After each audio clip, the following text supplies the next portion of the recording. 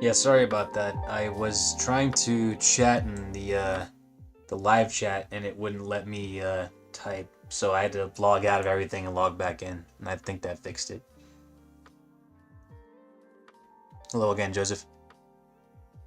Sorry about that, guys. So I made the color art. I'm gonna take a small break though and go outside and get some sun.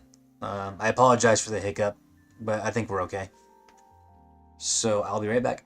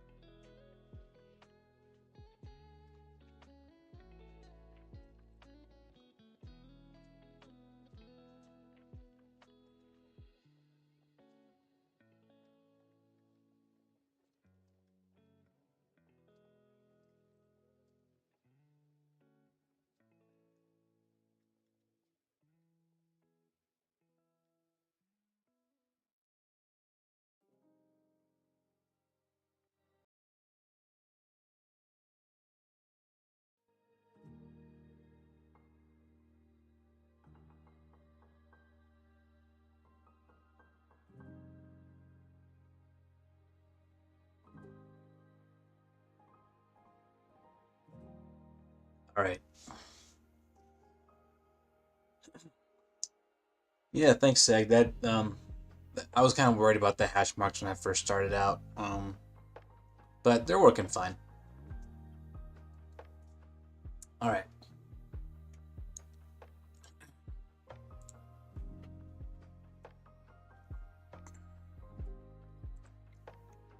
So,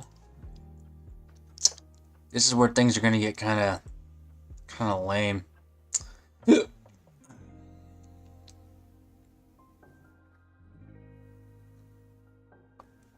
So now I got to color everything in.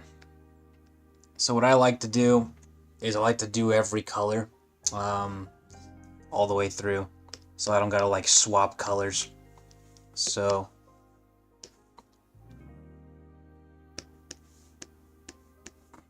wait, what the hell am I doing? I already did this one. Let's see. So let me go grab this. So all I'm gonna do, so I'm gonna copy this.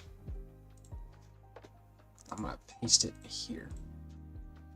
So now I don't have to color this one. Alright.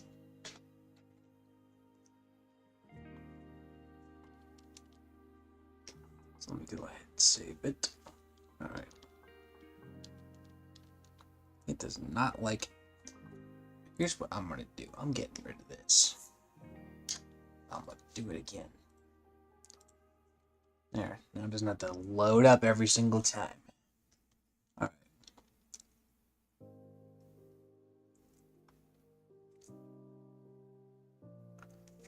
Well, I'm glad it's your favorite. I'm glad I wish I could hire someone that liked doing this, because I hate this stuff. Coloring is like the most boring thing in the world to me.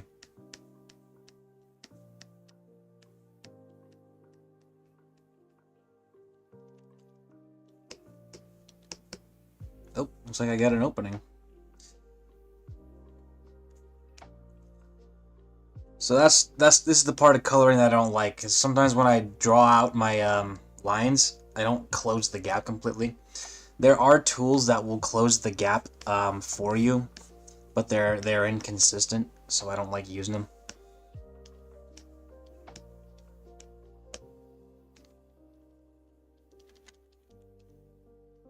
So I'll just take it section by section. So what I'll do is I'll stop here at this one. So I'll do every green part of her body first, and then I'll move on to something else.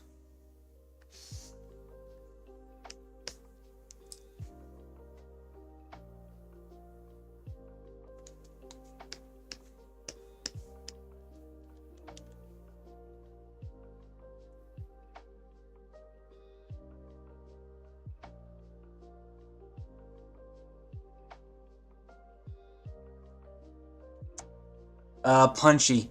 It's not the calm after the storm. It's actually the calm before the storm. Because my next task is shading, and that is a very intense job.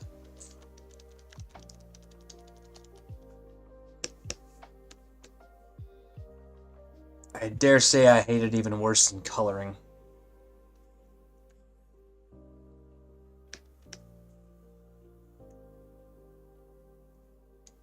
It's not only the right side.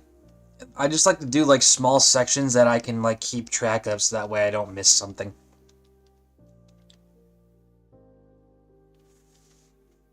So I'll be going through every part. It's just, you know, if I break it up into little sections and just do those one at a time, the chances that I miss something will go down. And I want to try to miss like as little as I can, you know? Nope, that doesn't look right. Yeah, it should be purple. And that, here's what I'm gonna do, so that way I don't have to do like every, you know, like a small one. suck. I hate this stuff so much.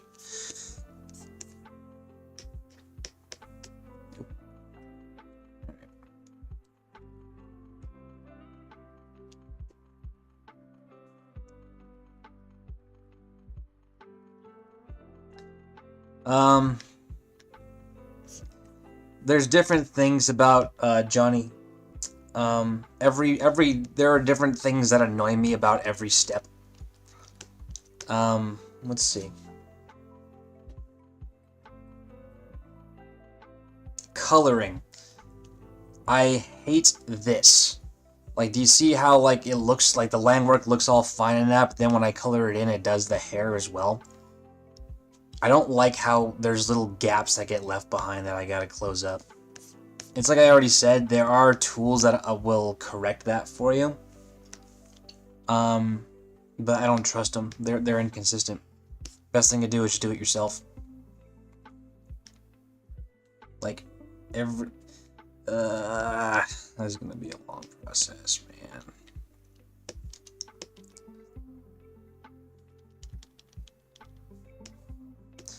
That's why it's good to have, like, dedicated people who do this. Like, it's their only job, because, like, think about it. I just got through, like, doing all the animation. And now I gotta deal with all this, too. Like, Jesus, man.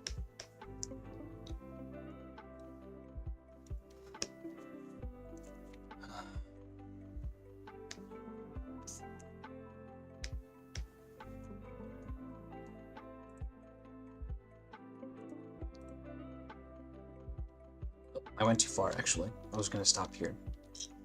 So let me work my way back now. Looks like this one went well enough. There was no problems there.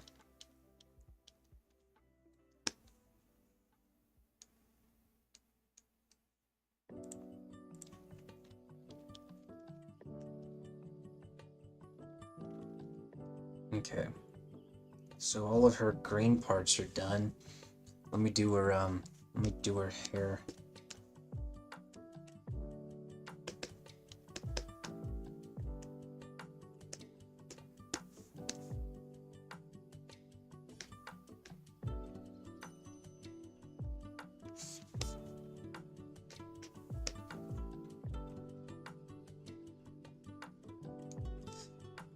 Yeah, that's kind of that's one way to do it, Sag. Oh, looks like I missed. See, I missed a part of her neck. But yeah, that's one way to do it.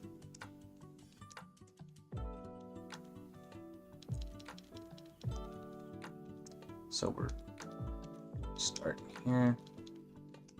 You know what? I'm just gonna go through and do the lower part.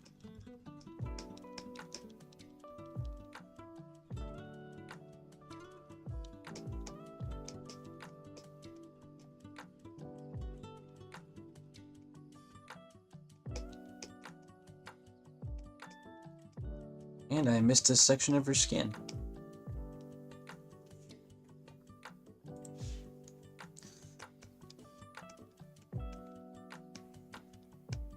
Oops.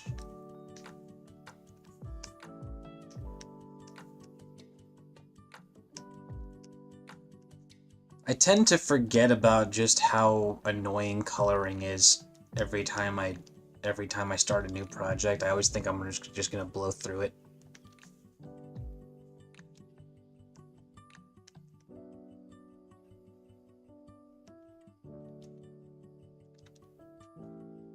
It's okay if there's some things that are not exact. It's not something that's gonna be like super pertinent.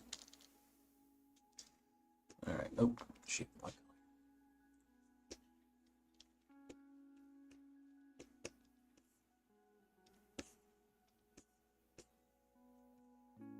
Yeah, thanks, Jam. I would love to have someone else do it though. That's part of the reason I have my Patreon. No, this isn't the last stream. There's probably going to be a few more. Once I get closer to the end, though, I'm probably going to stop doing these, because I don't want to like spoil it so much. I mean, you guys already got a sense of it, but that's kind of something I'm thinking about right now.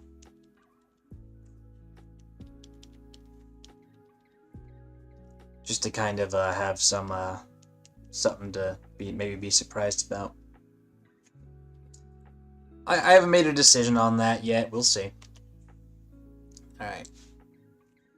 So next I'm gonna do purple. So yeah, I missed a part of her skin here. All right.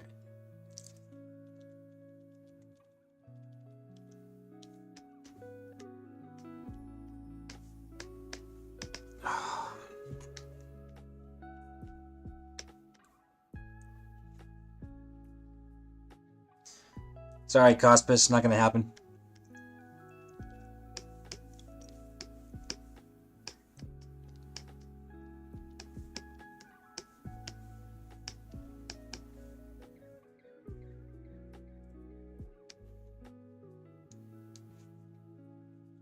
That is the wrong color. That's not what her skin is. Let's see.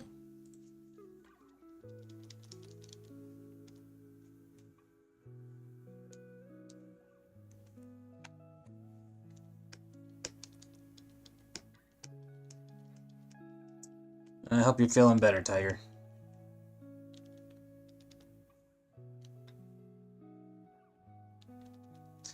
Oh yeah, no, if someone were to pay me to animate Red She-Hulk, sure, 100%, why not?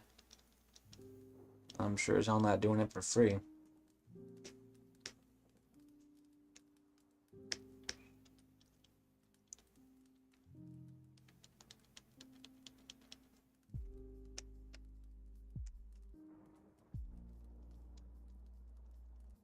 Yeah, her headband is purple as well. So, I have 2 purple. Yeah. Missed a portion of her hair.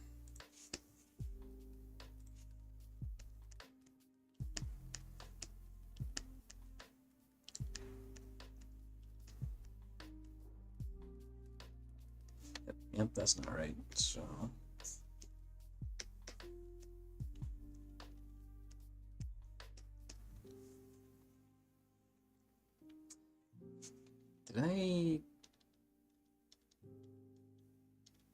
I'm just gonna do all the parts that I have colored because I'm kind of confusing myself. So that way I don't have like some sort of colored and then other ones not.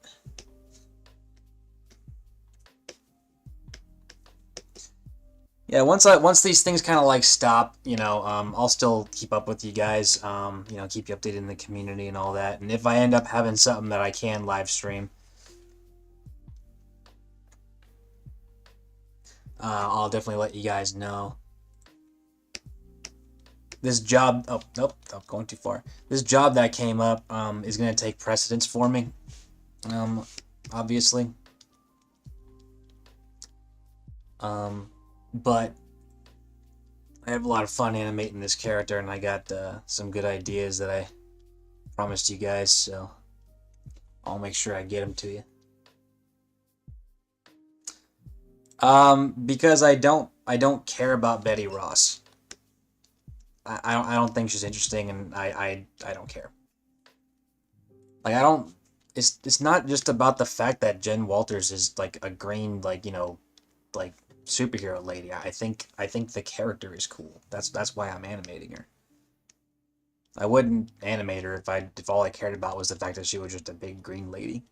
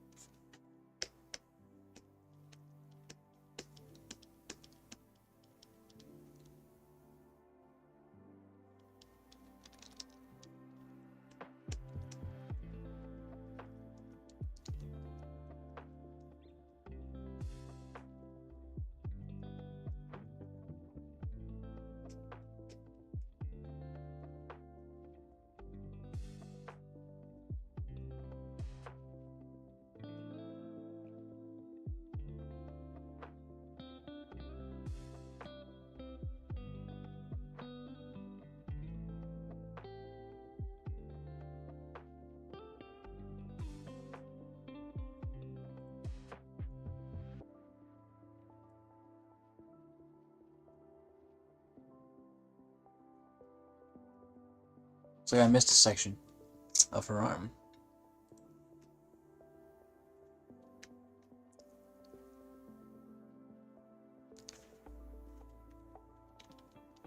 Alright, back to purple.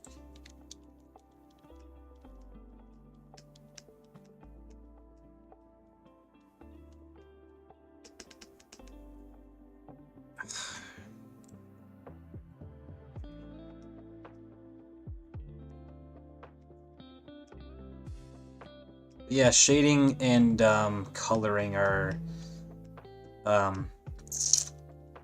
just not rewarding to me.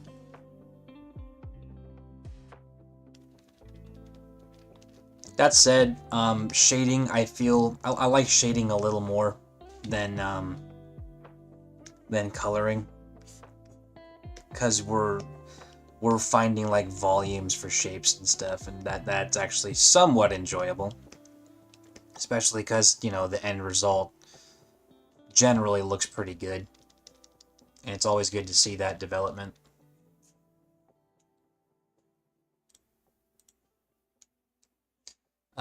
I need to do white next, so I'm gonna do that over here so that way I can actually see. Alright, so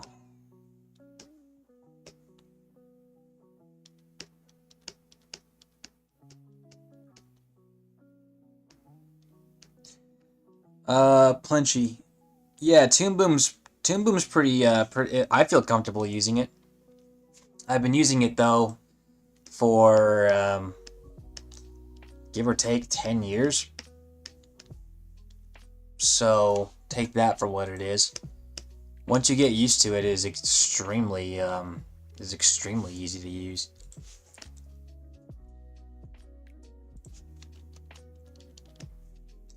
Yeah, you guys can probably see I'm missing a whole bunch of little parts here and there. So that's kind of why I try to do it piecemeal.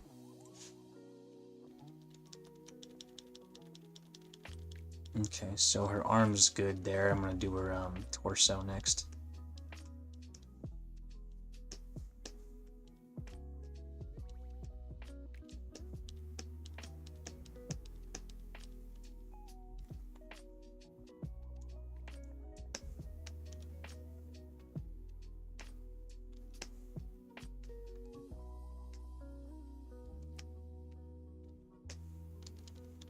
Okay, let's go back here. Okay, we're good up to there. Let me go ahead and save. Let's see. I gotta make a different,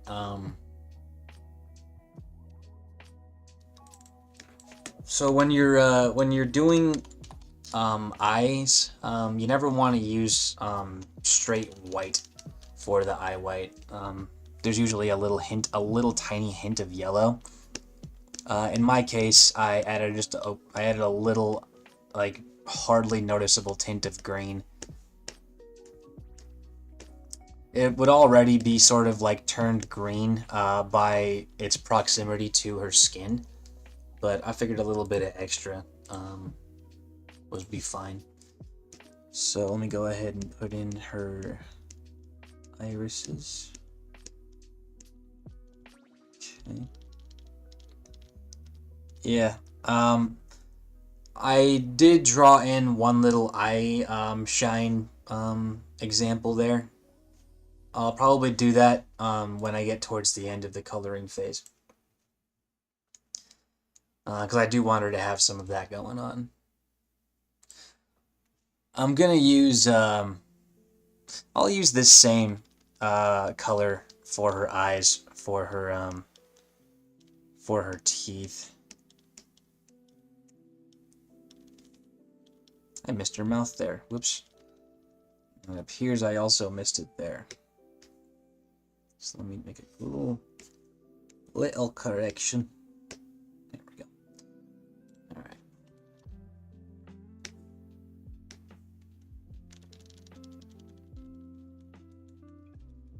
Alright, so I still gotta do her phone strap. So let me do this. So phone strap. phone strap, phone case. Though I suppose the term phone is inaccurate, it's a tablet, because she's like gargantuan. You wouldn't be able to use a regular phone.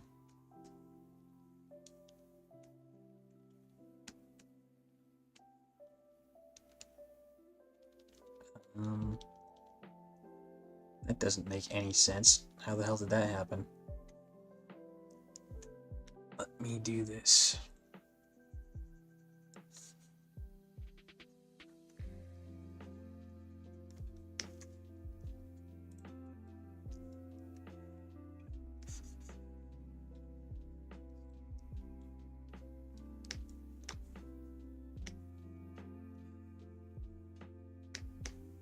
Alright, so boom, and then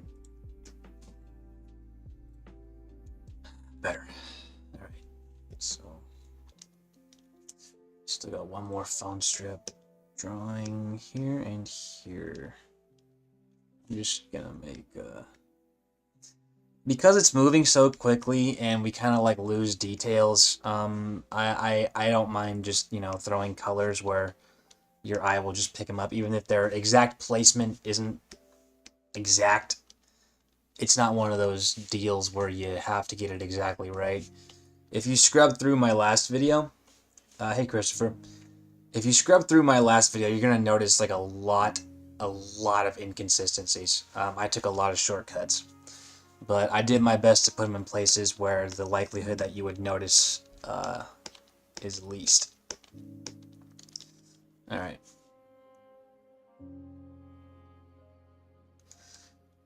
I gotta be. They're not like all bad. I get a lot of good comments too, but it is what it is. I'm mostly just looking forward to being done with this this cartoon. See what the general public thinks. Alright, so that's the first section, so I just gotta keep doing this all the way to the end. Luckily I don't have that many drawings compared to the last one, so getting this done won't be too hard. So I'm gonna work my way backwards, and then forwards, and then backwards, and then forwards. I'm gonna do it the same way I did last time. I'm going to start with her skin. Oops.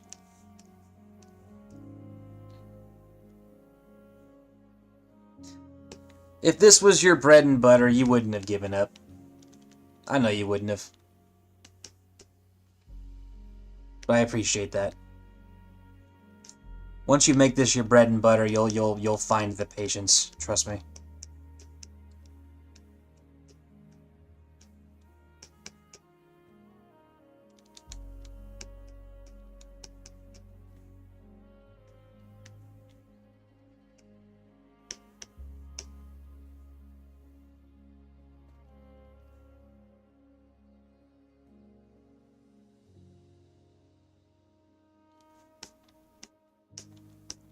Are you saying you would do this, like coloring wouldn't be boring for you?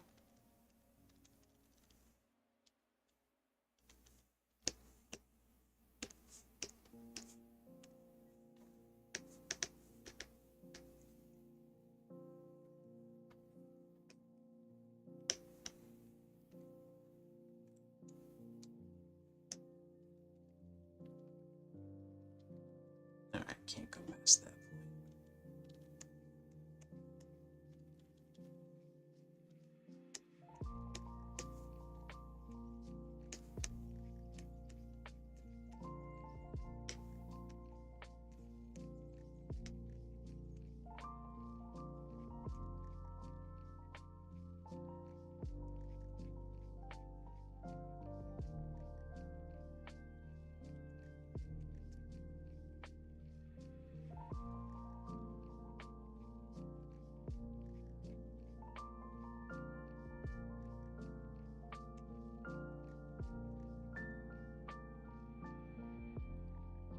I don't get that, Tiger. I don't get that even a little bit.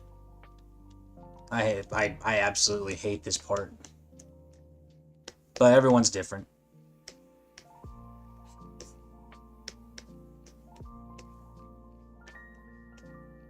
Thank you very much, Friendly. I think a lot of them are actually quite lacking, but I was mostly just kind of like trying to get through them. So I spent like what, a little over a month on this thing so far.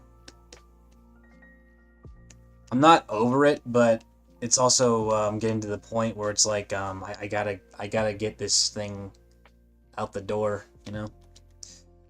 So I'm gonna just make the top part green and the middle part purple. I'll just...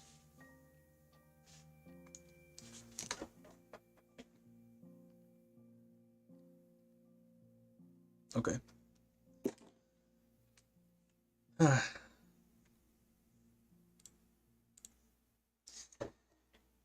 Yeah, I wouldn't blame you, Tiger. Toon Boom can be an intimidating piece of tech.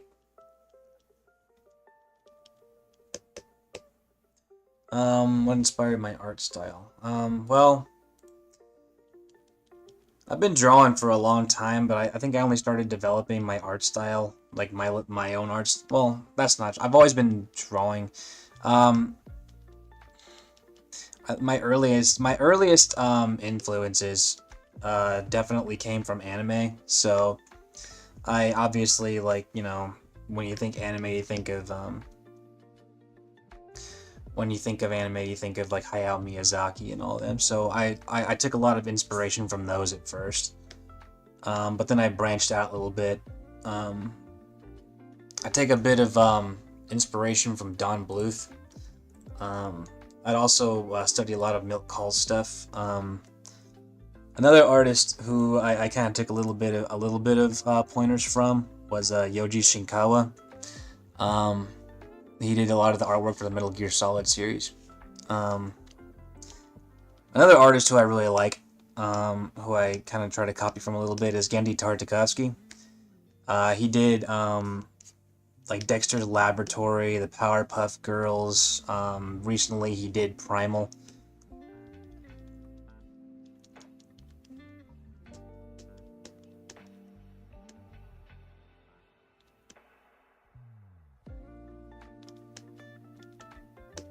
I'm really sorry, Sag. I don't know who that is.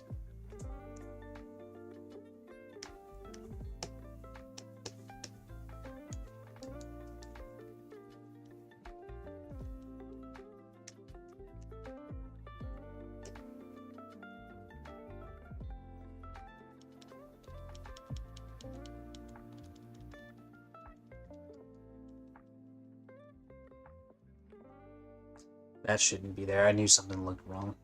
Let's see.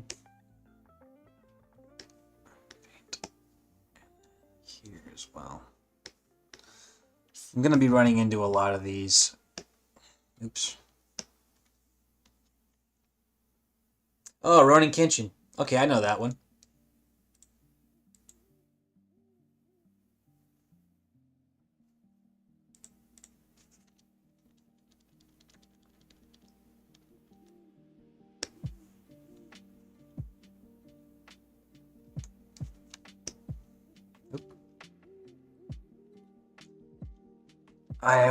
I'll deal with the head on its own.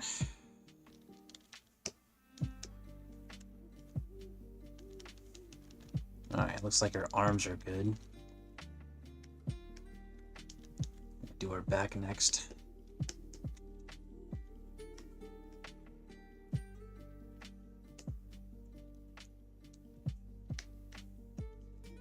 Another big artist who I studied a lot.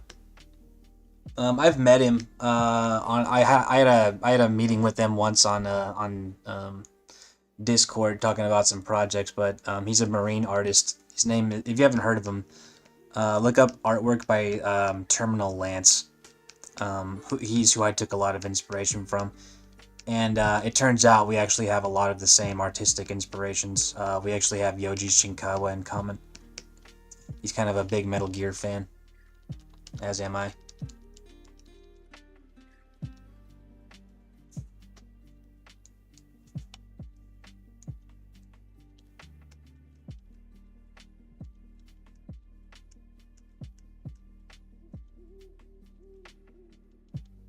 I should have done these in smaller increments.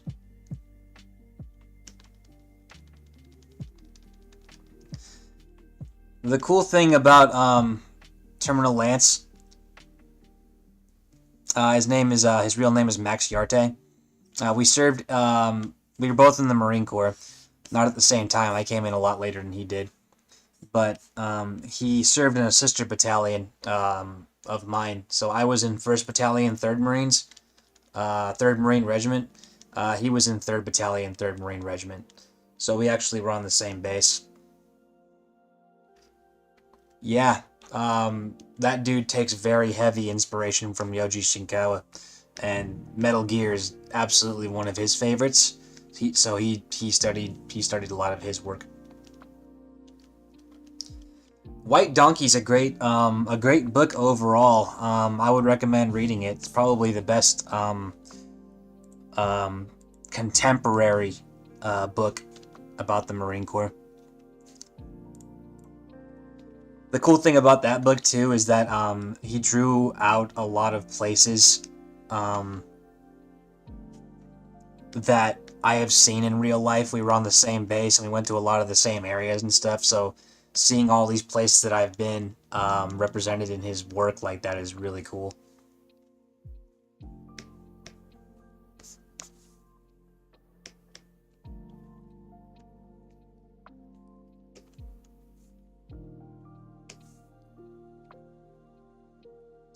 Oh, that's right, I can get rid of these now.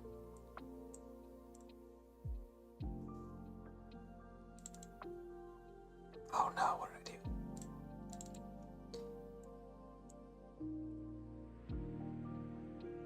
Alright.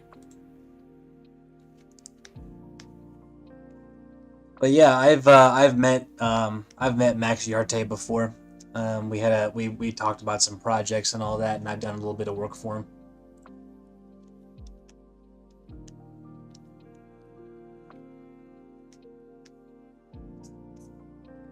He's a extremely talented illustrator, and he's a phenomenal animator as well. But I messaged him. My wife encouraged me to message him and let him know I exist and show him my work, and he seemed to like what I did.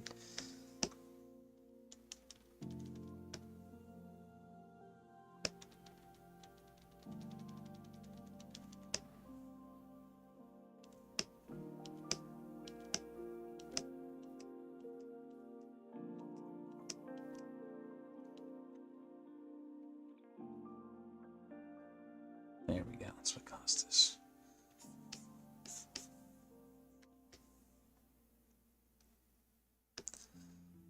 I have not read Jarhead. I did watch the movie though.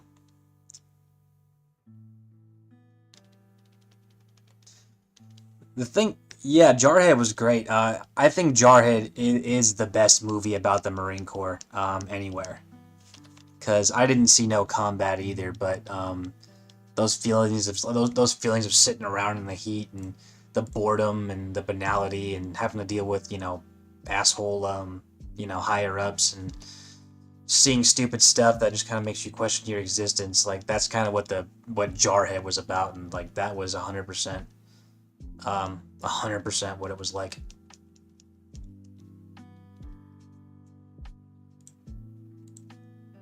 Now, Terminal Lance, like, he made his comic strips that made that whole thing funny.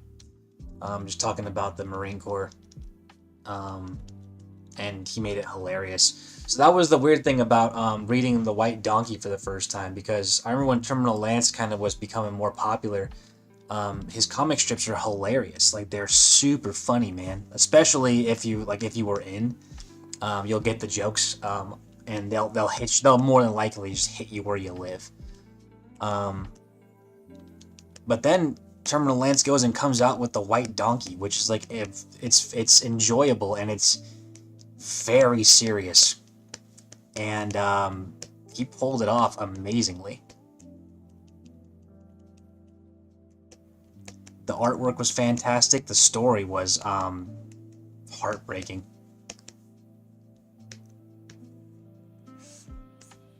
If I ever got the chance to like do animation like for a project like that, I would be so happy.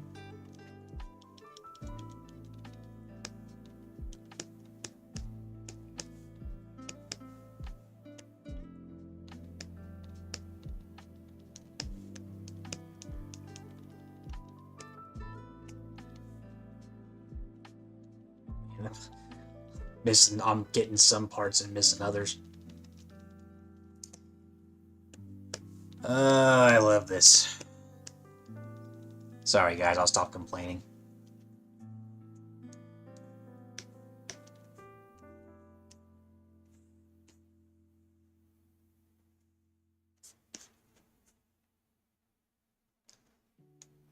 My time in the Marine Corps wasn't all that bad. By the time I got in, the wars were already over. So I didn't go to Iraq or Afghanistan or anything. So it was mostly just dealing with a lot of training ops and hanging out with my friends and all that. Going to cool places.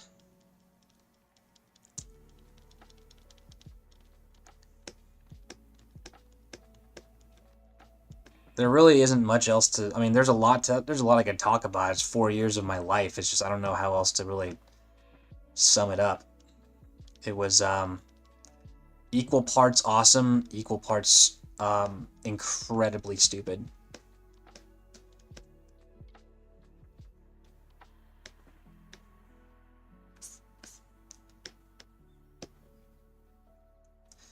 Yeah, it was pretty good. It was pretty you know, a few guys I knew ended up getting killed on on bike accidents out in town, and we had this one guy get killed on the range because the light conditions were bad, and the person who was firing the rifle on this range thought he was a target, and killed him.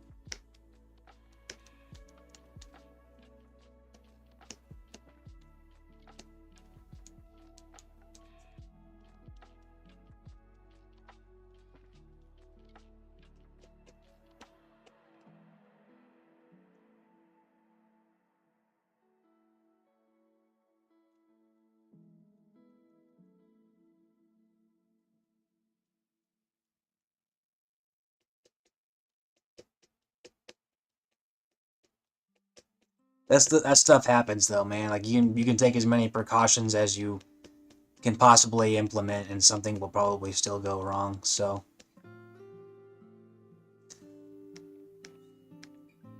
it is what it is. They killed him and shot one of our other guys through his sappy plates. Luckily, he made it. But it was over in the desert in 29 Palms, and it was raining for a couple of months. And if you've ever used night vision goggles before in wet weather, it creates a lot of fog.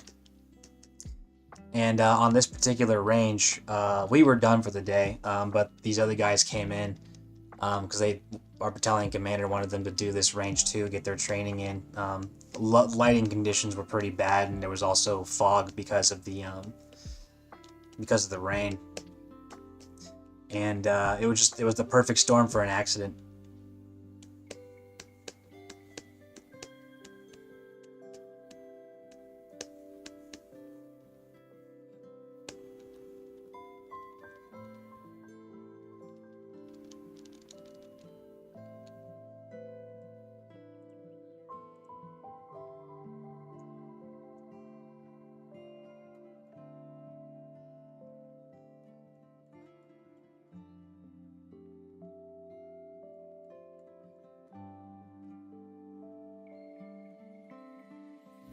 It was pretty fun, all things considered, but sometimes things got a little weird.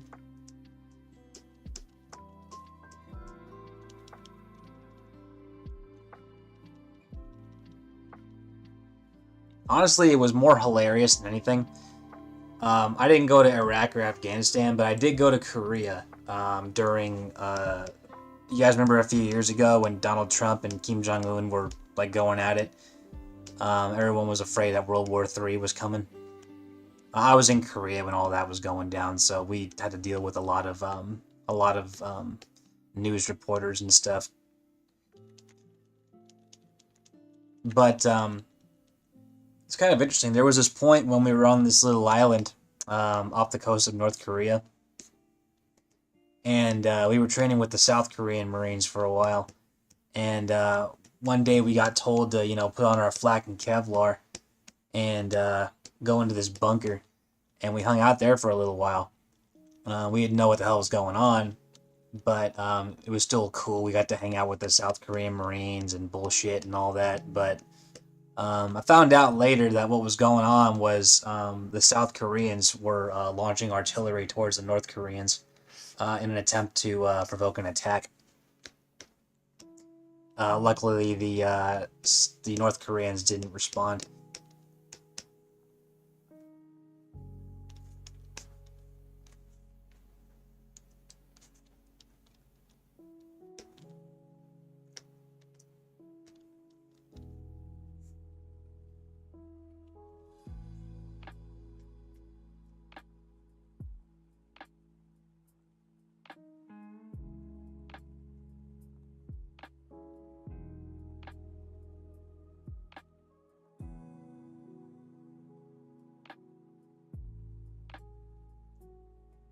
Oh yeah, there were a lot of good times. A lot of them were in Korea. That was when I had the most fun.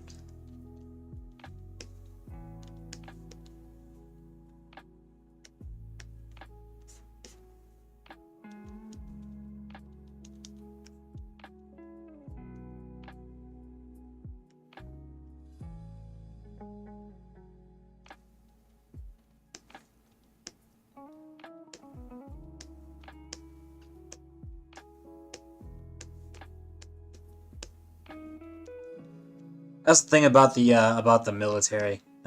It's not so much like the fact that you're in. That's awesome. It's who you're in with. Like, I don't miss the Marine Corps so much as I miss the guys I was in with. You know what I mean?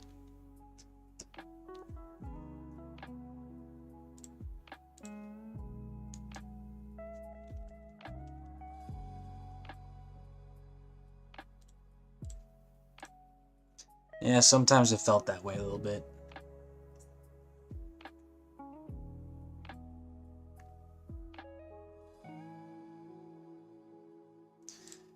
They were on the range because it was a live fire exercise. So they generally want you to practice doing your like squad and team SOPs, standing operating procedures on with live ammo.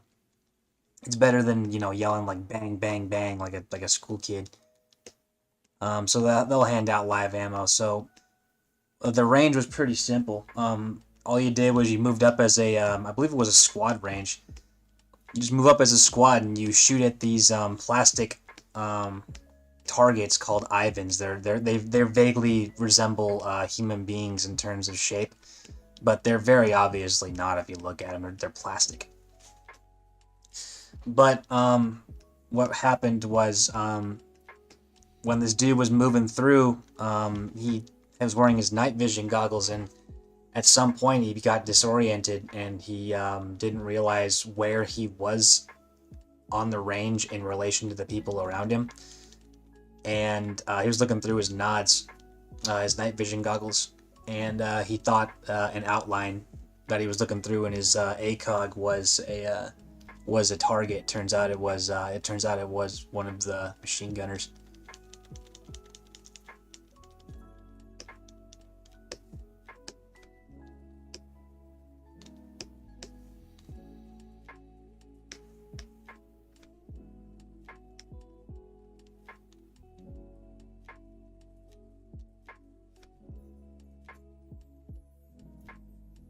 So that's why I like playing around with guns. Like, I don't play around with guns. I'm extremely serious when it comes to firearm safety.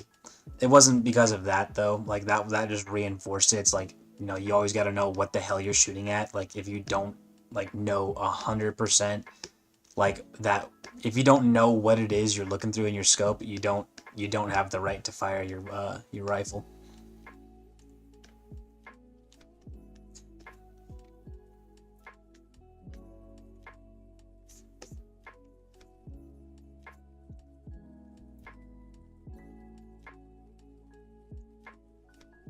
Once you pull that trigger, you can't take the bullet back.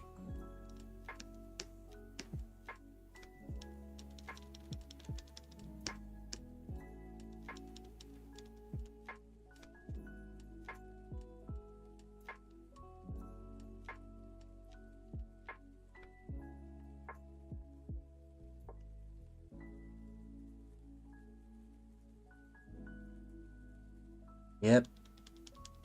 He definitely didn't mean to, but freak accident will ruin your life.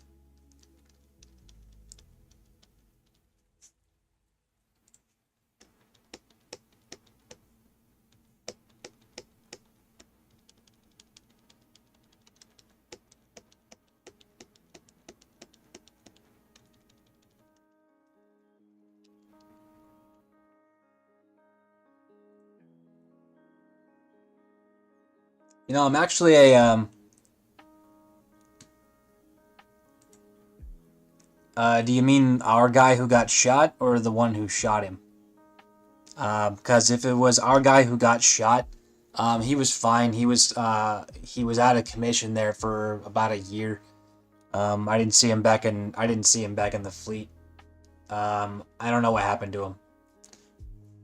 I imagine something like that. He probably got some break time, but he probably got discharged.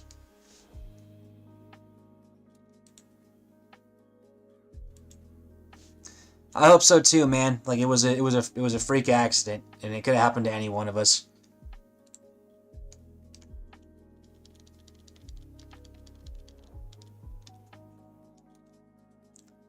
But that's why you gotta be. It looks like. I mean, yeah. That's why you gotta be super careful when you're using guns.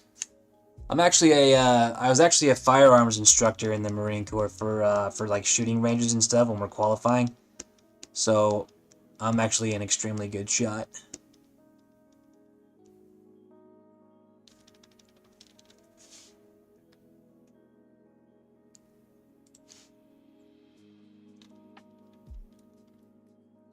You know what? I think I could go a little greener. Time and place, man. Let me know. Yeah, I'm gonna go a little greener with this. 1v1 v Russ. Love it.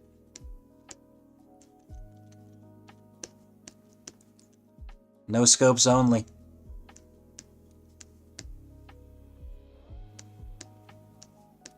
If you aim down your sights, I'm gonna bang your mom.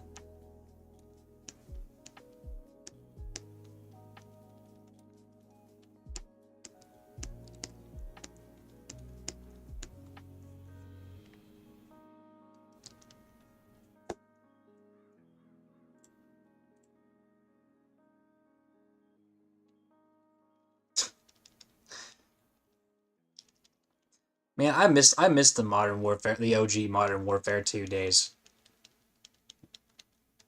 The new Call of Duties are pretty good, but like there ain't nothing that can compete with like just how good we had it back then.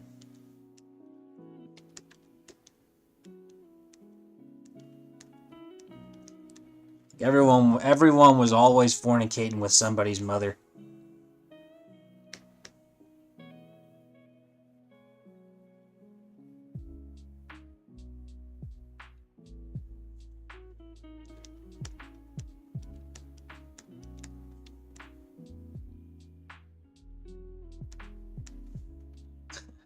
No shit, rapper. That's kind of cool, I guess.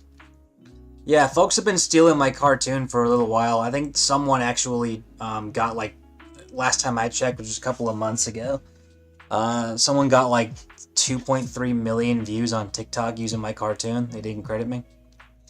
Yeah, it's my fault. I didn't watermark my stuff, so that's entirely to blame for me.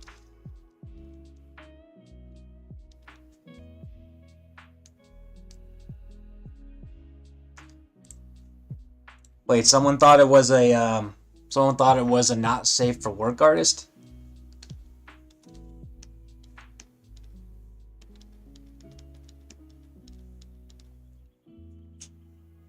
Yeah, TikTok kind of sucks.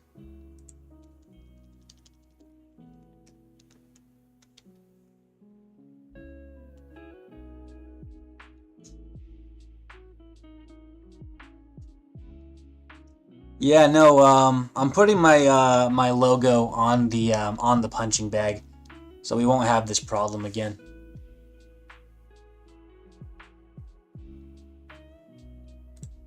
And I'm also including watermarks that will hug the exterior or the edges of the screen.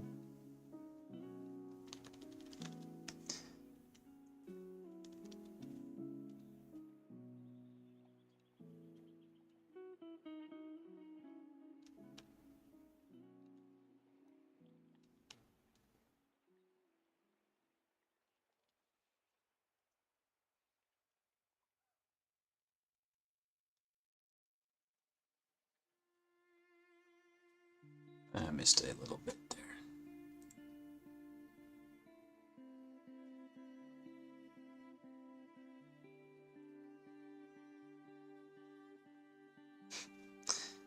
Yeah. What are you gonna do?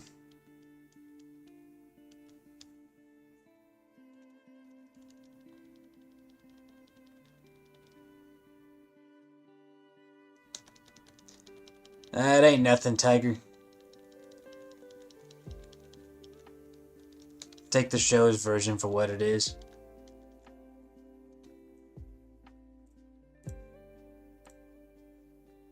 Alright. So we've got the opening part done up to here.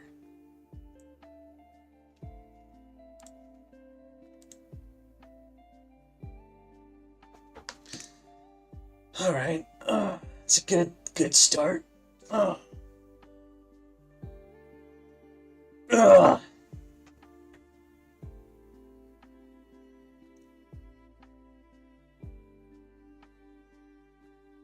Alright.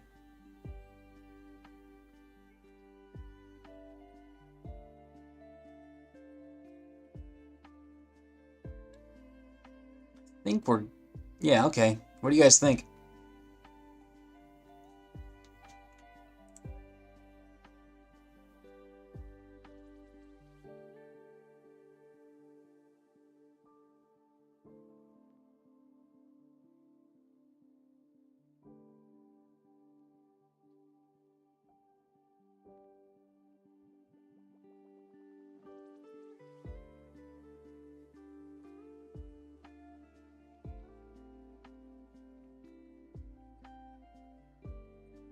Alright.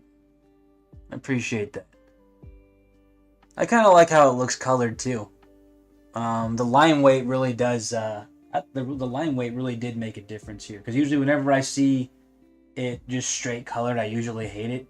I think it's because of the line weight. I think the line weight makes a big difference here.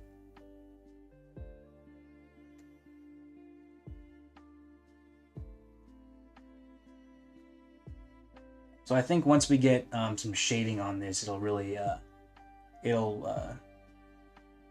really push it. Okay. I'm gonna take a small break, guys, because you see how much work it was just to color that. But we're about a third of the way through. That is a phone strap, my good sir. It's just from perspective, like I had to cut her bicep length in half. But no, there is no elbow pad.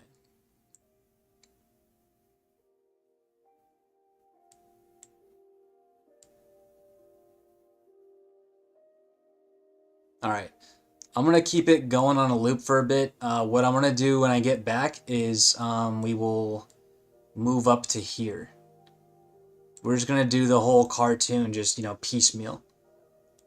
So, we got this part done. When I get back, we'll get all the way to here. I won't be gone long because I kind of want to get this all colored today and maybe start a couple of frames of shading. At the very least, I kind of want to get her eye sparkle in there, like her eye shine. But yeah, one thing at a time. Cool. All right, we'll be back in like 10, dudes.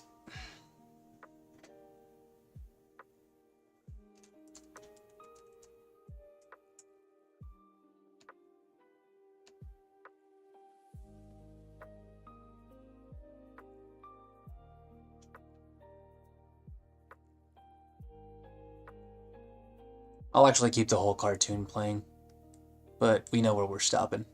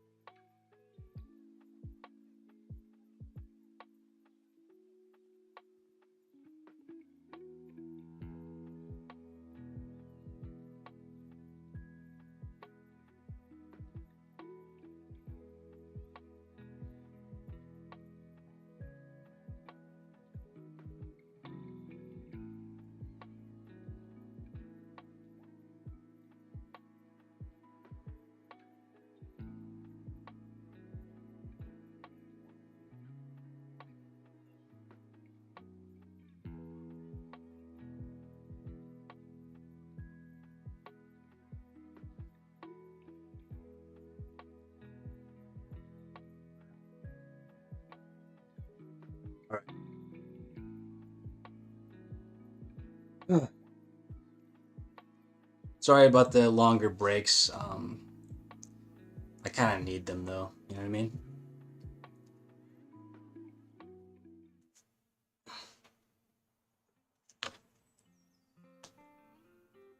All right.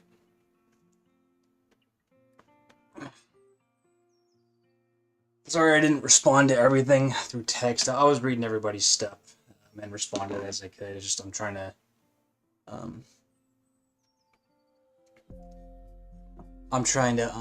you know, be a little courteous to my back and my eyes.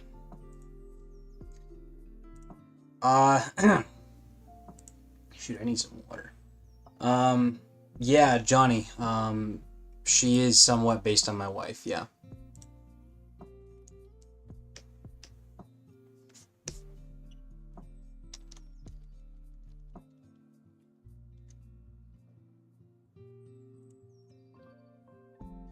All right.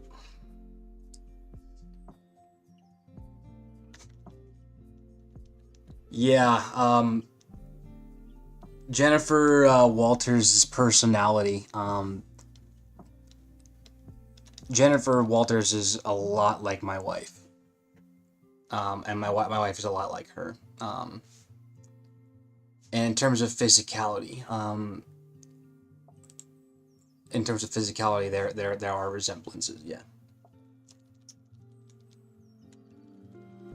All right, I'm gonna go here first. Yeah, thanks, Tiger.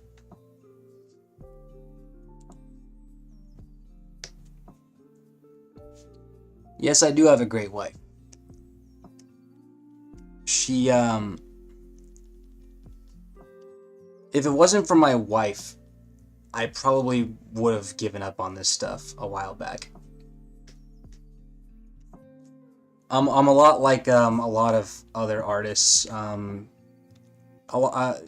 all you artists in here, you know you're your own worst critic, and you're your own worst enemy sometimes. When it comes to like attitude about the future. When I got back, no. We're not. I'm not going to talk about anything else heavy today. I shouldn't have talked about that if I'm being honest. But yeah, no. When I got back in the military, from the military, I should say, it was always my my desire to make a career out of my animating, and when I got back, that's what I made my goal, to become like a animator and do it professionally, apply for schools and all that jazz. But there were a lot of times where I was like, you know what, no, that's not realistic, it's not gonna happen. I should, focus on more practical stuff, find a career that pays well like a trade.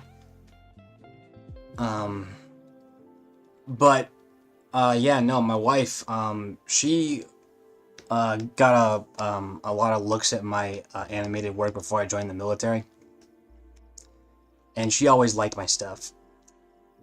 And she's the one who kept on reminding me, like, hey, like, you do good work. You can make it work. Don't give up. Whatever you do, like, I'll be there to support you through it. And that got me through a lot of times where I wanted to give up, man. And those times came very often. Because when you're learning this stuff, it's easy to remember, or it's easy to remind yourself that you're a little fish in a big pond. Will do, Johnny.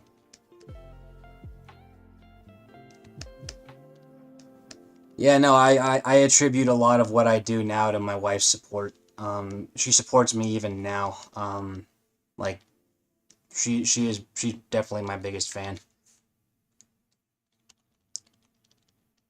Even when I know my work, like, when I showed her a lot of my early work, I knew, like, I knew I could do better, and I'd get super down about it, but she's always saying, like, no, like, it's awesome, like, don't do that to yourself.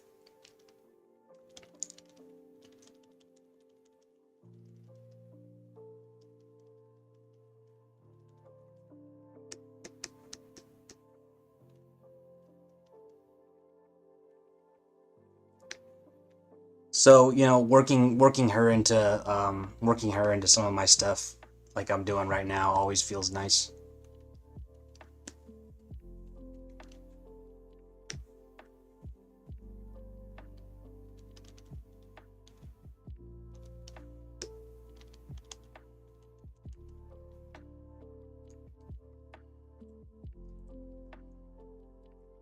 Cool thing about my wife, aside from the fact that she's really cool, um, she is actually she's a terrific singer. Like, she has an amazing singing voice. She's really shy and she doesn't sing that often. But whenever I've caught her singing, it's like, yeah, like holy, like, crap, that is, like, amazing.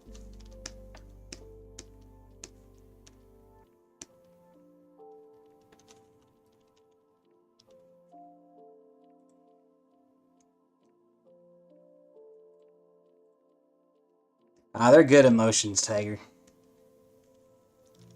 But I get it.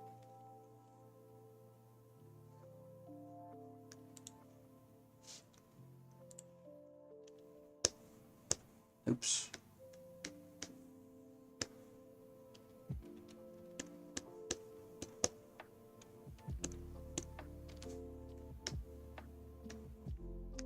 I'm gonna be going for a little while longer, so if you're, if you want to come back at any point, Tiger, I'll probably be on this, for the rest of the day. Yeah, all I gotta do is get her to sing.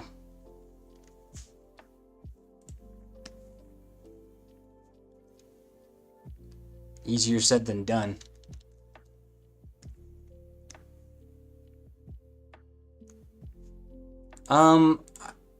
She could if she wanted to. She's very self-conscious, about that kind of thing. I'm sure she could if she wanted to.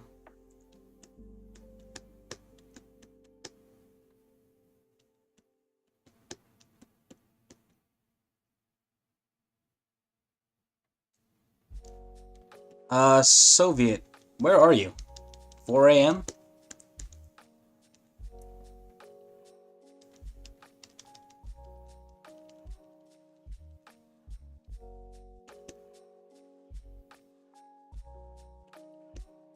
Yeah, thanks, man. I appreciate that. Oh, okay. Southeast Asia. What are you, Malaysia, Philippines, Thailand.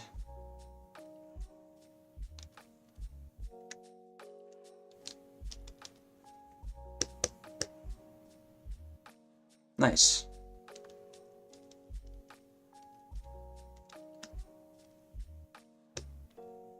I gotta visit there someday.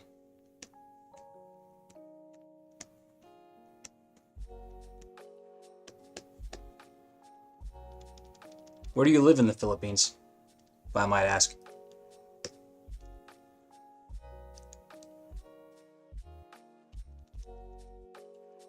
I also went too far there again.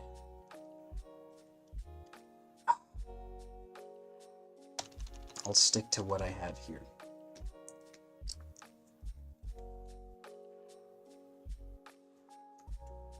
It's interesting that you say that, Soviet, because when I was in, that was when Marawi was going on, and we thought that they were going to send us over there, because I was in like when Marawi was happening, like I was in the middle of my Marine Corps career, and we heard Marawi was really bad, and we thought they were going to send us because that's our area of operations, or it was, but luckily. Filipinos really know how to work, man.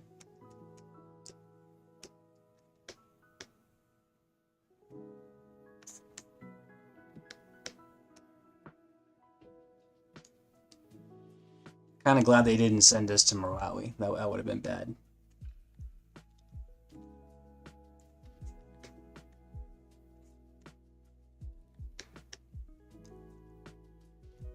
But no, man, the Filipinos, I got nothing but respect for the Philippines. Yeah, yeah, that was a bad one. It makes me sad to hear about. It made me sad to hear about just how badly that city got decimated. Um, but I'm glad that I'm glad that it was able to be taken care of. Um, I guess there's not really much else to say about that. I'm glad everyone. I'm glad glad you're okay at least. Sure, Manila's not really quite there. I think, right?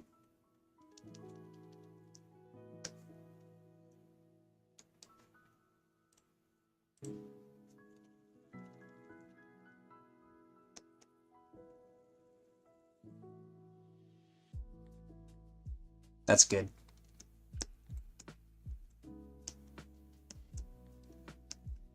Even still, I just like to visit the Philippines just to visit, sightsee.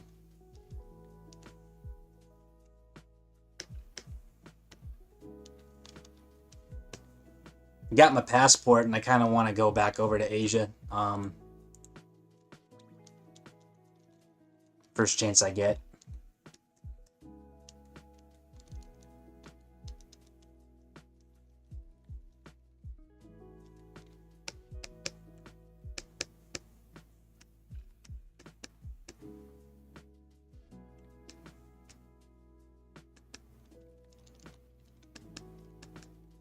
But anyway, yeah, don't let me keep you up. 4 a.m.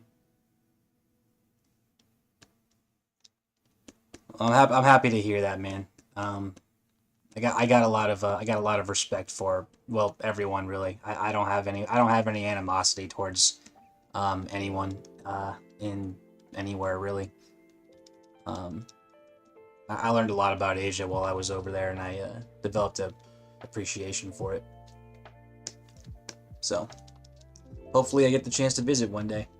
If I do, I'll let you know. I hope you get the chance to visit America if you haven't yet.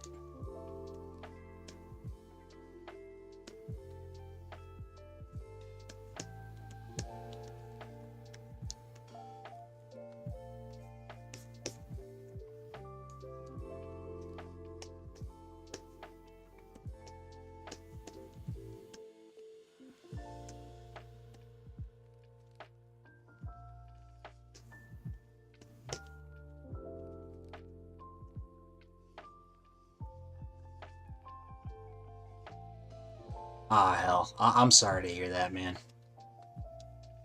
Is there any chance you could try again?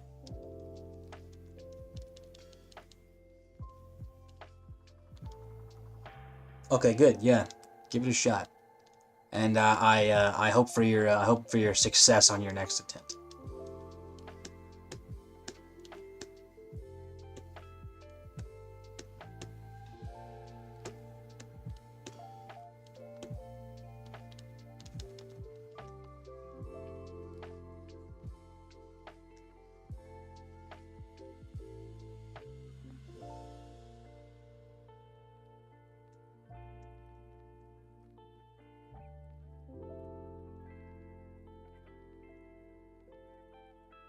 Will do, Soviet.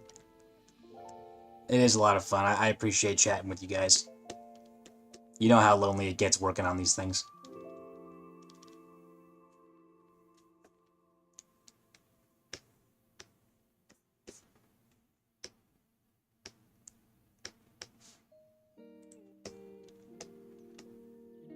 I appreciate that. I'm kind of liking how it's coming so far. So I'm glad you stuck around to watch a little bit. Can't wait to show you guys when it's finished.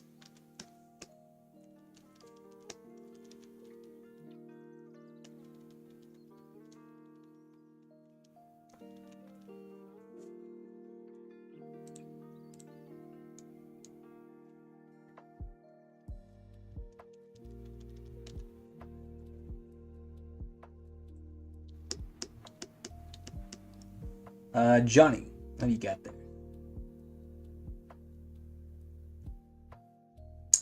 You talking like utilizing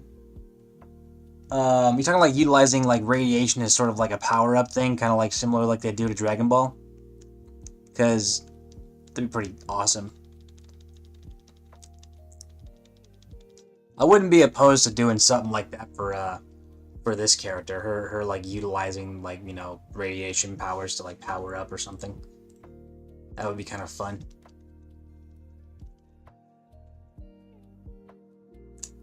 Oh, in that case, I have no idea. I didn't watch My Hero Academia.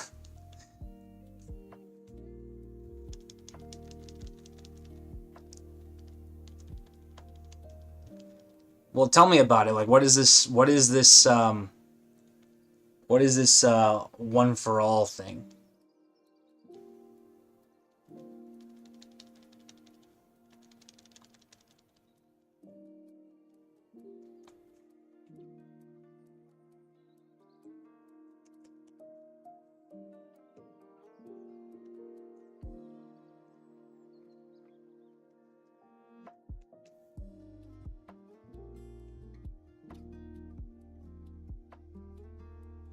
All right, that's another little section. Let me keep on trucking. All right, so we're gonna stop here and we're gonna keep moving.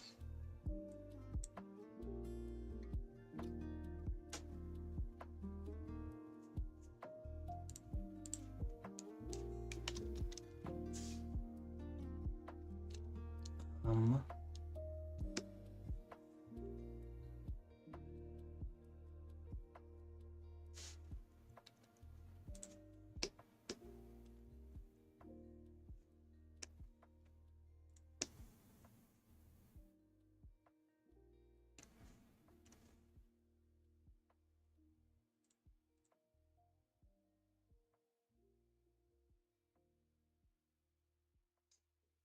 I'm uh I'm happy to hear that, Matthias. I think this will get a little more exciting as we get closer to the end. We're starting to actually see we're actually starting to see like, you know, all of those foundational things that I placed in.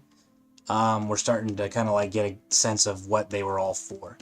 So I'm glad you guys get to I'm glad you guys got to watch it from its initial phases.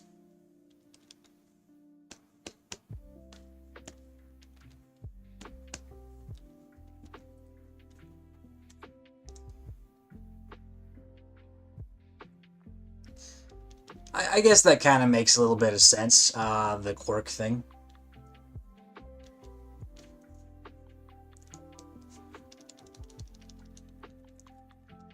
I don't know a lot about My Hero Academia. But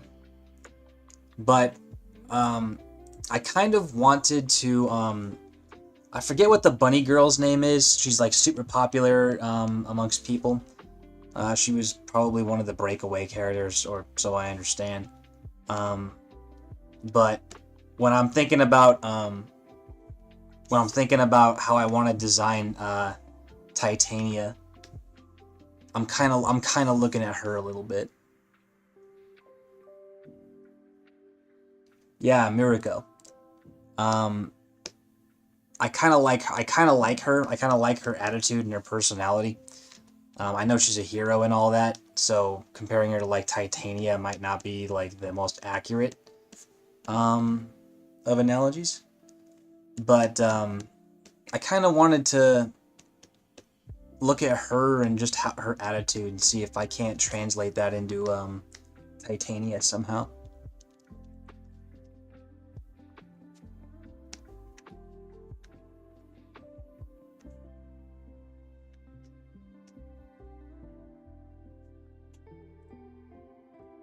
But, you know, make her evil.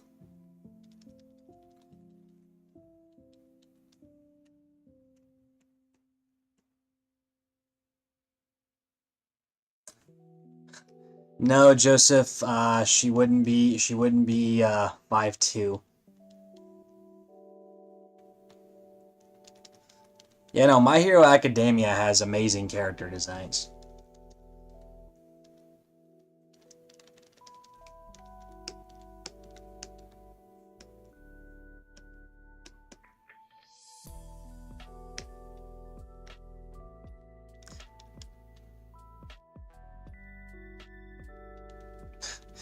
Maybe I can do that as like one of those Patreon benefits. Start dressing Jennifer up a little bit.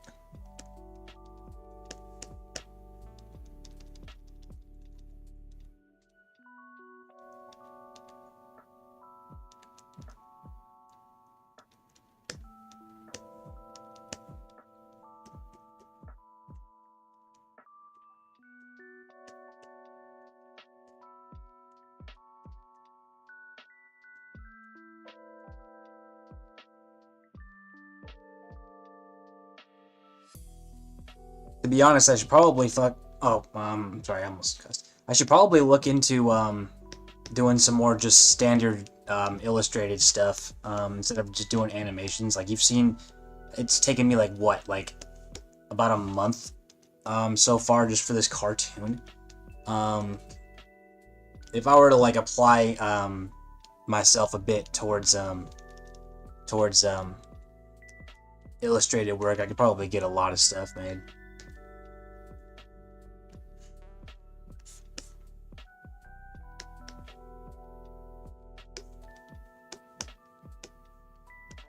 Oops.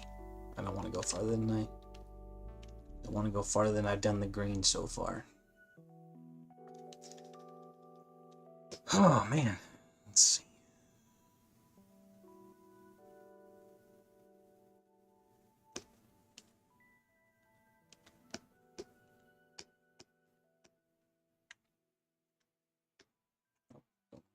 I'm just gonna unpaint this that way. No, not to go farther. That's true. I'm more of an animator though. That's kind of why I focus on these. That said, I would like to do a little more just drawing stuff just to get more out there.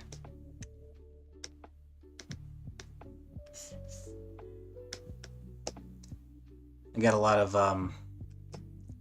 of ideas I feel that might resonate with some people.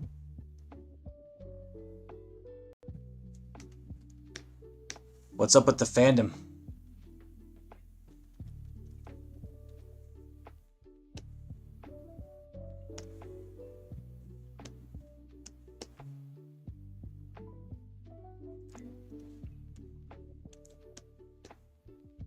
Yeah, you gotta assume I don't know anything about this because I don't. So what's wrong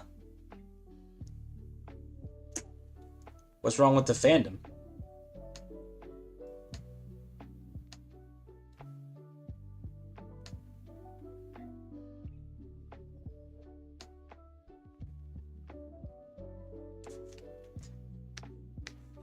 I feel like I just asked a really bad question.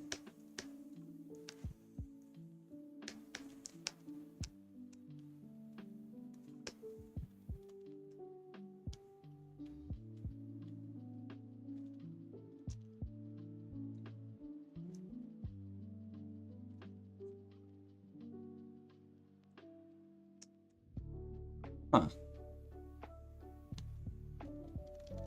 So they're passionate, so to speak.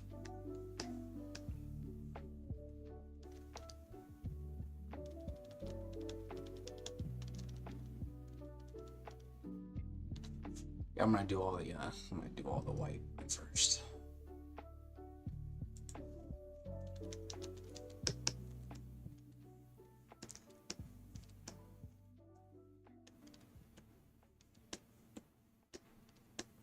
Oops.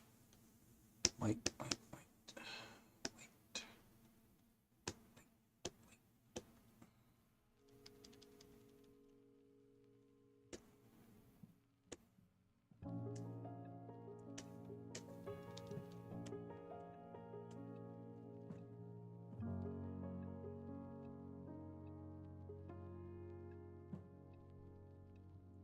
Oh, lovely.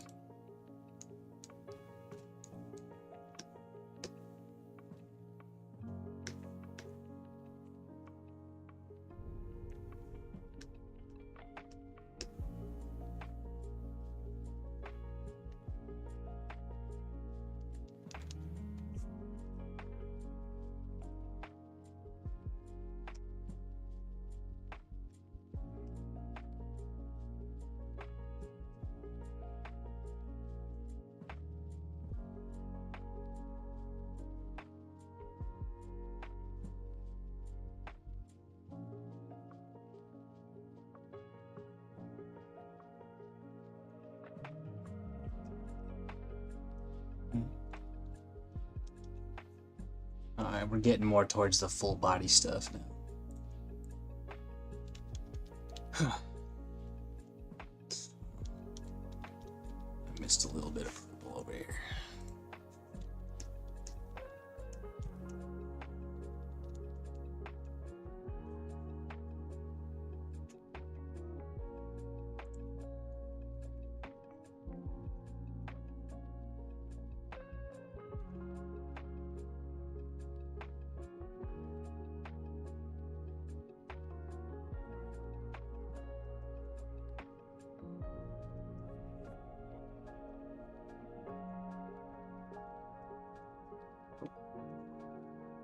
Let's see.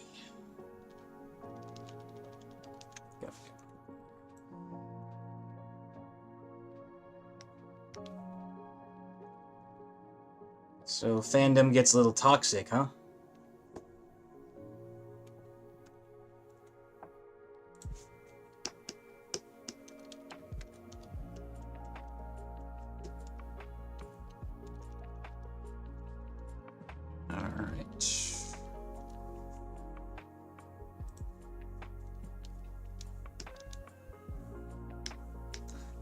I feel like a lot of fandoms can get a little toxic. They can start to take a bit of ownership of the of property. They can start to feel a little bit of a kinship to it.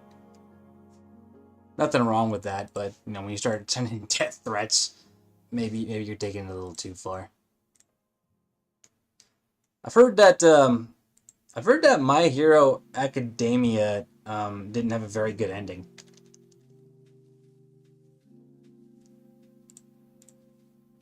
All right, here we go. Good.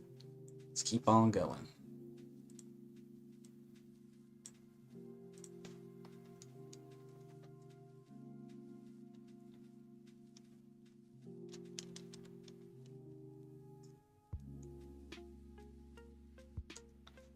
All right.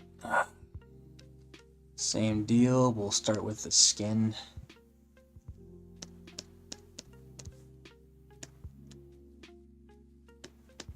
Let's see.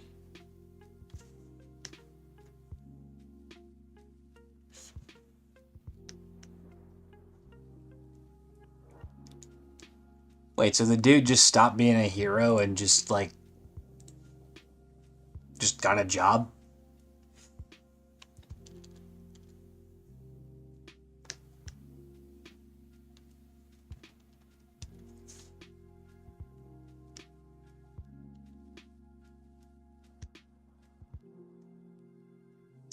That's kind of funny. It's like a Monty Python skit.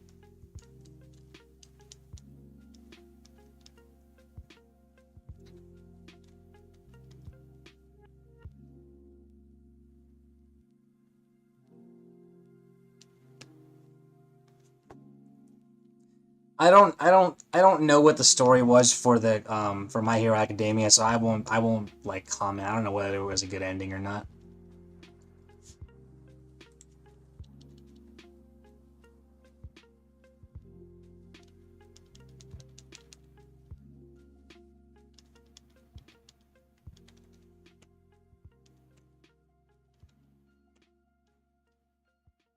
Because I wouldn't know.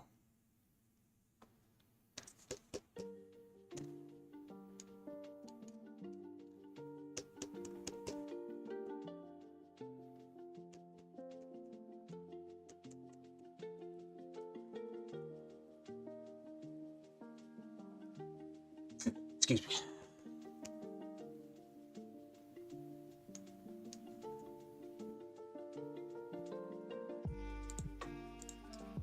I mean, that's not so bad though. I mean, like a lot of stories generally end with like, you know, the hero being like, you know, I'm done hero and I'm a family man now, sort of thing. So, I don't know, maybe it could work.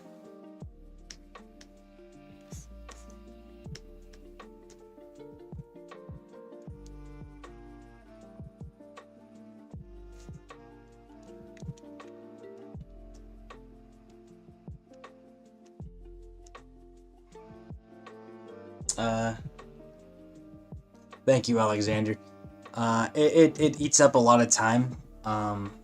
That's the main hurdle. I think a lot of people just have trouble getting past is the amount of time it takes. Anybody could do this if they put their mind to it, and if you develop the patience.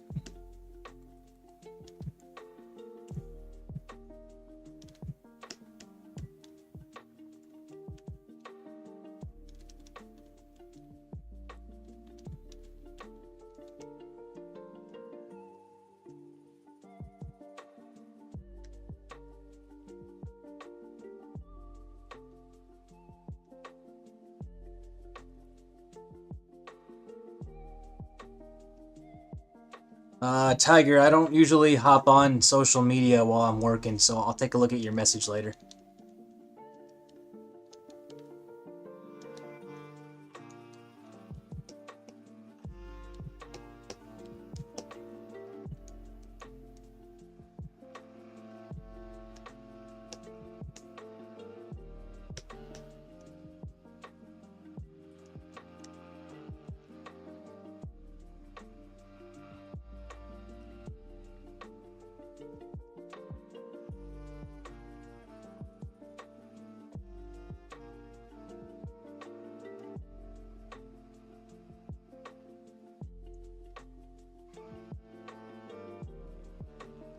Yeah, that's good, Jude. I usually I'm doing this throughout the day. This is like my main job.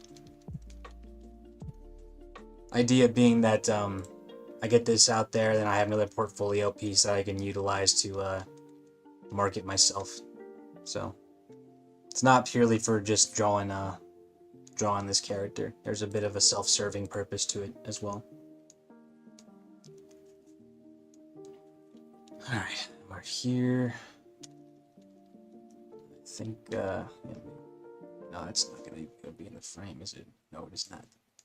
So I can just leave that alone. I'll do her hair next.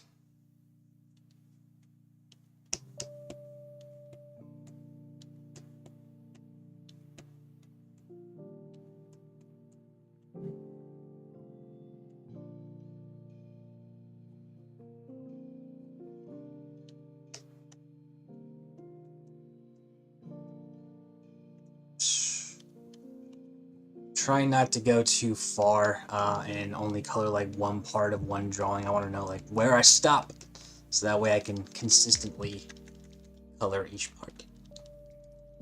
So that's your hair. I'll finish up with the purple. Oops.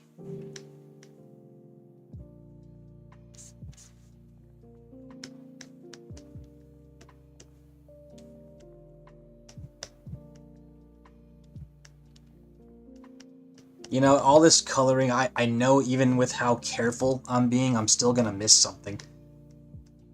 Like, someone spotted a part in my last cartoon that I forgot to actually color. It's only like one little frame, but it's still there. And I'm like, oh man, I can't believe I missed it.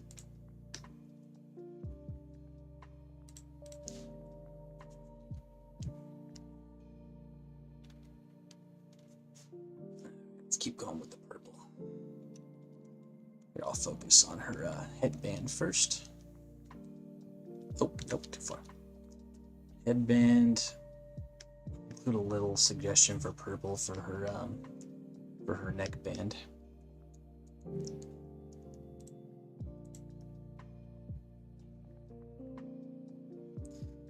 Yeah, Zenz, I talked about that a little while ago. But mostly it's based on my wife.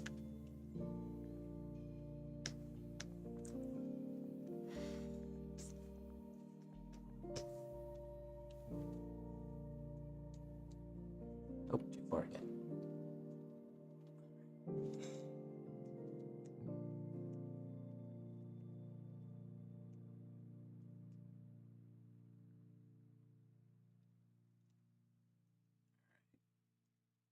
Wool. Get that here. Need to get some of her skin there.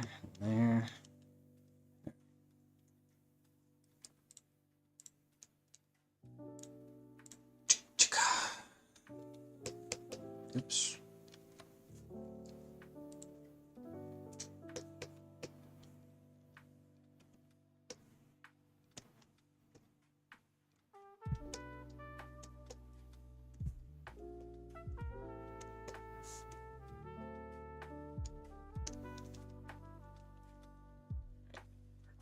There.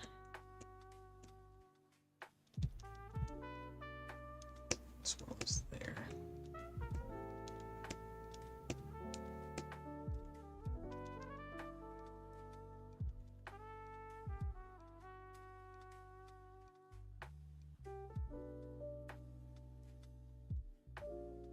My wife will actually disown some anime when like the hero doesn't end up with the right girl.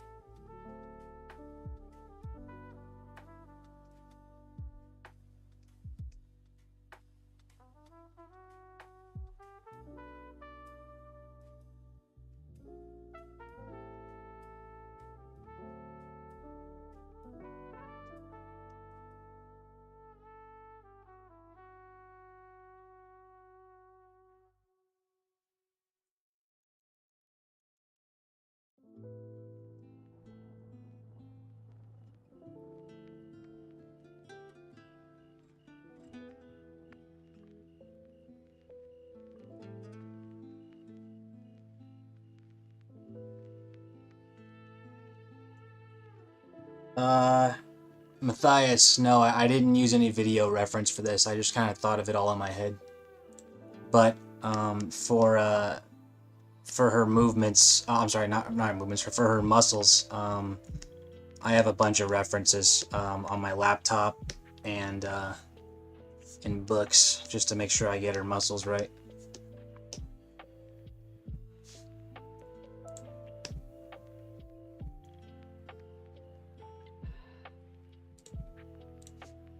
Oh, thank you.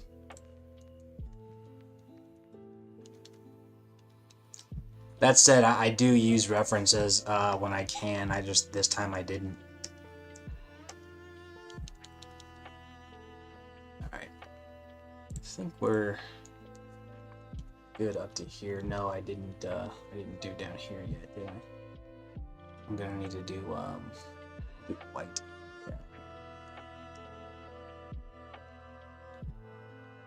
No, actually it's gonna be purple. Alright. So I missed a little green spot there. Okay.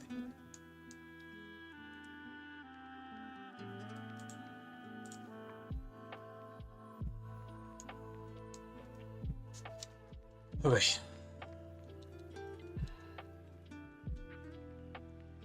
Alright. Keep on trucking. Alright. This section that I'm in right now, there's a ton of drawings for in a very short amount of time. So I'm moving along a little slow because of just the sheer volume of drawings.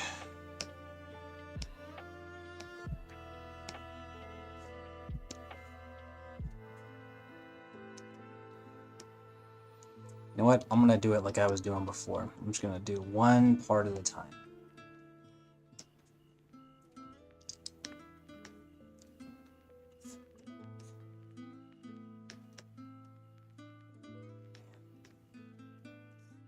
You see how close these are? Like, I would have assumed looking at them that the gap was closed. I'll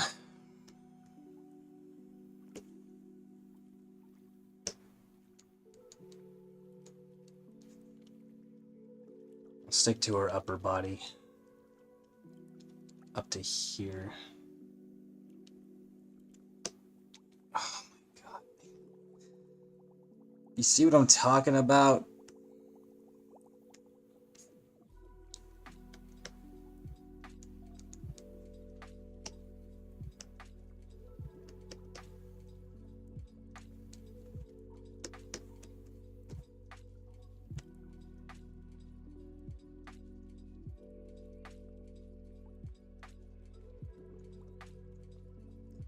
I'll do upper body first, and then I'll go to her lower body.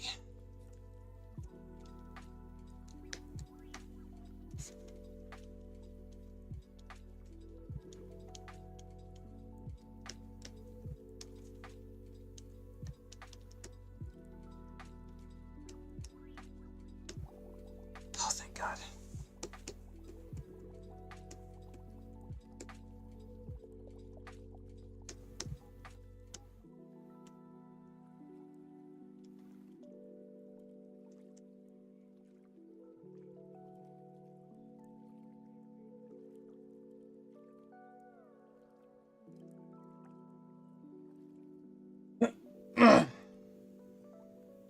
Let's see, Matthias, what did you say? Let's see.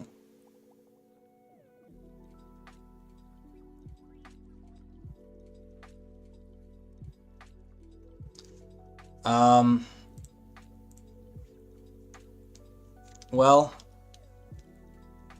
I guess for like the rest of her physique, I mean, she's a superhero, so I figured she should look like it, instead of just being a runway model. So I figured giving her extra musculature would be a fitting thing to do.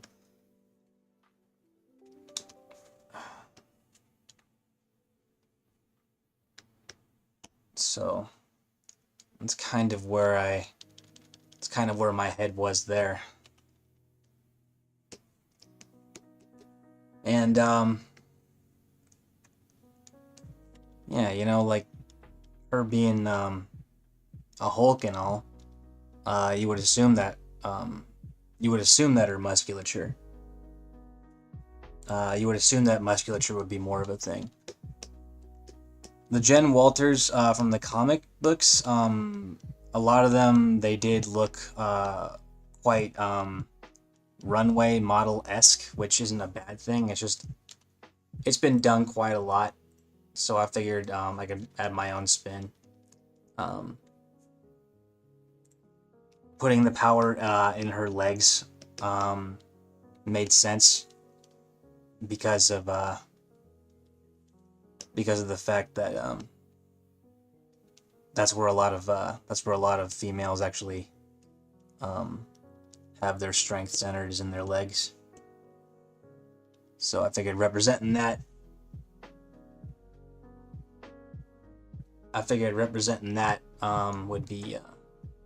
would be okay.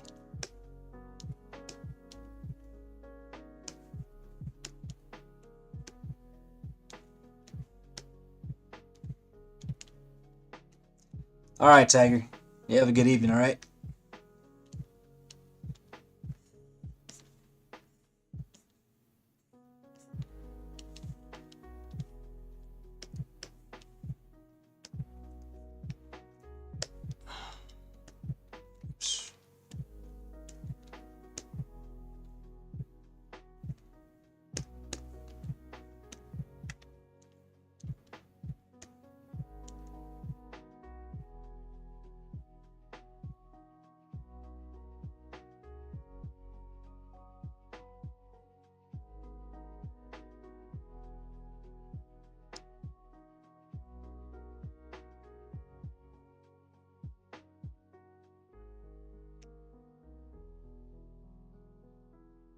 Care to elaborate a little bit? Theme didn't match her character?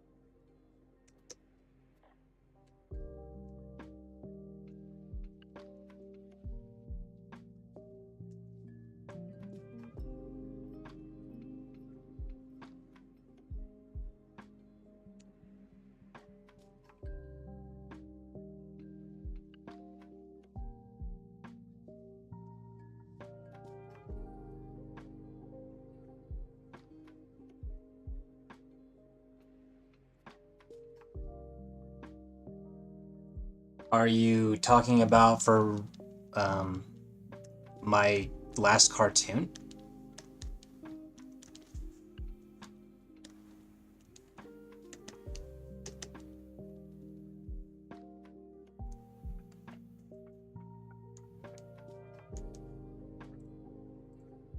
Oh. I don't even remember what the theme was. Oops.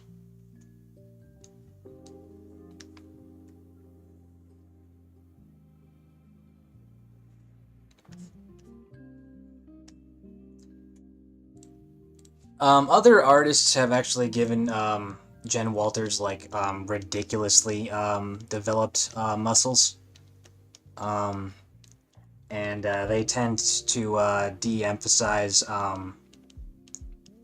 So like with the supermodel thing, they were leaning very far in.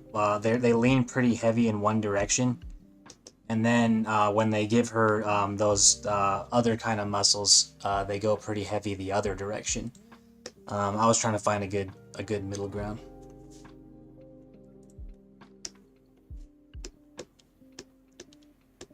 So I feel like you can't really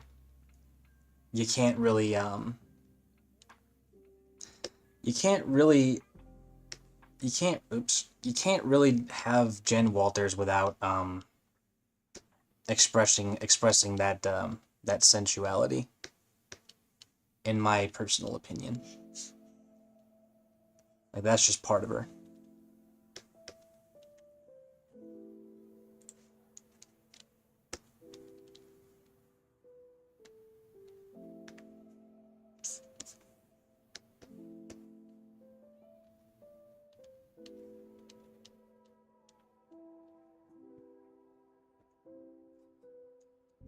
Let's see.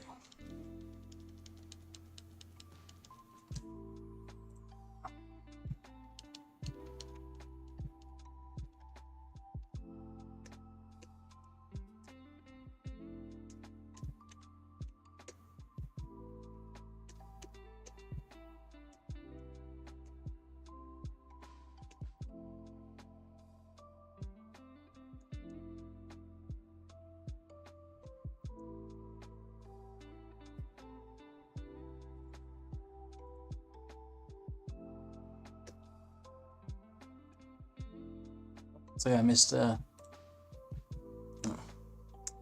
on guys.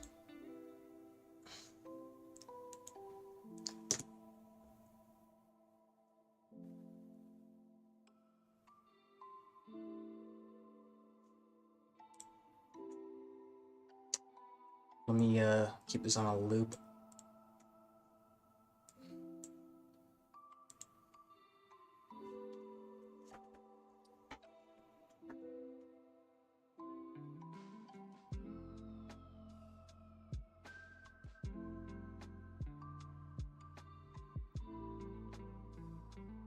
Has anyone ever told you that looks like?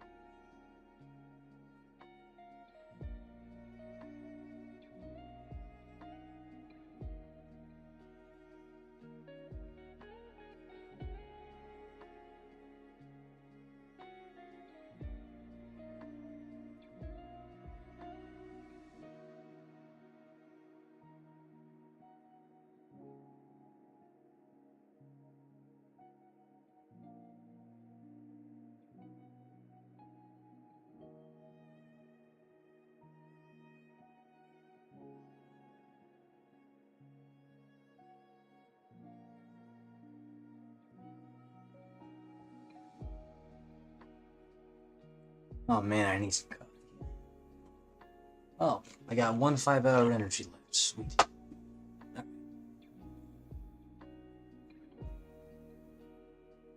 I appreciate all of those, all those words, Jude. I'm glad you like her. I put a lot of work into the design and the cartoons, and I'm putting a ton of work into just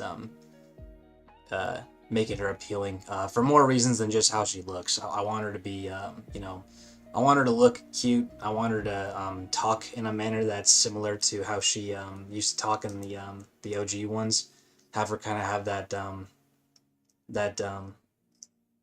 that sort of like a, you can't touch me personality. Like I know what you're looking at, and you can't have this sort of thing. That's kind of what I'm trying to do, but not make her like a, you know, like Cal, like in the show. I didn't really get a sense of that ever. And she also was just someone I would not want to ever talk to. She seems very she's got this air of like superiority about her, and I don't like that at all. I feel like if she were to have that, if I were to give her that sort of attitude, because I feel like, you know, when you get that sort of power, it would definitely go to your head. I feel like I could let her do that for a bit, but have there be consequences to that. The show never did that.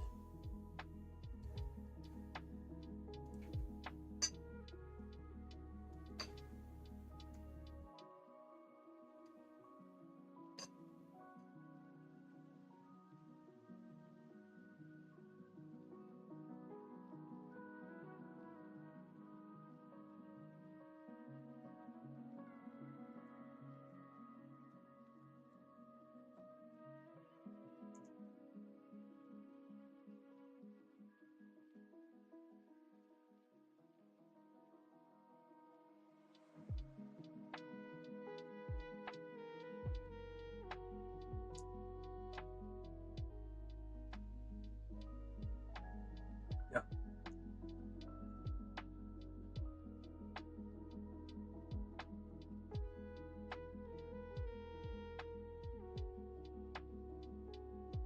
See, I kind of want to do a little bit of what Goji's doing with his version, going all like monster mode. I wouldn't mind having this version of Jennifer go through something like that if she like completely lost control of herself. I think allowing that to happen would be kind of cool.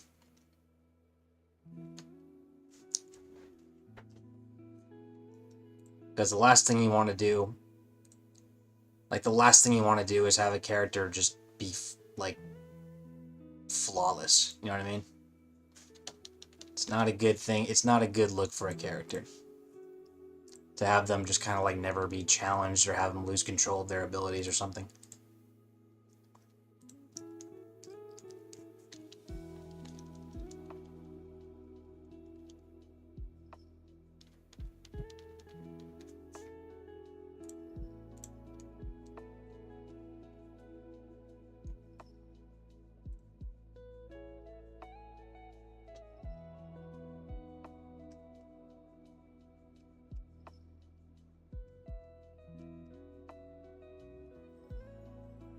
I was kind of thinking more like Brawly from Dragon Ball Z, something like that.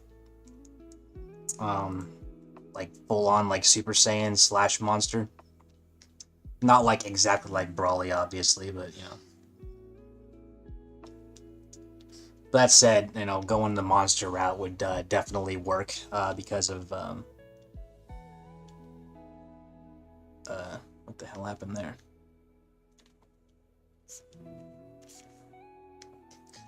Going the monster route would work because of you know, the fact that technically speaking,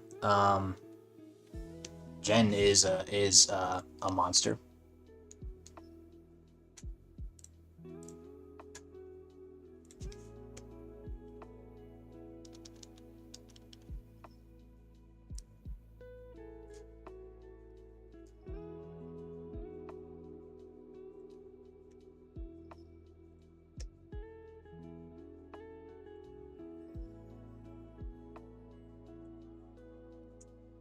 Professor Hulk is a joke.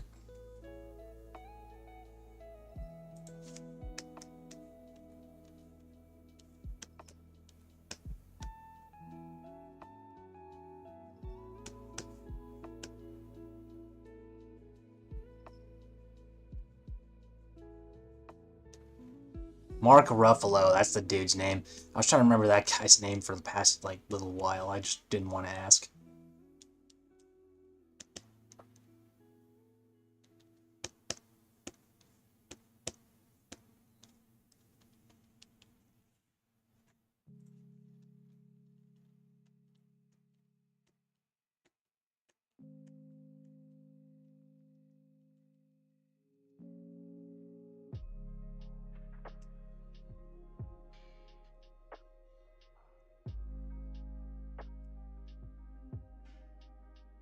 You guys can see how much fun coloring is.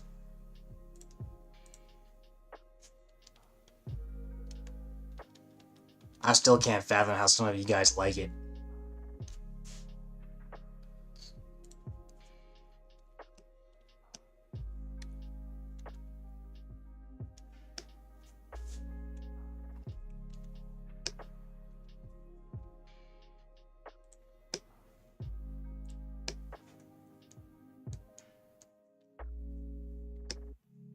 Yeah, and I can't understand it, man.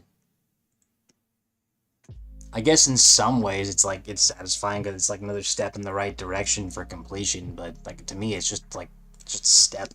The main part of this thing for me was the animation, and that's over.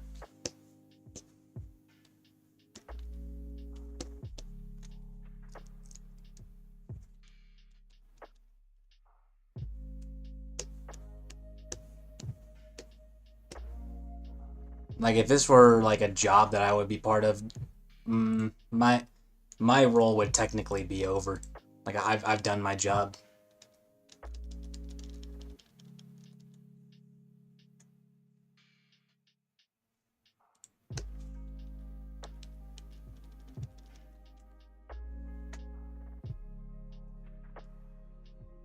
I am gonna actually do this really quick. Let me move this. You guys can't see what I'm doing. I'm doing something off screen because I'm tired of having to like scroll for my colors. So I'm adjusting some windows really quick, so that way I don't gotta keep on scrolling through a menu. So one thing I actually did with Sexy's voiceovers was I didn't just use her bass voice. What I did was I applied an underlayer, a second audio layer beneath her recording, and I duplicated her voice and lowered it like a couple of octaves to where it sounded like really like low, you know, like normal voice, lower voice, you know. And I made it a lot quieter, and I applied a bit of filters to like soften it so it sounds almost a bit like an echo. So when you're hearing her talk, you're getting a mixture of her normal voice with a very faint underlayer of deepness. So I'm trying to make her voice have a little more gravitas, but not so much that it's distracting. I want it to be like you can sense it, but you can't put your finger on it.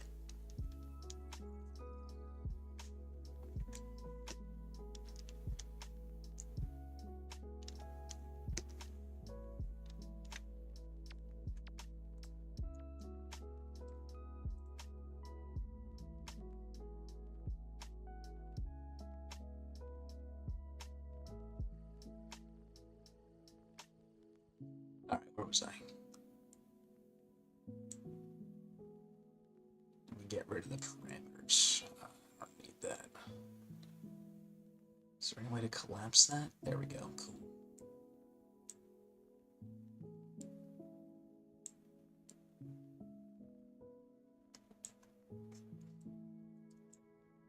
I love it's not like a major rumble. Like it's faint. But if I were to switch it off and then play it, you would notice it's not there. Like you would notice something is different. But hopefully when I release it, that comes across. but I didn't want to do anything to really take away from the original voice lines, because I love them. They're really good.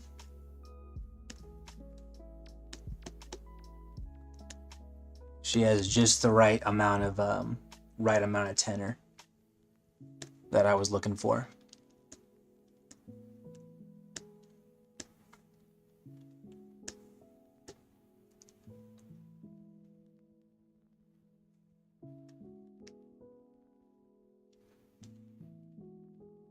All right, I'm gonna go up to here. Coloring.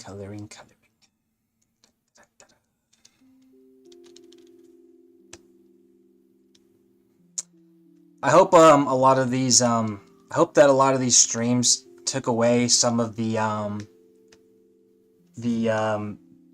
not sure what the word is, mystery or magicness of animation. I hope that when you guys were watching, you got a sense that all it is just a bunch of drawings. Like there's technique applied. There's technique applied to it, but that's all it is. It's a series of drawings that you got to know where to put them. And oftentimes I didn't know where to put them at first. So there's a lot of push and pull.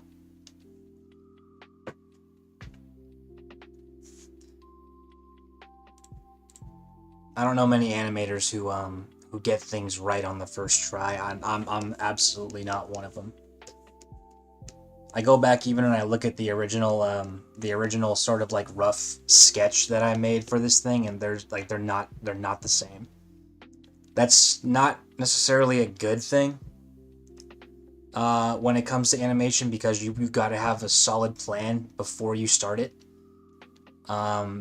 Because if you don't have like a truly solid game plan of exactly what you want to do, you're leaving a lot on the table for change, and that's not a encourageable practice. Because originally my plan was to make like a quick little couple of second thing that wouldn't take me very long. But here we are a month later. If this were a studio, I would probably be fired. Unless this thing just did so well that they couldn't fire me. But still, it's not a good practice.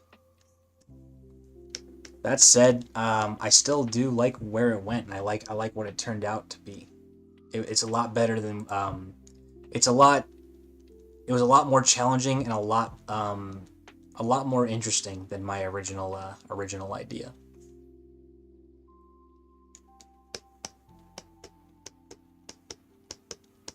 Oops.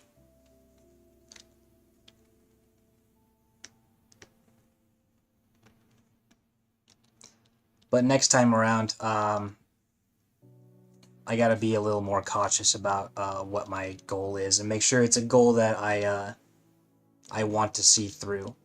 Because doing something for gratuitousness sake, I realized pretty quickly that I didn't want to do that. It wasn't fun. It wasn't it's not something I want to just do with my animations, to be gratuitous. There's a lot going on here that wouldn't have been in the original cartoon.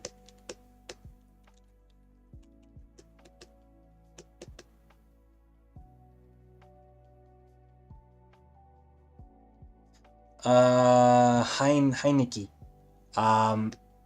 You get it on the internet.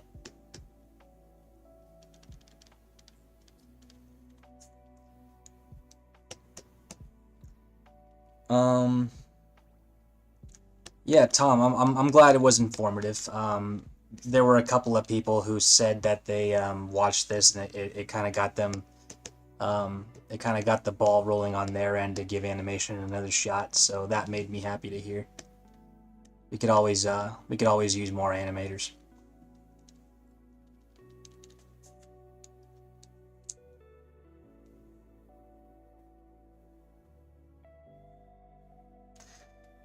Yeah, Tom, like you wanna, I get that, like you wanna get things right on the first try. That can lead to its own problems of wanting to get things right on try one. Um, but animation, like that's not something that you can figure out as you go. If I were on a team and this happened, um, there would be probably a lot of confusion, a lot of anger. I figured out what I wanted to do, like actually wanted to do pretty early on, so I might have been able to salvage it. And luckily, I'm only working by myself, so there's not a whole lot of communication I gotta do.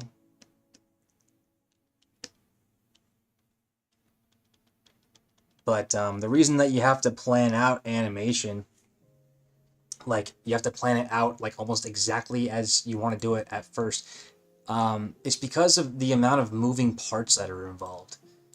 Um, think about all of the different roles that I've had to play when I've made this.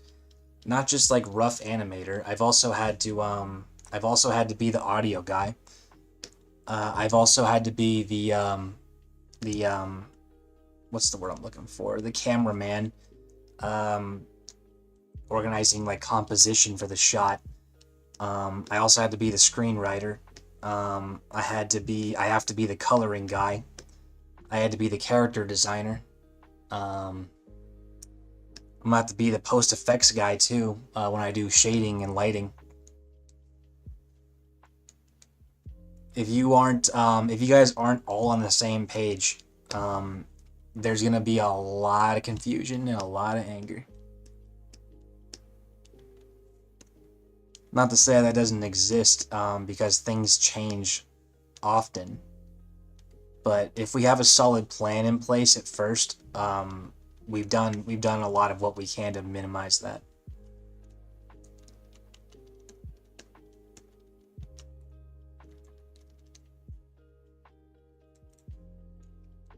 I have done compulsion animation in the past. That's kind of like my version of like compulsion, like compulsive sketching. Um,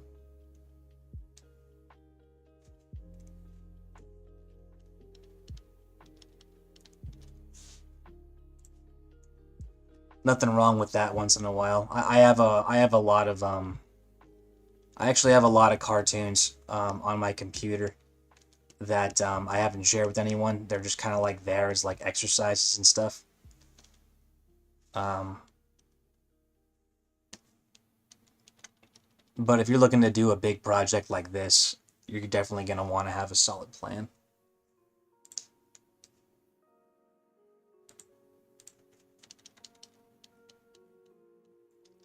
When I start working in teams, because I have a job coming up,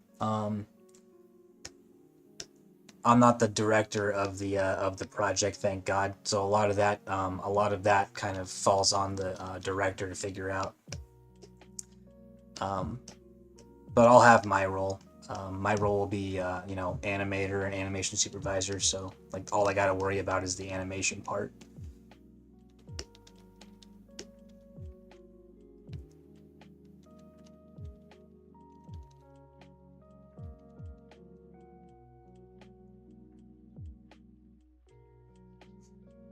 I'll share them with you later, Sag.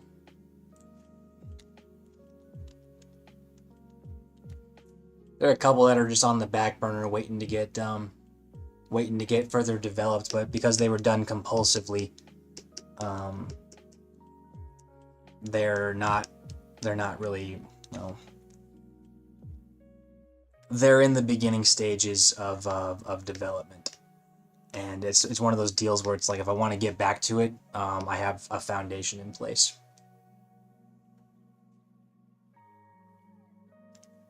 Matthias, I think crunch is a terrible thing. It's also an unfortunate reality of many industries.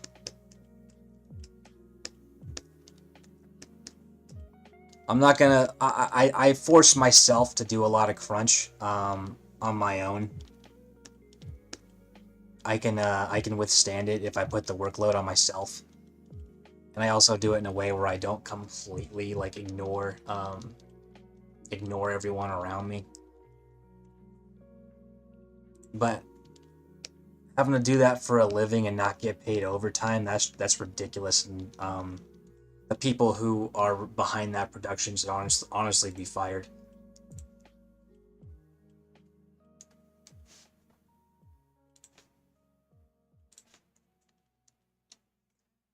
There was that you guys remember that movie Sausage Party? I refuse to watch that. I refuse to watch anything else from Seth Rogen, or anything from them, because they not only crunched their animators, but when they complained, they were fired and blacklisted from the industry. So I refuse to watch anything else from Seth Rogen, and I was pissed off when I found out that Seth Rogen was in the Mario Brothers movie.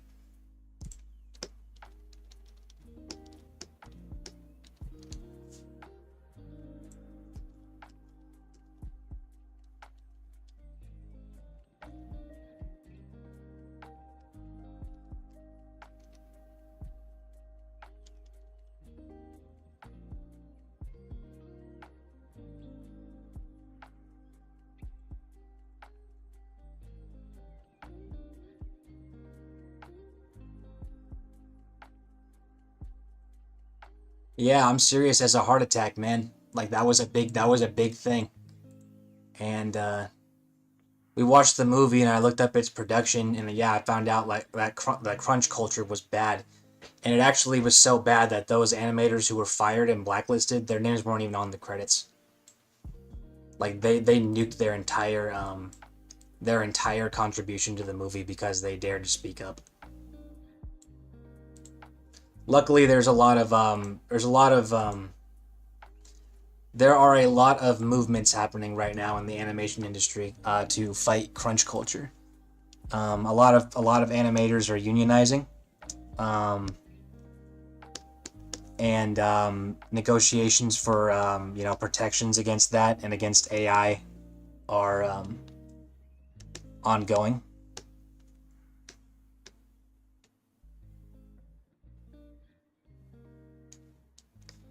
So it might be getting resolved here pretty soon because that's not tenable, man. There's always new animators to replace the ones who leave, but no one wants to go in there.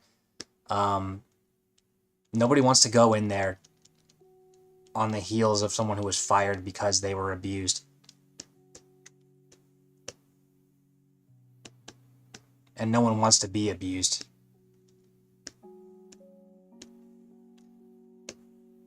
It was like you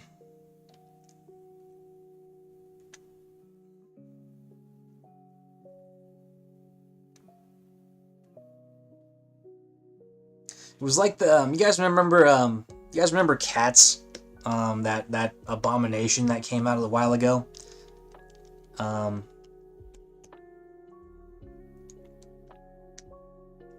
Everyone was making fun of the art and all that.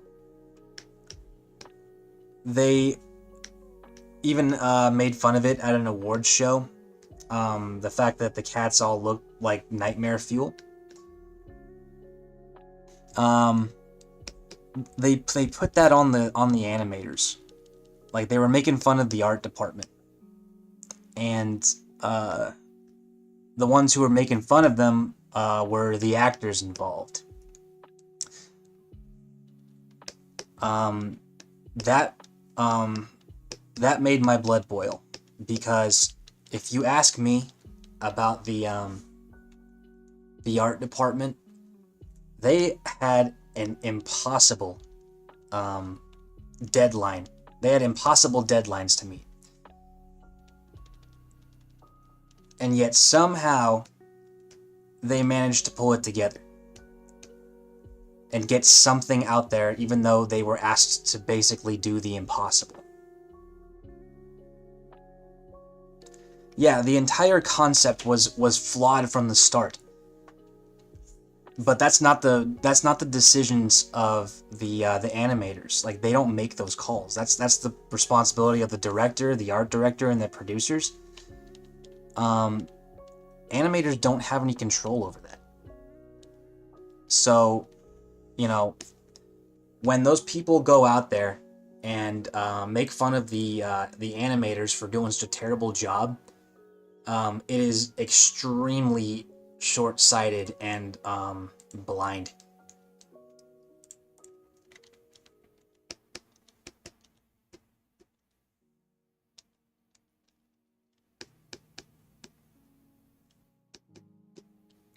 I love me some Red Dead Redemption 2, but I heard that they got crunched pretty hard too.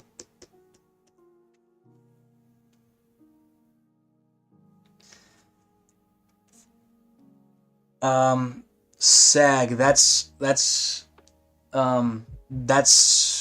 I don't agree with that statement. I don't think actors should be replaced by AI. That's not at all what I'm saying. I don't think anybody should be replaced by AI. Not actors, not anyone. Like, my gripes are with the people who did the complaining, but, you know, actors are essential to the whole process too. You got to have a good actor, the right actor to do the role, and they're extremely important. So I don't think I don't agree with that. AI shouldn't be used to replace anyone.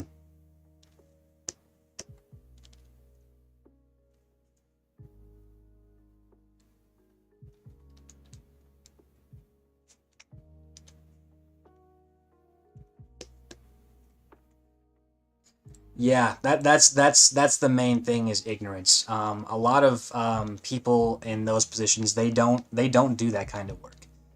None of them model, none of them draw. Their job is to act. They're not responsible for what the art department has to go through. In all likelihood, the ones who told them to do that go on stage and, you know, take figurative. Take pot shots at the art department was probably their campaign, or not their agents, trying to make them save face so that way they could get work after an abomination like that. You can't blame them, but it still makes me sick. Yeah, animators don't get the love that they deserve. You see all those effects on screen that would not have been possible without their skill set, and folks are focused on others on the important stuff like story and the actors and the acting. It's all valid, but we tend to forget about the ones who bring those worlds to life. Like, we all like to think about the Marvel Studios, like Thanos, for example, and how badass he was, and he was. But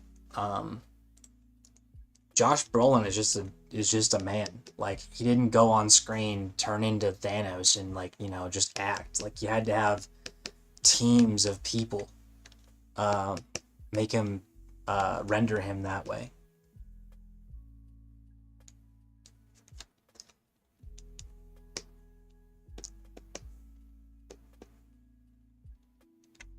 That's why even for like bad productions, I don't like to criticize anyone in the art department.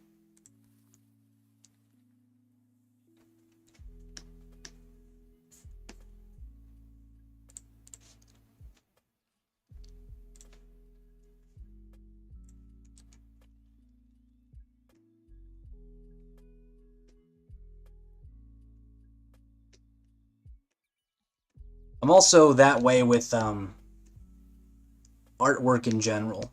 Um, I don't like looking at someone's work, and I see a lot of YouTube videos that will look at a production or a movie or a short movie or a video game, and they'll basically spend the whole, like, you know, video just going to town, like attacking the game makers, the developers. I can't bring myself to say those kind of things, because in the end, like, everything that gets made it's a human hand that made it, and that was someone who legitimately tried their best to make something that you would enjoy. Unfortunately, somewhere along the line, someone blew it, failed. So, you know, I don't like to say unhelpful things about someone's work.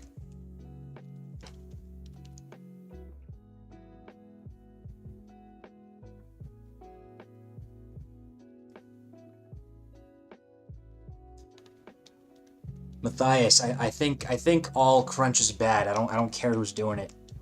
Again, like if the guy could be a technical genius and like his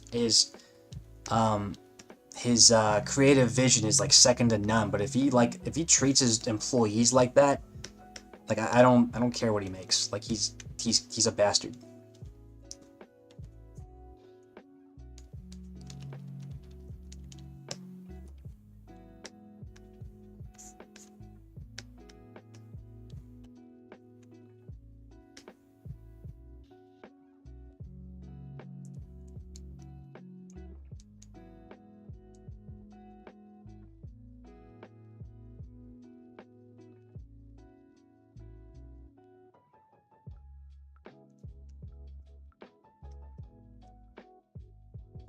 Jude, actually, I'll answer Tom first.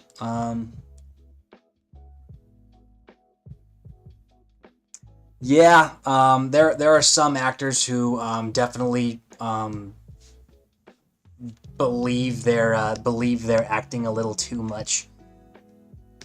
Like you know, one actor who everyone loves, but I think he's kind of a jackass. Daniel Day-Lewis.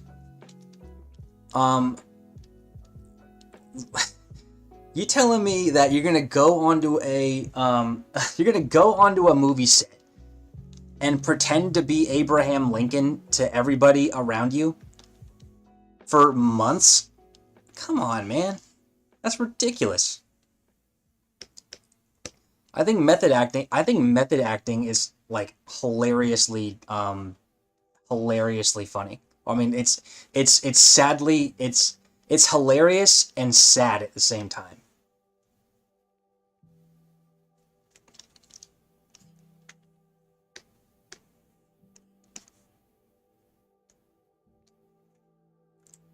And then like Jared Leto when he was playing the Joker in the Suicide Squad movie, and he's over there like just being a like weirdo for months, calling himself Mr. J, you know, like, and making everyone around him super uncomfortable.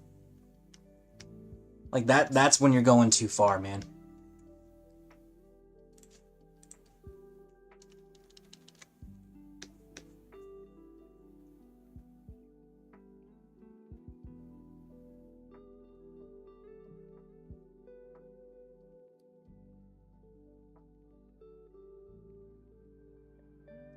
Yeah, like leaving a dead bird on Margot Robbie's trailer doorstep.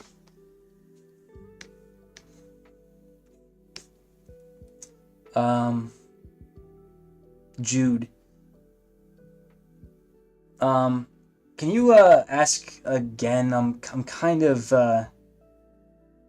what's Star Wars Theory? Is that one of those channels? Because if so, I haven't watched it. I don't watch a whole lot when it comes to Star Wars. Most of the Star Wars information I get comes from the Critical Drinker. And my older brother. My older brother loves Star Wars. Hates the new ones, but loves the series.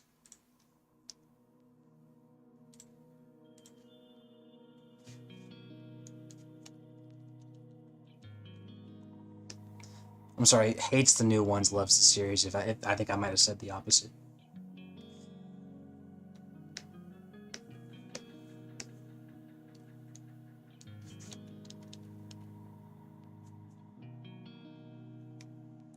Yeah, if you're driving, I wouldn't recommend texting here.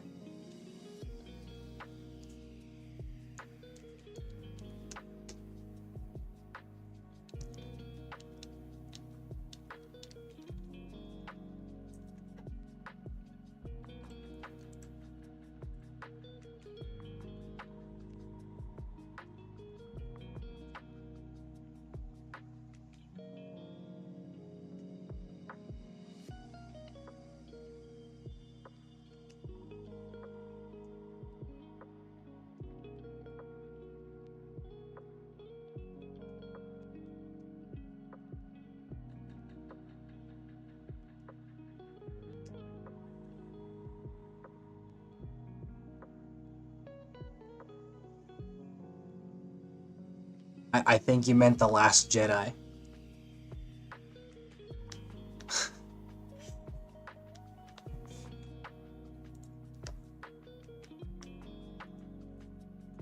I don't know how I feel about The Last Jedi. I think I respect it a little more than I respect it a little more than I respect The Rise of Skywalker.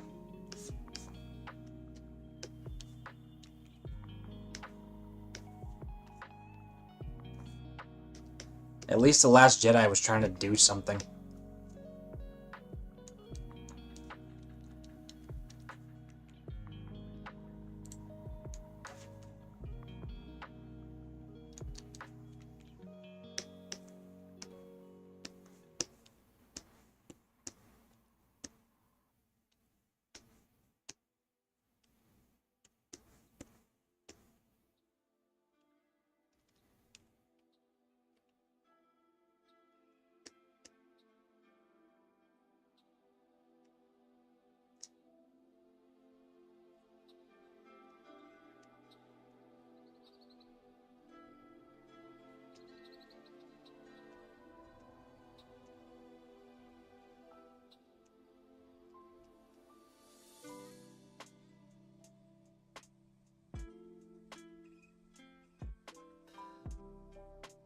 Yeah, there's never a reason to abuse the people under you, no matter how reputable you are.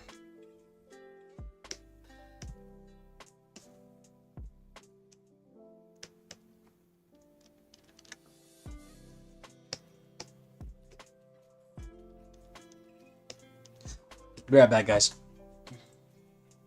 I am going to keep this on a loop, though. I just need to go check on my cat.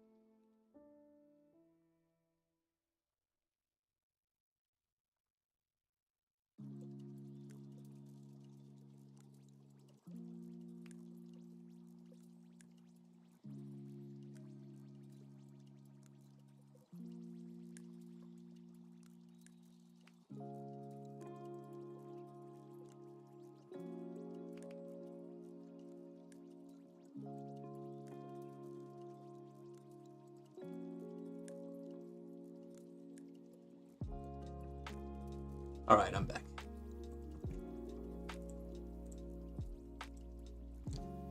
Oh, man. Coloring's making good progress, just there's a lot of it, man. Let me go ahead and do the phone strap next. I already know I'm gonna have to make a couple of passes at this because I feel like I'm gonna miss something.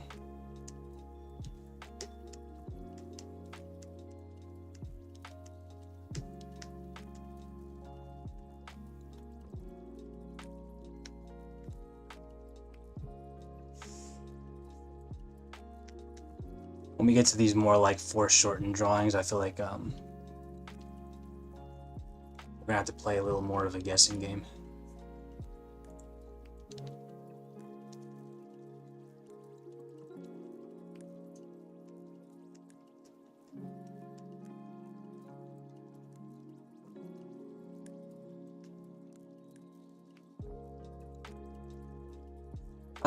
Yeah, the main thing I'm gonna be starting on is my my freelance job.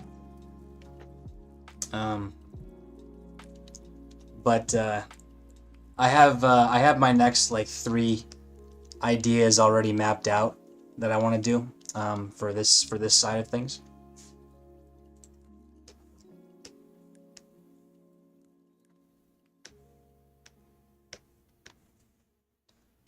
But right now it's kind of like I'm just focused on this. So I'll get there when I get there.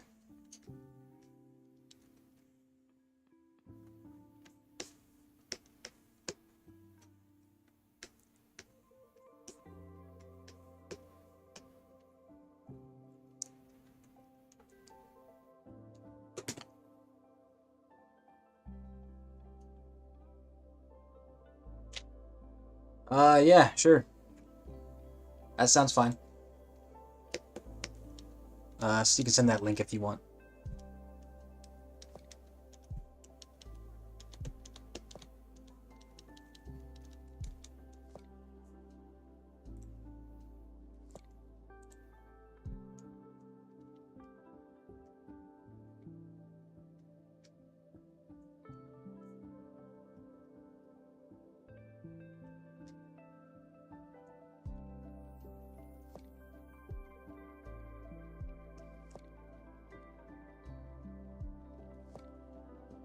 That shouldn't be there.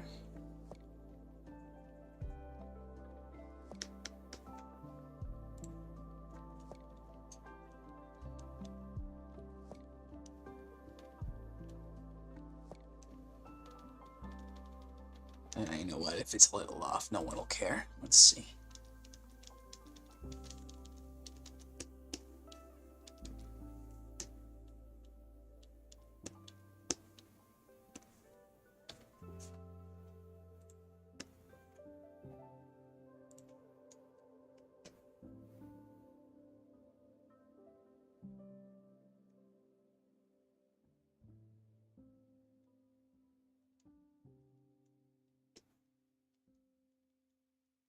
Yeah, that's part of the reason, Matthias, why I'd want to just stick to indie, because generally they have a lot more appreciation for the animators involved.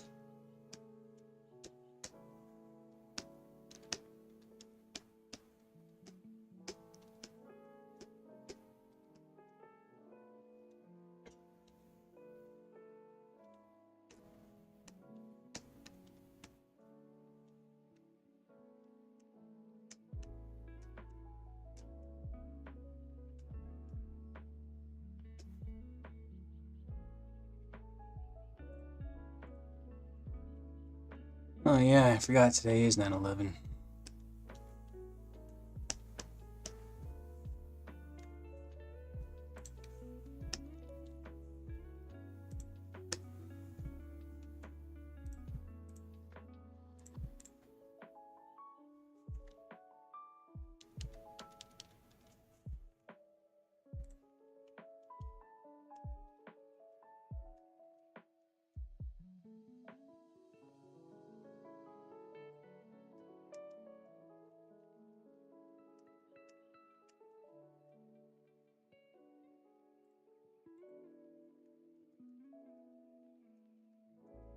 I'm gonna need to put some white here for her expression.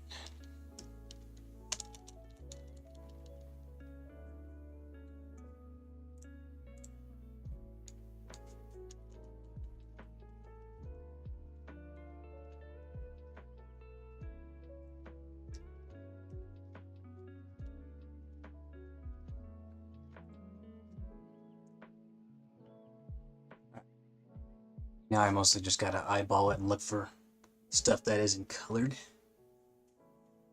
A little mixture of everything.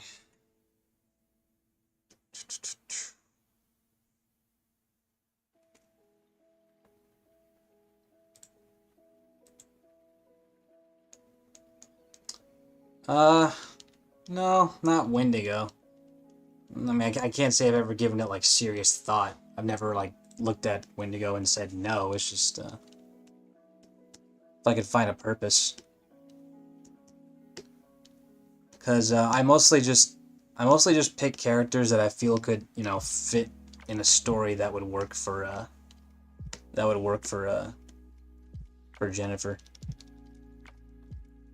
I wouldn't go through like every single villain in her catalog. All right, where am I? All right, we're kind of getting towards the end of the coloring. I've actually entered the last third.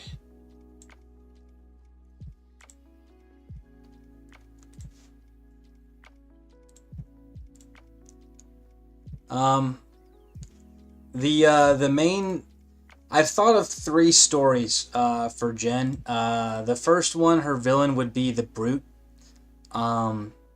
that story would coincide with her kind of like getting used to becoming a Hulk.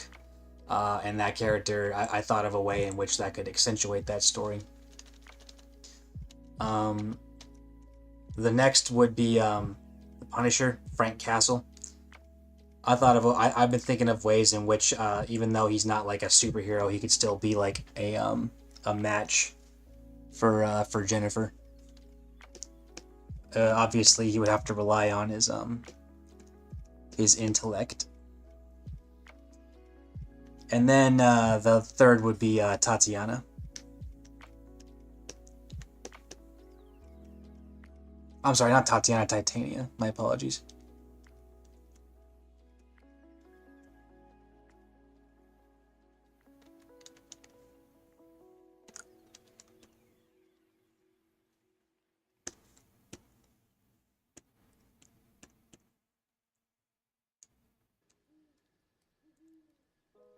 Yeah, I got ideas for how the Hulk would fit into all that.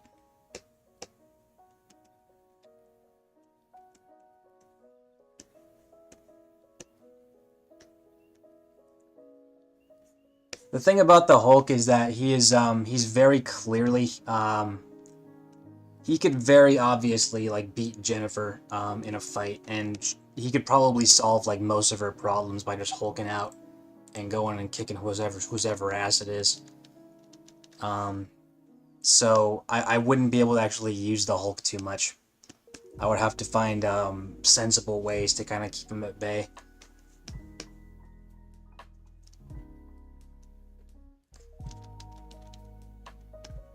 Well, because as I'm writing Frank Castle, he would be a domestic terrorist. But like we're talking like a dude who's probably be in like a maximum security prison for the stuff that he's doing. But I said this earlier, but I wrote a character that would be Jennifer's love interest, who would be Frank Castle's son, because as I write Frank Castle, he's in his 60s because he's from the Vietnam era, so he's kind of like old, but not like super old that he can't fight.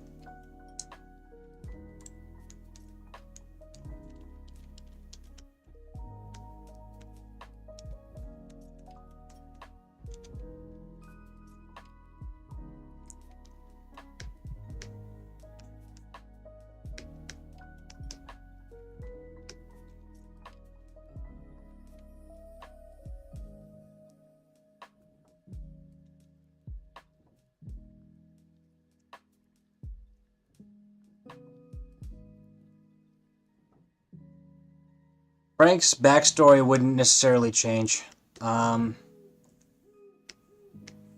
He would still be, a soldier, and he would have been in combat all over the world throughout his youth. He would still be a pretty badass soldier type.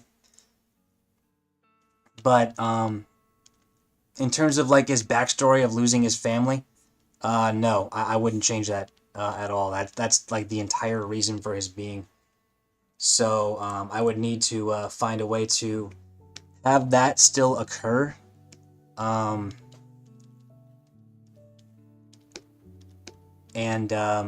make Jennifer's attempts to rein him in not seem like it isn't worth of some kind of a merit.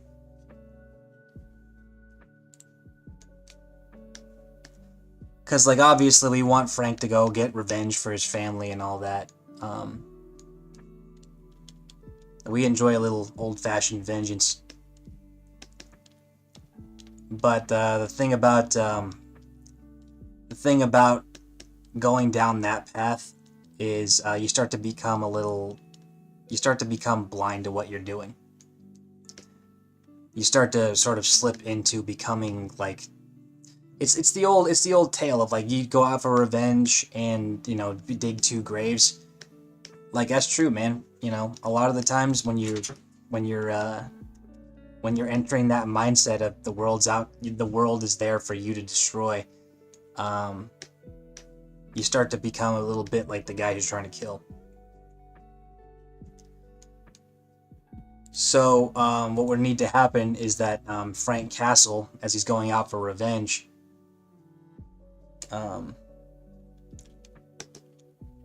would need to start becoming a danger to not just to his enemies, but to everyone. And how he would fit into, you know, Jennifer as an antagonist is Jennifer's a lawyer. She believes in the law. She believes in it very much, almost naively. And where Jennifer would fit in to that story was, or how I imagined it, was her view on the law would become a lot more nuanced. Like, she would recognize that the law is it's a tool to help people, but it's also a tool to keep people down. So that would be a bit of a cognitive dissonance, and a sort of wake up call to her.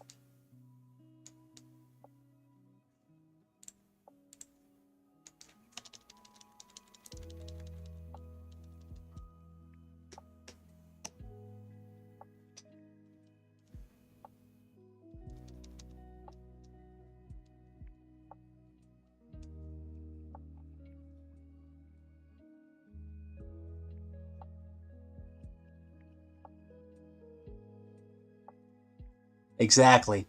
If you kill a killer, then the amount of killers remains the same. Alright, then I'll kill 2 killers.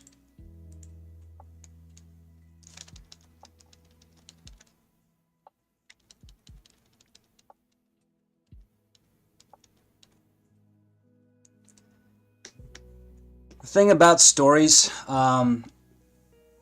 is there aren't many truly original stories out there anymore. Pretty much every story has already been told.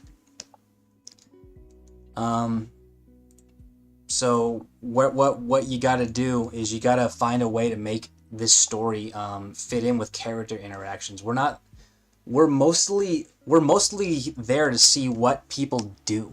We wanna see how they react. We wanna see them be tested. And you gotta do it in a meaningful and somewhat original way. You can have like the greatest, most like multi-million-dollar production of all time, but if the story sucks, and by that I mean if the characters suck, and if they interact with each other sucks, then there was never really a point to what you were doing in the first place. Why did you even make this movie? Like, the center of all story is it's people. We want to see what people do.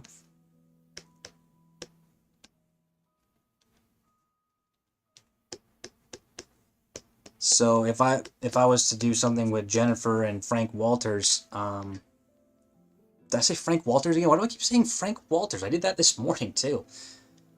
Frank Castle. They need to represent, obviously, ideas that conflict with each other. Yet, let's not be cynical, there's got to be merit to both.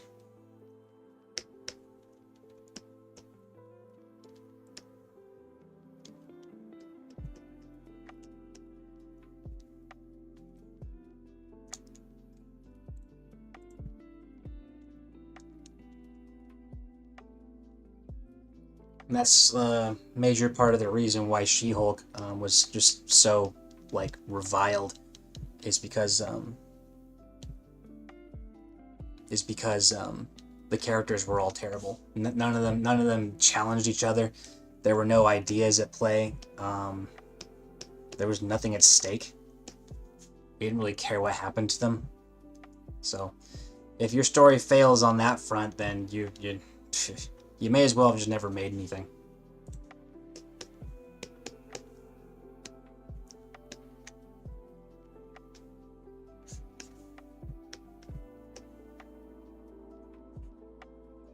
Writing is extremely hard, man.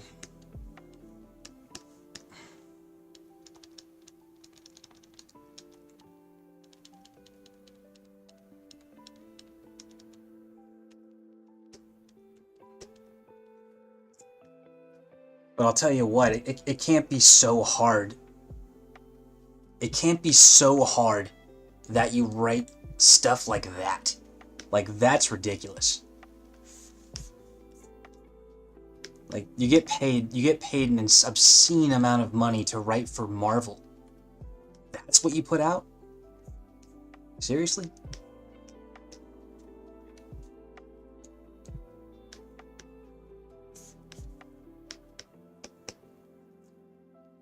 Tiger, more than likely.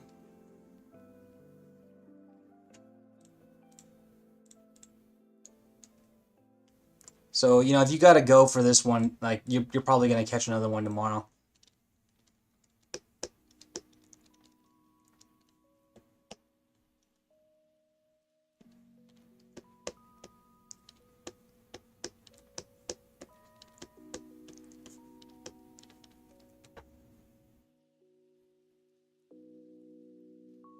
Yeah. Here's the thing about the Star Wars fan base is that they've cried wolf so many times over the years that they actually have made themselves legit targets for that kind of criticism, because a lot of them have been absolute babies. Like a lot of them, like Jake Lloyd, the guy who played Jar Jar as well. Like, Star Wars fans have been so toxic over the years that they have actually caused, like, lives to be ruined. And they almost caused, I'm sure you guys have heard about this, they almost caused the actor for Jar Jar to kill himself because of, like, the terrible things they were saying about his performance. Star Wars fans, like, are frankly a little disgusting sometimes. But because of that, when you get legitimate criticism for a show like The Acolyte, which was an objectively bad show, the writing was, again, just like a lot of the other stuff getting put out, the writing was garbage. It was terrible. Like, they failed to make anything, like, if you're bored, if you're checking out, if you don't care about the characters, then you failed at your job as a writer. None of the characters in The Acolyte, like, no one wants to see what they do later. No one wants to see any of them interact, because no one cares. No one knows what they're all about. They're inconsistent in what they want. They make stupid decisions. So,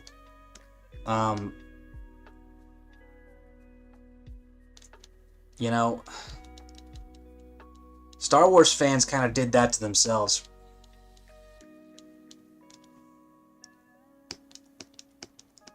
But, same thing, man. Like, she's blaming the fan base for an objectively bad show. And she can do that because of Star Wars fans. What's going on, John? Yeah, Jake Lloyd's life was ruined by Star Wars fans. And I still haven't quite gotten over that.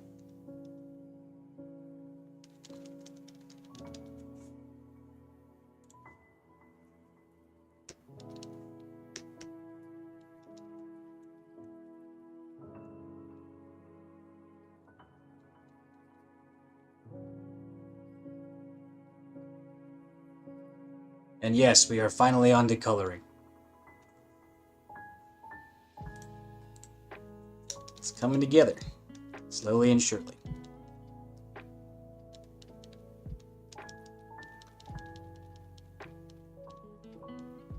Sorry I get preachy, guys. I'm thinking out loud.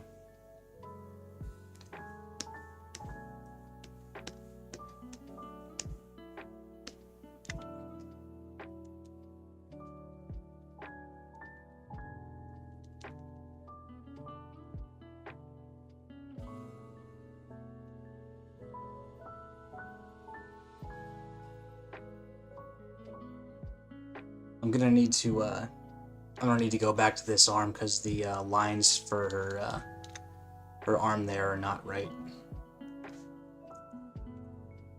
I will come back to that one. I kind of don't feel like going after that right now.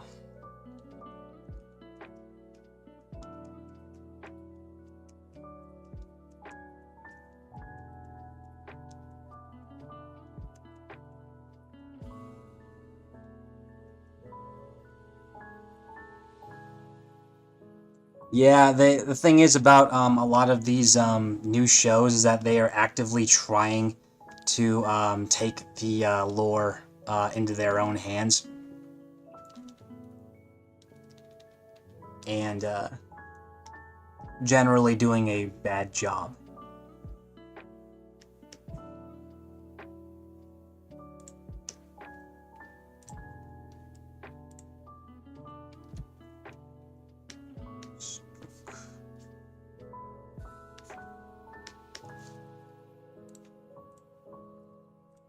But I am also of the belief that lore should be respected, and you should stick to the rules established by the lore. But if you can find a creative way to expand it, branch out, or make it unique somehow without disrespecting what came before, then go for it. Sorry, man. Don't know. It didn't cause a rant. I was talking too long. I'm sorry. That was my fault.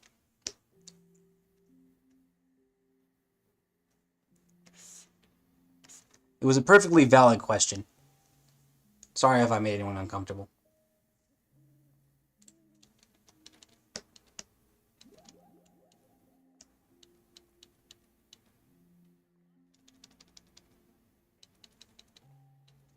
Okay.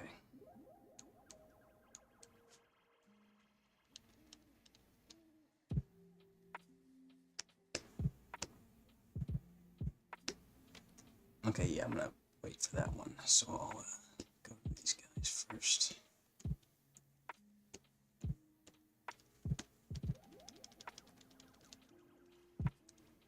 Sorry I rant, guys. We gotta make an inclusive conversation here where everyone can talk. Have a good day, Jude. Appreciate you sticking around.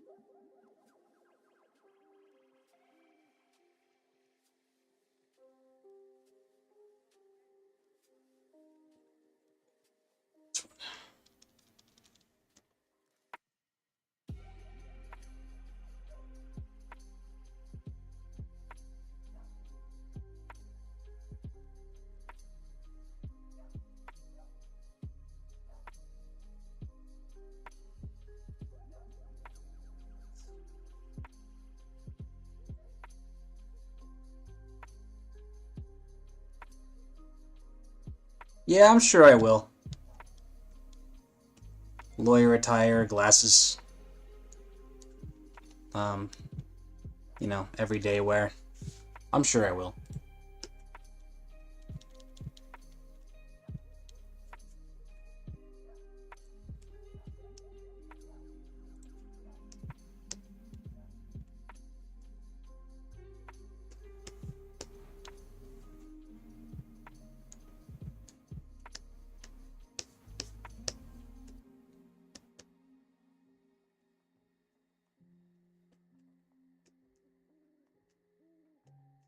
Honestly, doing still drawings would be a good logical next step.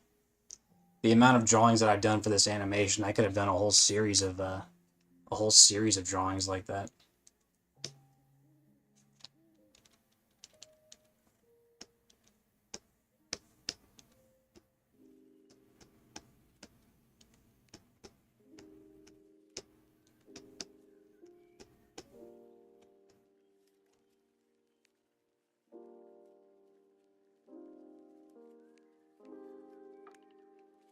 we're pretty close to finishing the coloring. Once I'm done with that, I'm probably going to take a little break for probably about, you know, a half hour. And then I'll probably start I'll start working towards coloring. Not coloring, shading. My apologies. Towards shading.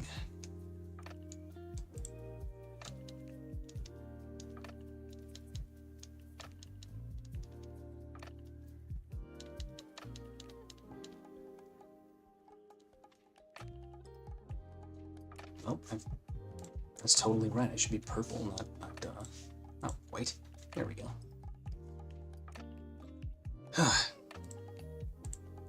So did you have a good day at work today, John? And Omnit?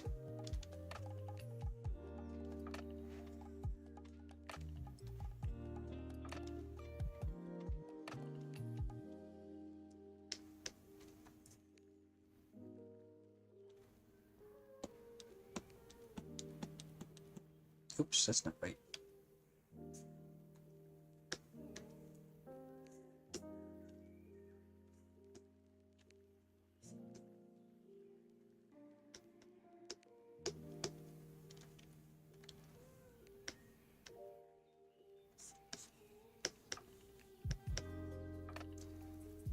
Ah, man.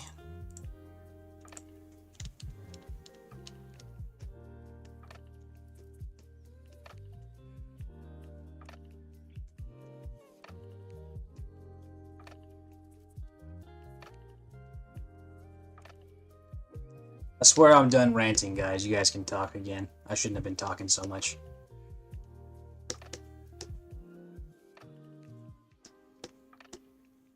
Sometimes I get carried away thinking about that stuff.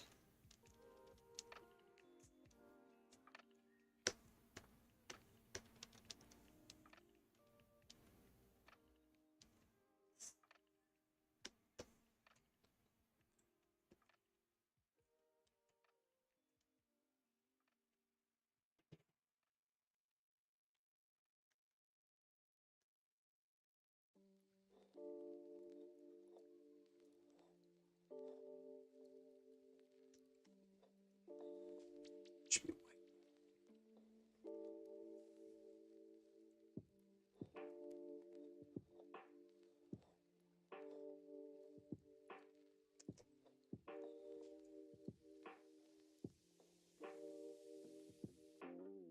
Thank you very much, Seg.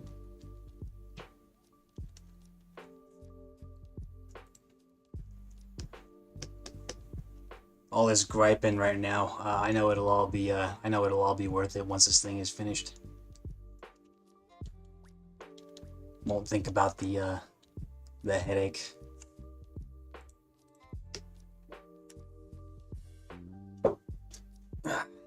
Drink some caffeine quick.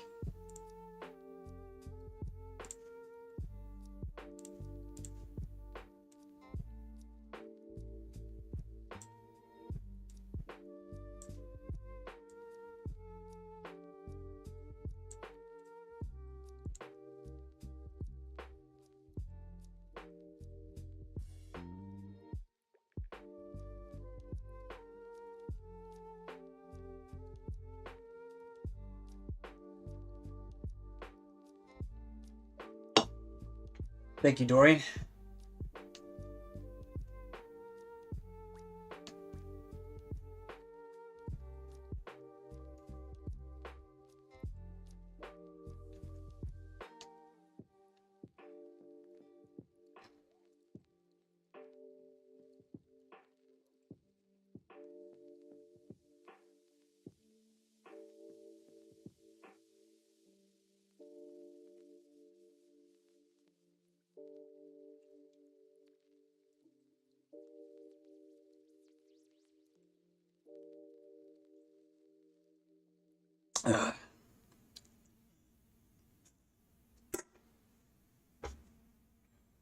Looks like I missed a couple of frames for her phone. Well, tablet. Right around here.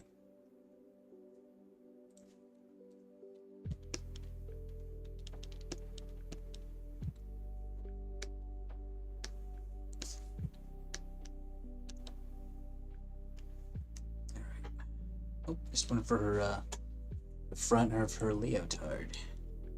There we go.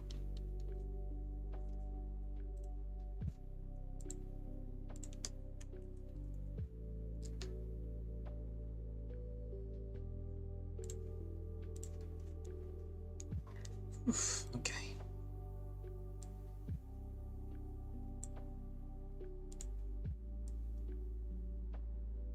Yeah, I feel like this frame's gonna get a lot of stoppages.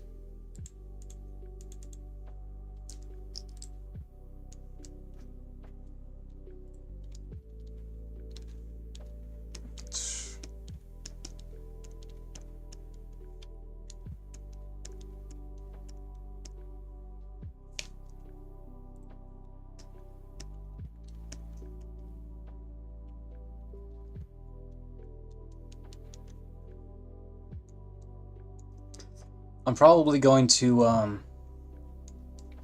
apply some sort of a texture layer to just give the drawing a little more well, texture. Nothing wrong with it being flat. It's just I feel like I might be able to add a little something extra to it if I applied some texture.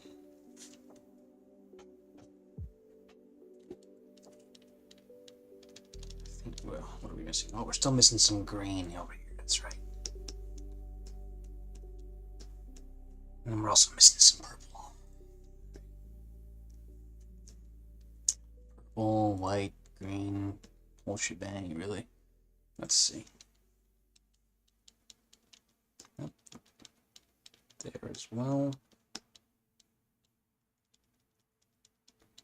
A good way I'm gonna be able to actually spot what I missed is once I'm done, I'm gonna put a green background, like neon green behind her.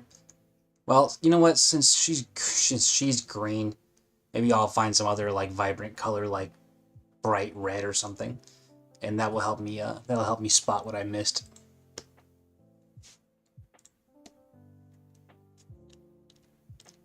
Because I guarantee you, I've missed a bunch.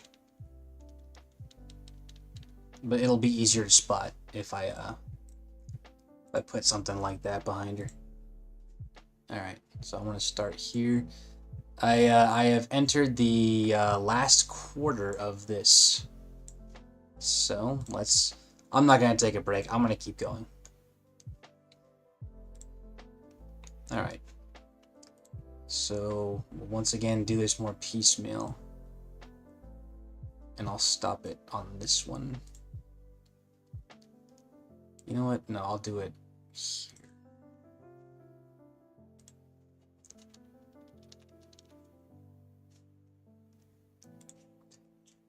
Chicka, chicka.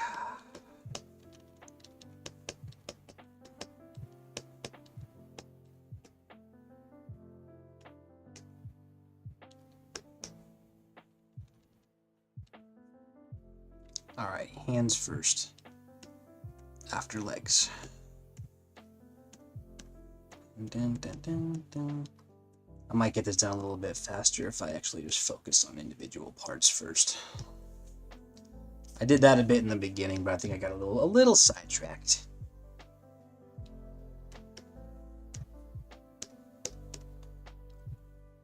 Easier to handle if you split it into sections.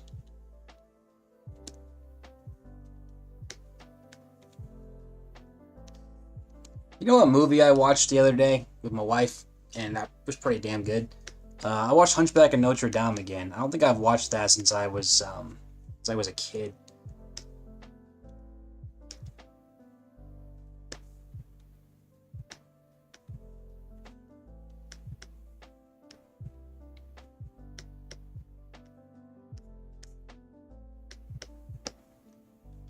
Alright, let's go back. I missed one for the hands.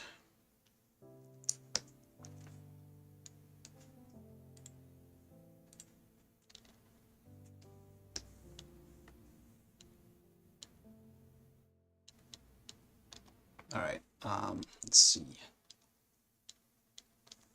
Boom, boom, bam, boom,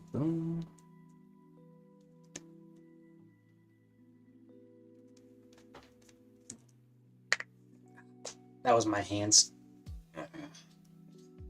Alright. Yeah, he was pretty good in that one, man. Did he do the same as well? I don't know.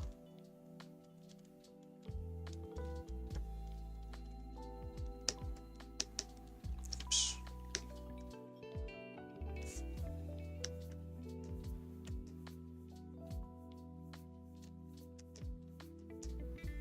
You know, now that I color her in, Jennifer does look pretty thick.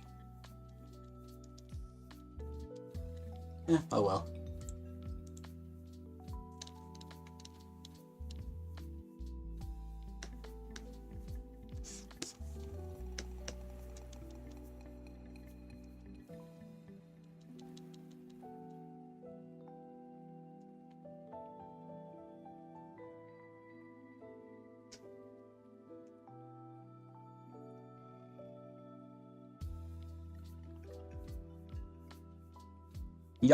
He did Shere Khan in Jungle Book 2? That's kind of cool. I never watched Jungle Book 2.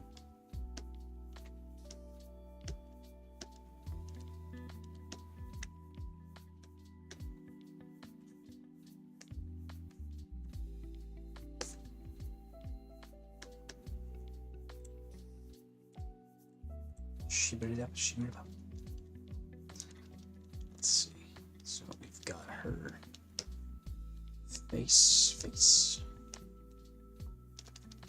Alright. I think that's all the green.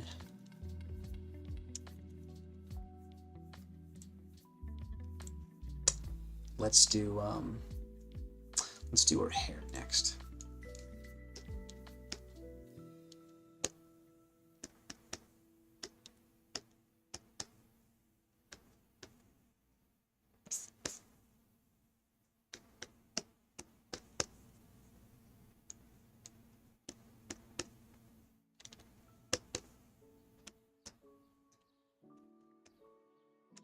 I'm kind of a sucker for those Disney songs. I really do like the lot of them.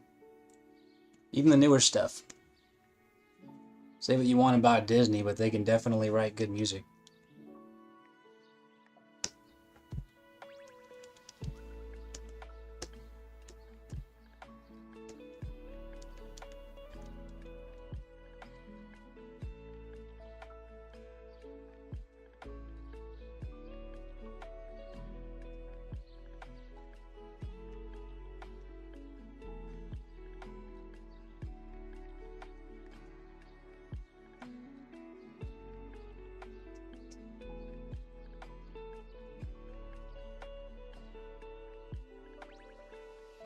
Yeah, no kidding. I'm on a personal project. Huh.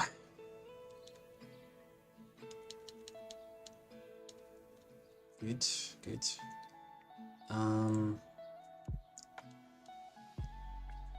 That's her hair. I'm gonna do her phone strap next. Just knock out all the smaller stuff. I know it's a tablet strap, but I digress.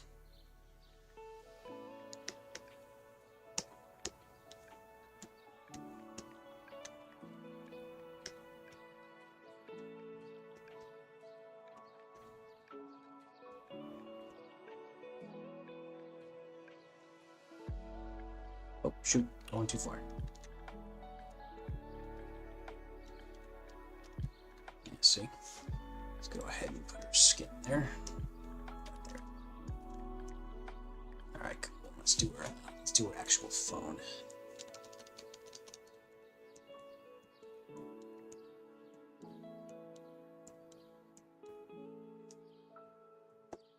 Looks like I missed some of her skin there.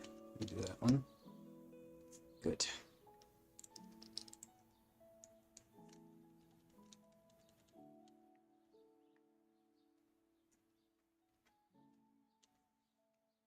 Gotta separate that so there's some whiteness for her chest.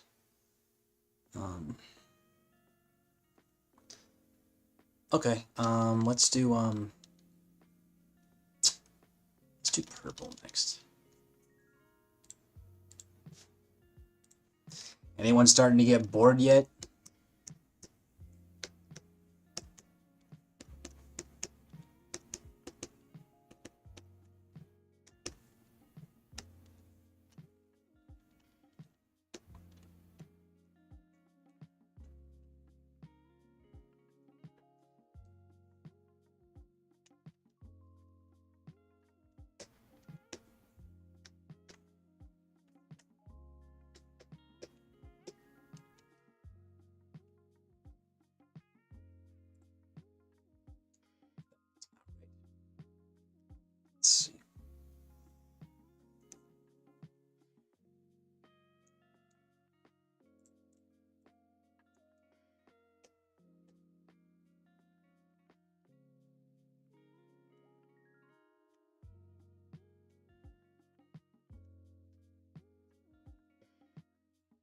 Let's see. Separate from the chest.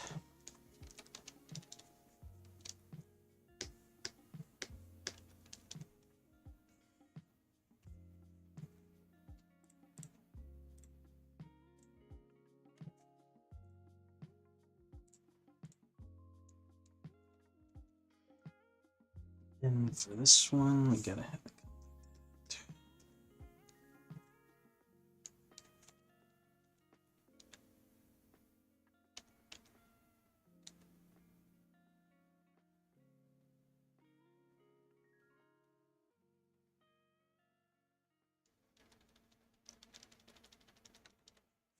I don't quite understand what your question means, Matthias.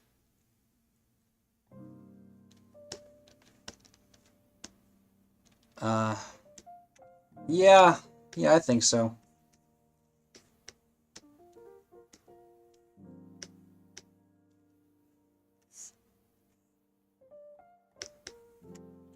Well, maybe. I don't know. I don't know anything about them.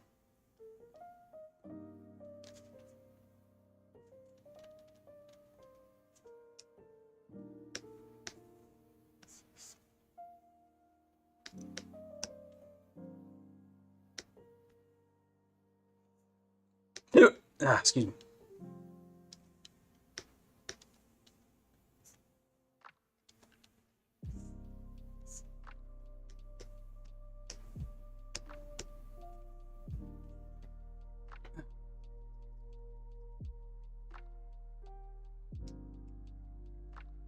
Sorry if my responses are a little meh right now. I'm starting to feel a little bit of the drain. It's all right though. I know how close I am to getting the coloring done.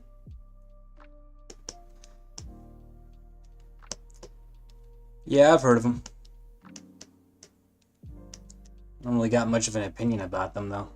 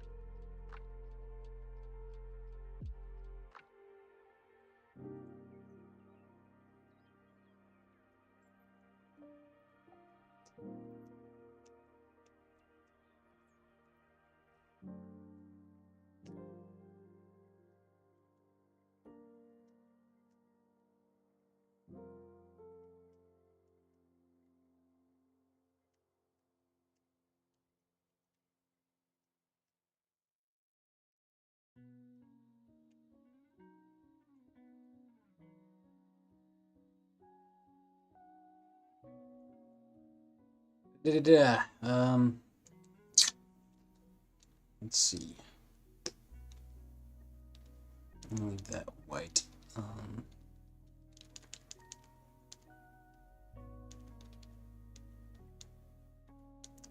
think the next step is white. Alright, cool. God dang. Ugh.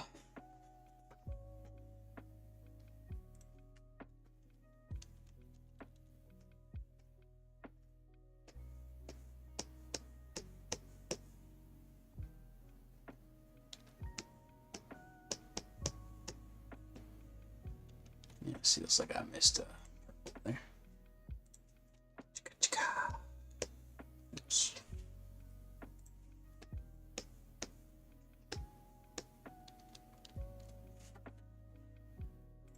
It should be perfect.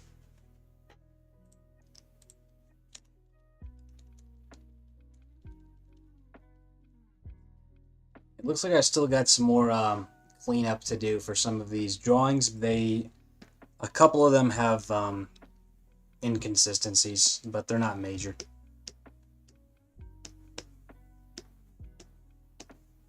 But they're noticeable enough that I should probably do something about them.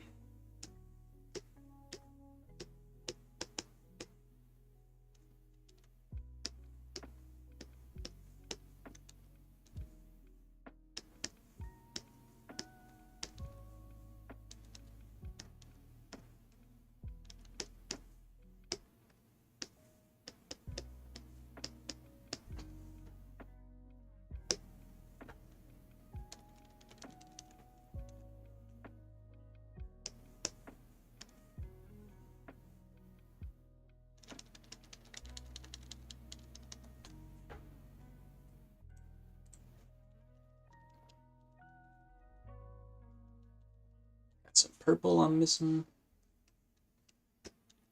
Yeah, sorry guys. As I'm getting towards as we get towards the end of the day, I'm starting to feel a little bit of drain. So I guess my energy to answer questions kind of goes down a little bit. But if you still got some questions, I'll do my best to answer them. Think about it though. I mean, we've gotten through pretty much the entire animation's coloring in one day. That's pretty good. All right, guys, I actually gotta take a little bit of a break. I'm feeling a little bit of a burn, a little bit of burnout, but I am like right there at the end. So it's gonna be a quick little break, and then I will come back and finish. Yeah. So bear with me, give me a few minutes, and I will be right back. I'll keep this on a loop for you though, don't worry.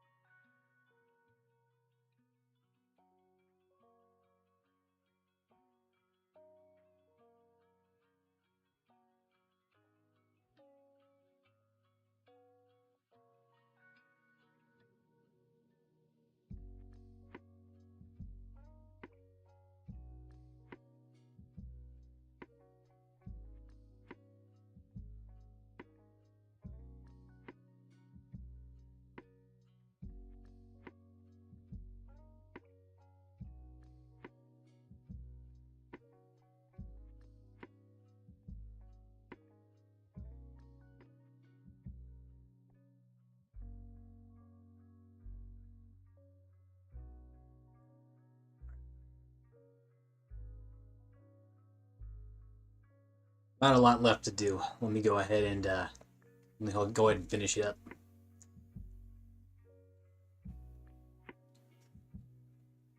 I gotta say, I'm kind of liking how it turned out with the colors.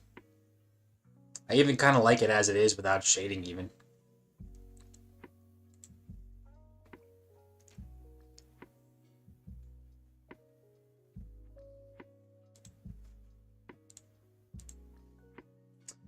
Hey, Joe, I don't know what you wrote, but welcome.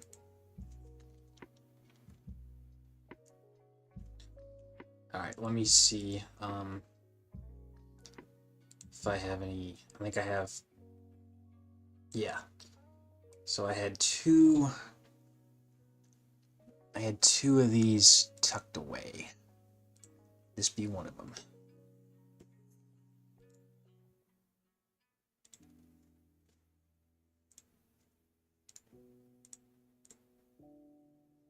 Oh, wait, let me get rid of this first.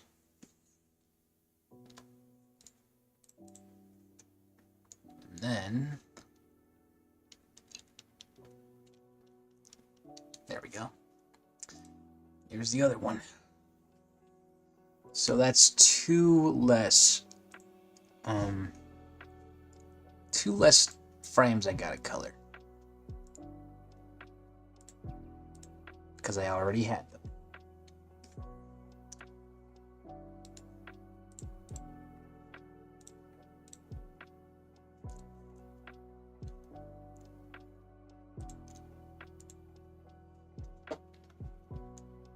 I like how it was with the shading. Don't worry, I'm gonna shade it. I'll put myself through that for you guys.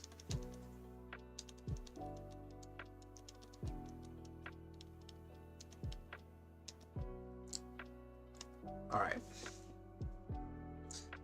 Last hurdle. Let's go ahead and get her done.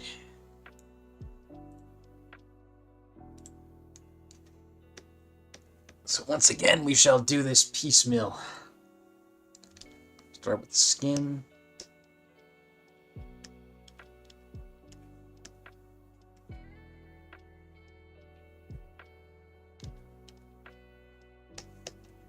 I'll start with the obvious parts of her skin, which would mainly be the legs.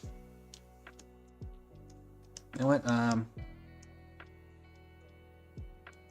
Have a good night, Mr. Cholesterol. I appreciate you coming in today.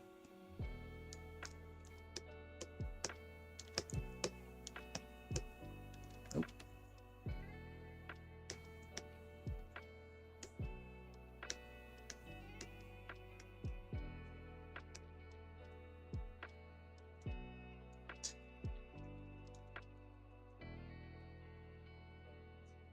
We'll start here.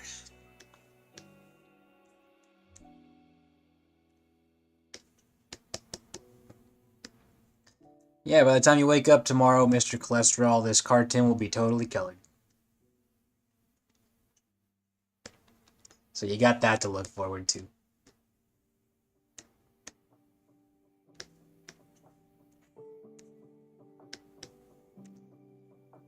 Sorry for my prolonged absence there. I kind of had to go get dinner started.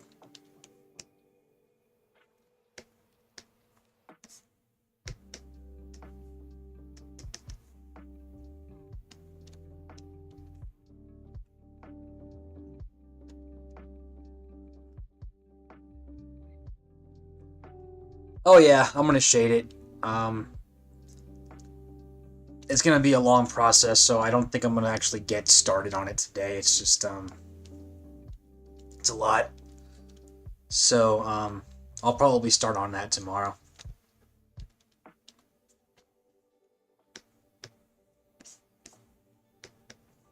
I'll knock out whatever I can today, though, in terms of everything else.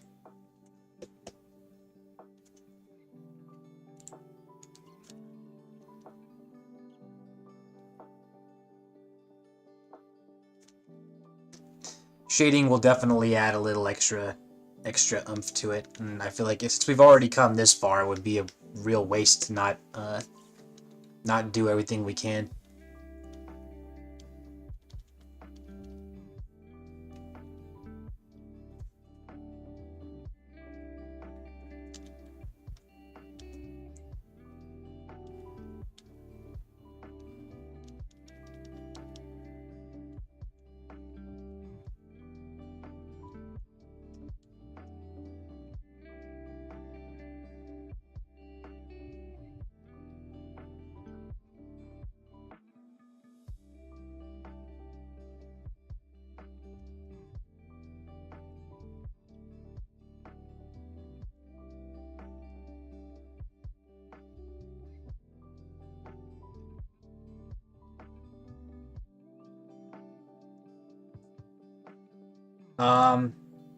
Slow. It's another slow process. The reason it's slow is because shading, we're trying to find. Let me unpin. Why do I still have this pinned? Let me unpin this. Sorry. It's slow because I need to find the correct shading. So I'm gonna go through it the way I animated the whole thing, and I'm gonna start on the keys. Yeah, I kind of already determined where the light comes from. That's why I did the line work the way that I did it.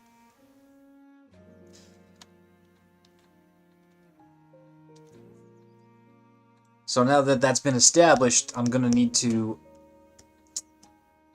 shade her body accordingly.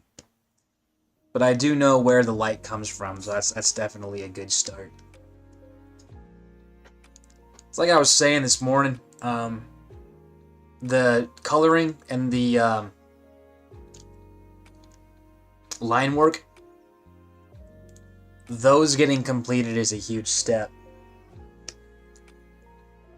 But yes, shading is very tedious. However, on the frames that I have shaded, or on the frame that I have shaded as a test, it looked great. So I'm gonna go through it.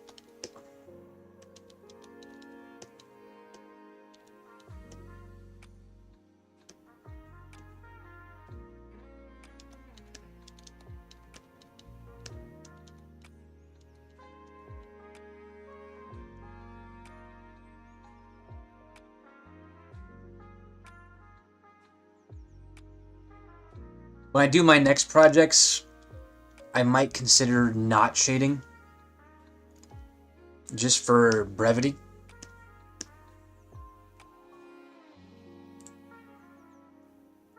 But I tell myself that often. Yet here I am, planning to shade.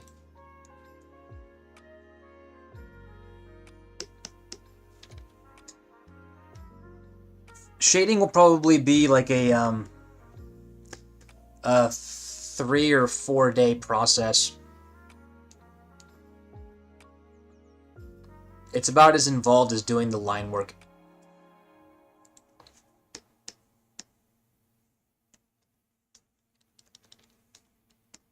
But again, it's like what's best for the cartoon, and shading would be nothing but great for it.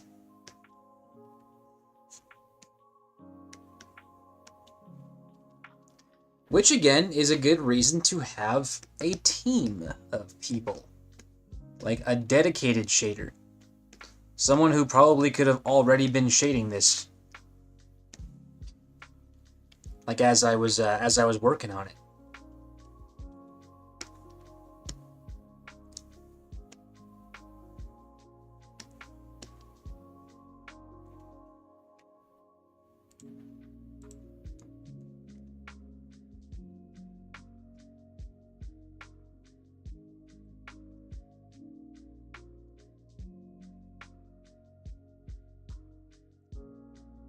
I would need to figure out what they charge, but they ain't exactly cheap.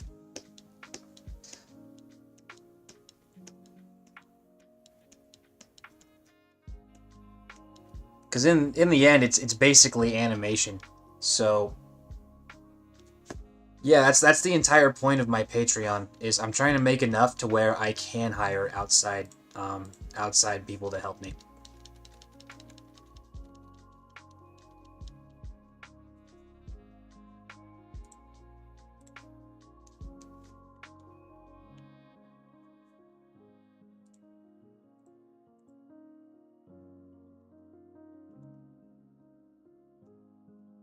But it's just, you know, like, in the meantime, I can do it myself.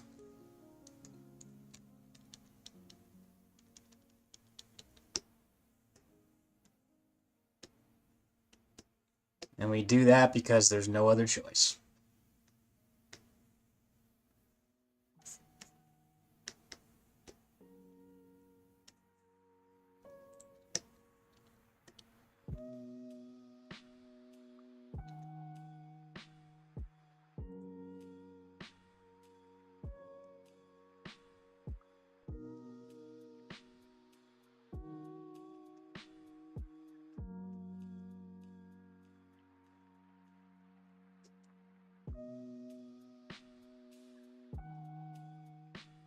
Speaking of that, I'm gonna put my Patreon link here just in case someone wants to take a look. I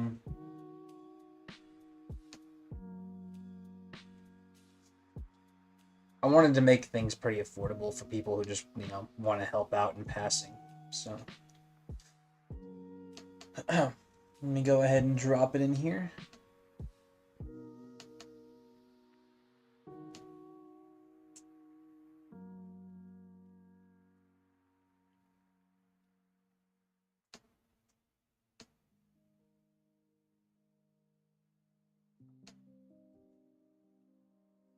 if you're you know, if you're thinking, if you guys want to help out a little bit, so that way I can get some outside help, even if it's like only $1, that would be extremely helpful.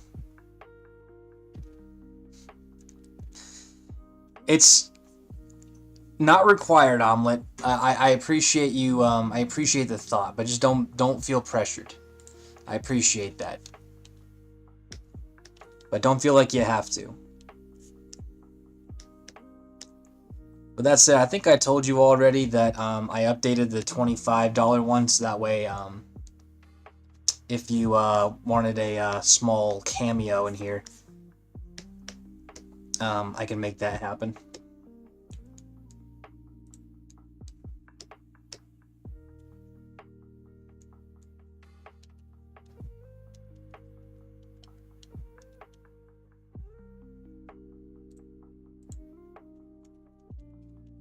Finish these guys up.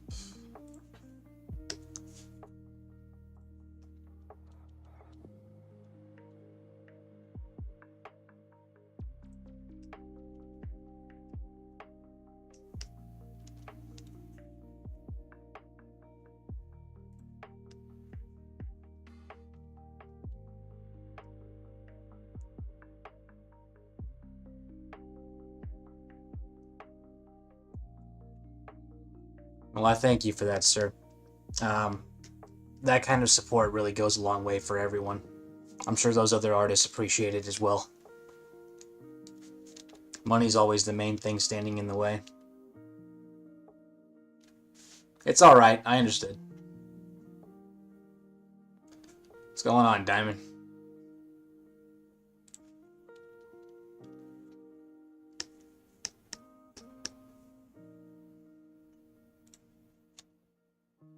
Okay, I think I didn't finish her eyes here. Let me do that really quick.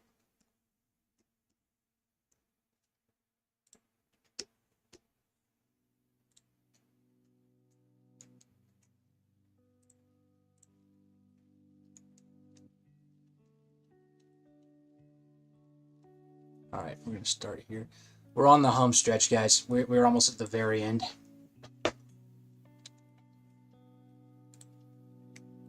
Alright, now let's go with purple.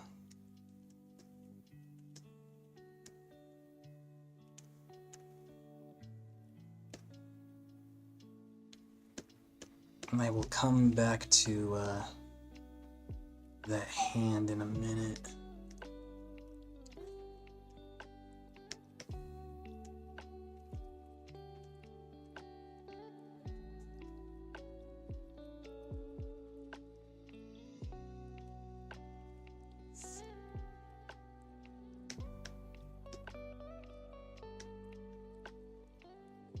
How you doing today?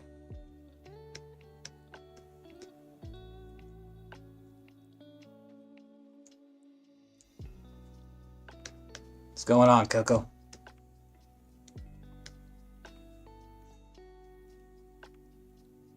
Marcus, good afternoon. It is afternoon for me, so.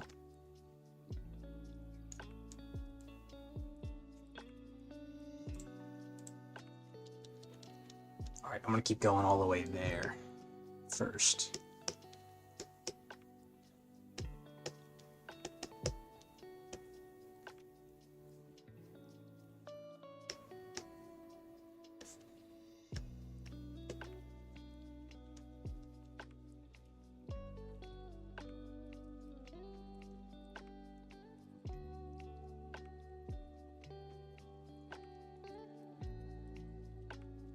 Alright, man. What time is it where you live?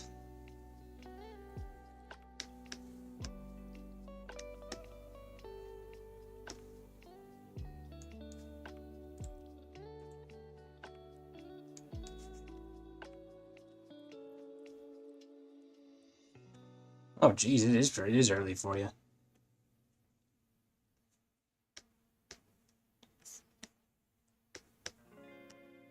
I don't think I've gotten... Oh, Marcus. Nice.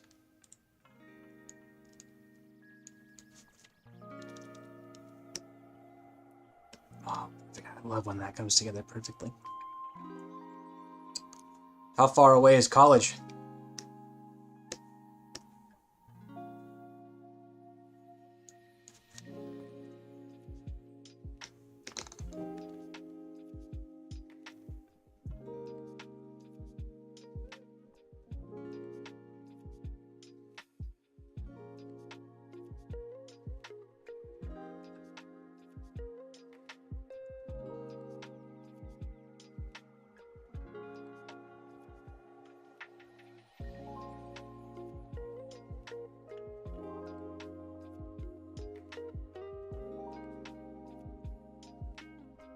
Okay, that's not so bad.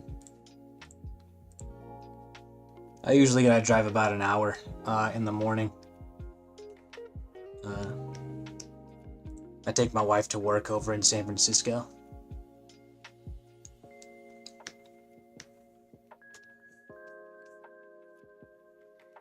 Thank you, Tora.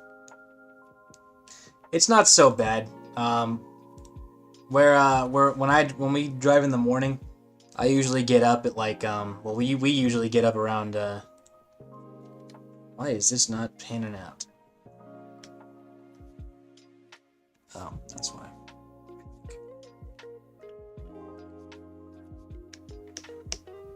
Oh, come on.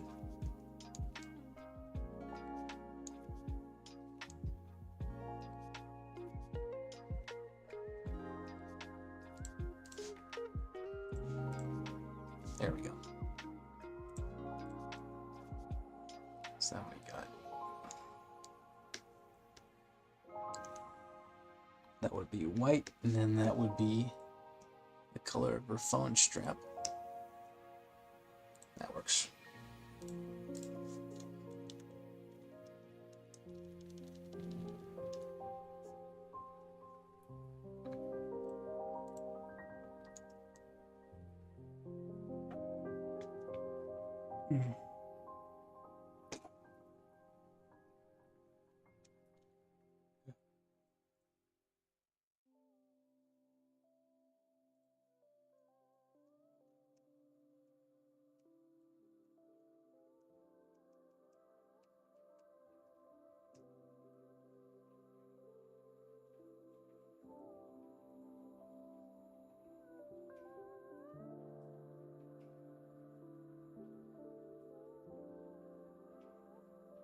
What's going on there? That is not right at all.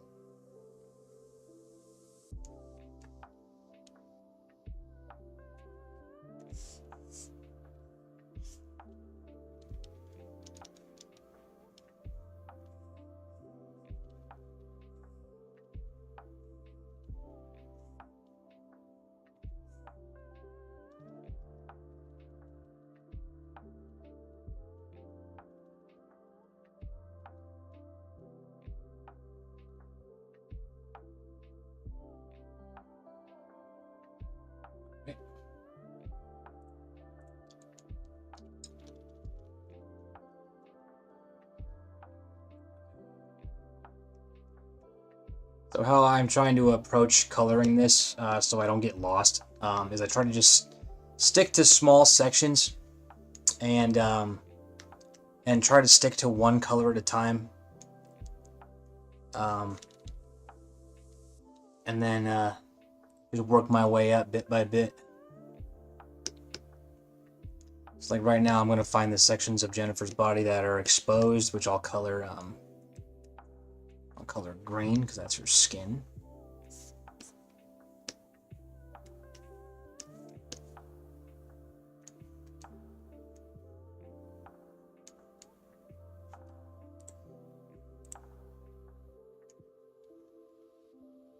I was on white first though, so I should probably stick with that.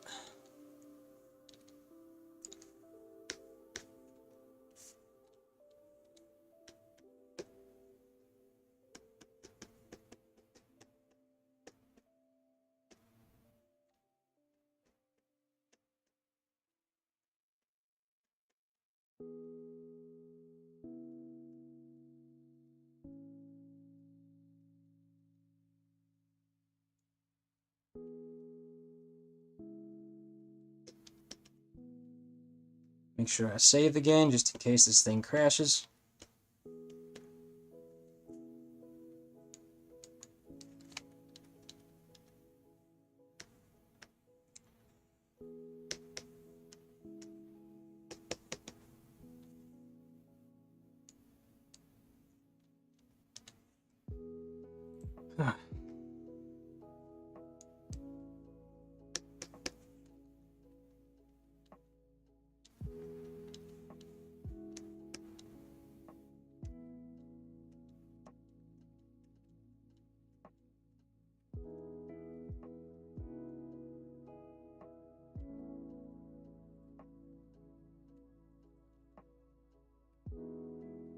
Doesn't look right.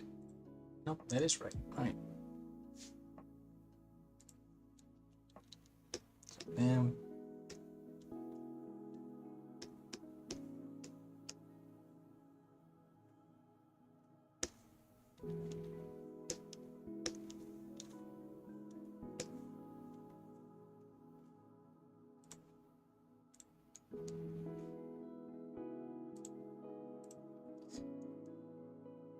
I'm liking how it looks as we color it in. It really really makes the character come together.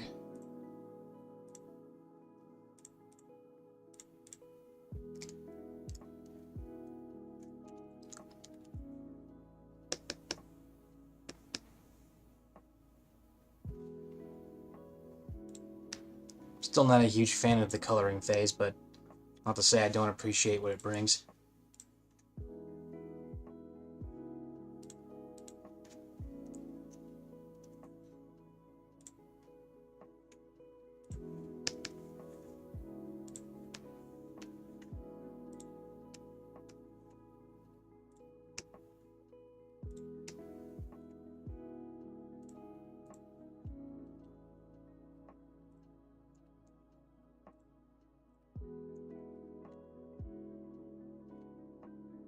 Hey, Joe.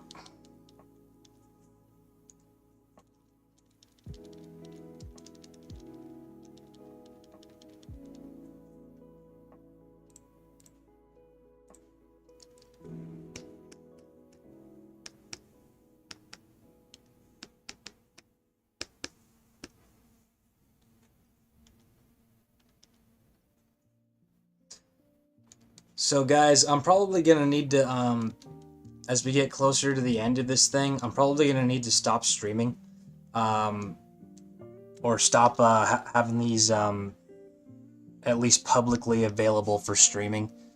Um, I I have some worries that there might be people who try to come in and screen cap my stuff. It's not finished right now, so it's okay if I have it, you know, like available to see. But like once we get to the end, I have concerns that people might start to screen cap it and pass it off as theirs. So I'm gonna need to stop broadcasting these.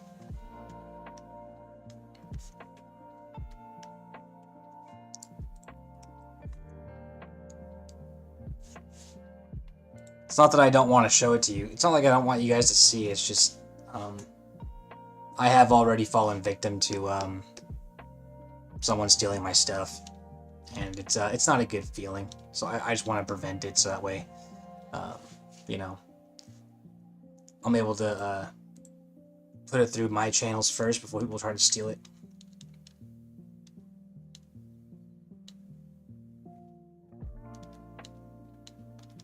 So I hope you understand.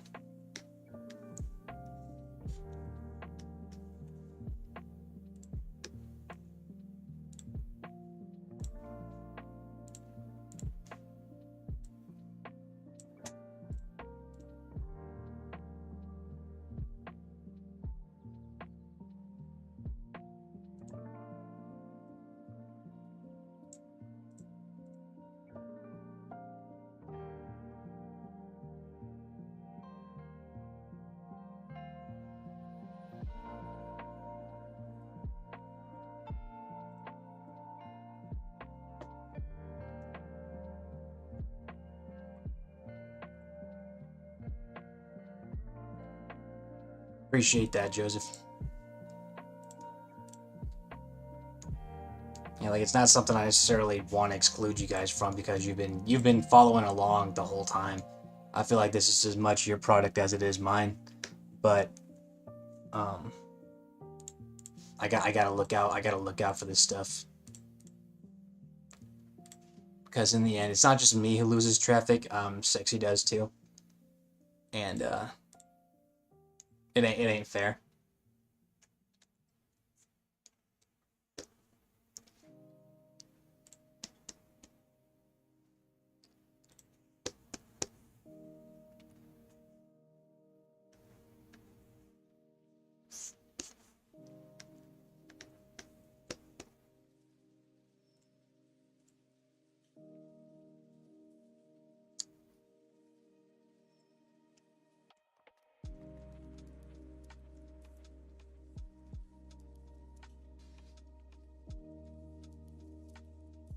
I'm actually gonna make a small...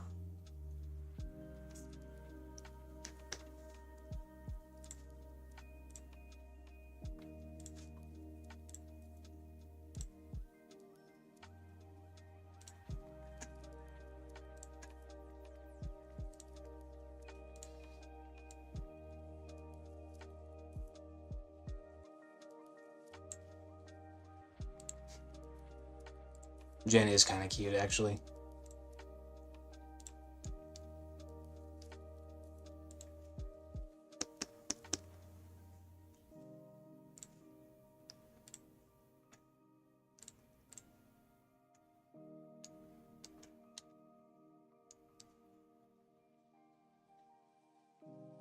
Alright. I'm actually going to finish the phone strap first, just knock that out.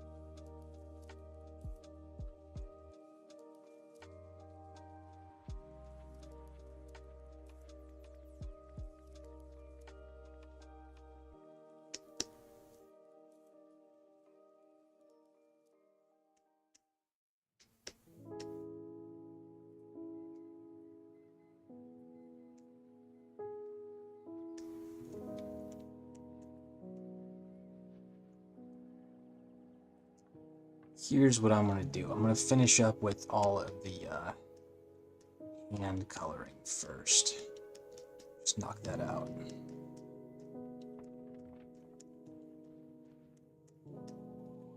Alright. Missed one. Let's do another one.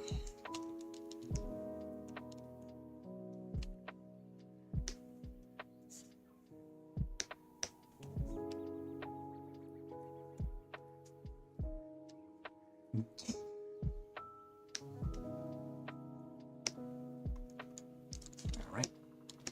Damn it.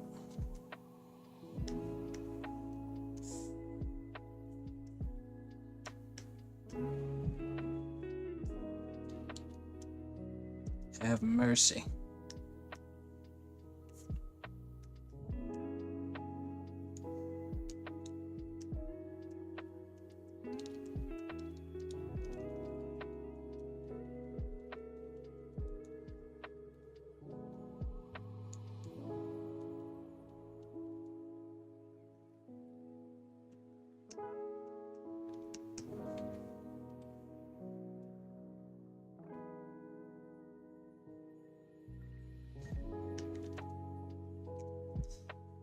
Yeah, I appreciate that. But I've been awake since 5 a.m. my time. Not working. I was driving, but could certainly use a nap.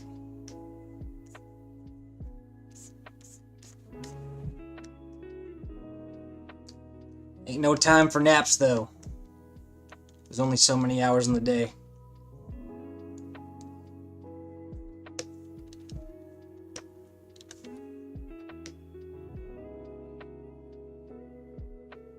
Yeah, I'm sorry, dude. I never actually played Half-Life 2. I watched my brother play, but I never played it. So, if there was a reference, it went way over my head, man. But now that you say that, I recognize your name, the G-Man. Hey, G-Man, have you seen that video? Where someone put all those Half-Life 2 sound effects over Breaking Bad.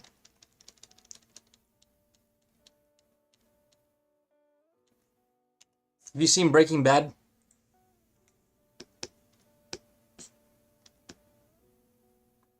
Well, YouTube Breaking Bad Half-Life 2. You'll thank me later.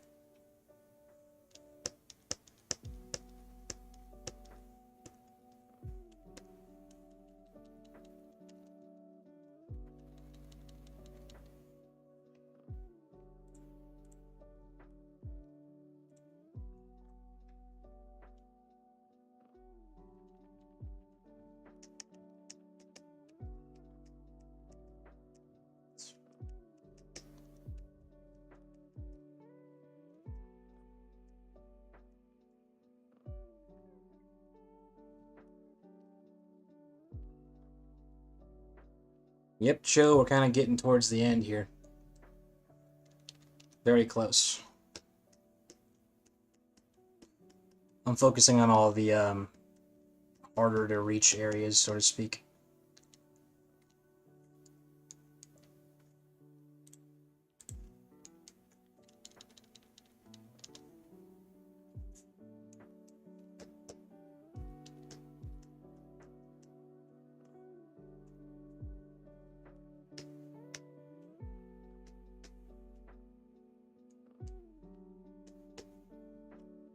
Shoot.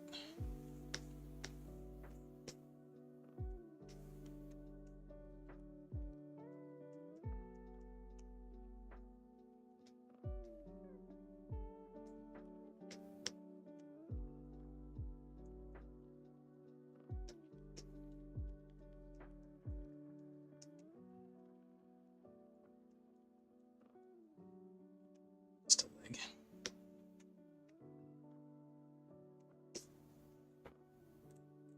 Right. That's her legs. Let's see.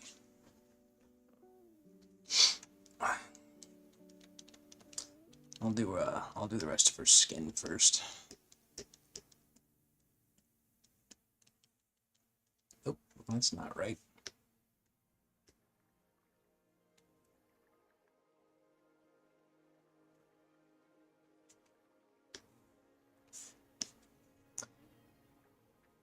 Yeah, sorry, man. That's another Half-Life reference. I'm not the guy to be making them to.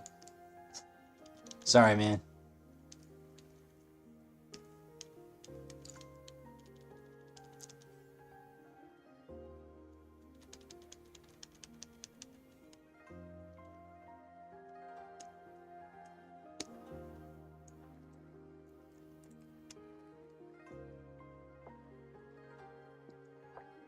Yeah.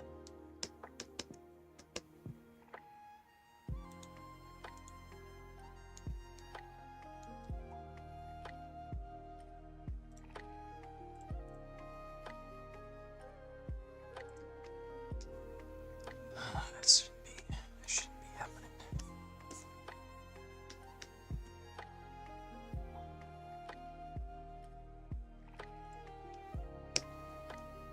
Oh wait, that's not the right one. There we go.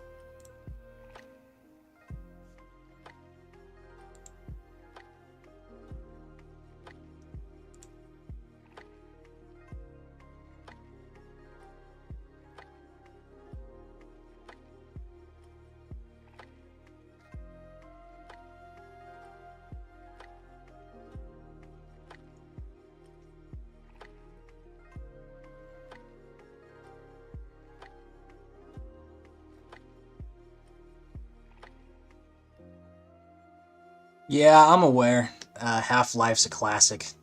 I respect it. I'll give it a shot one of these days. Proper shot.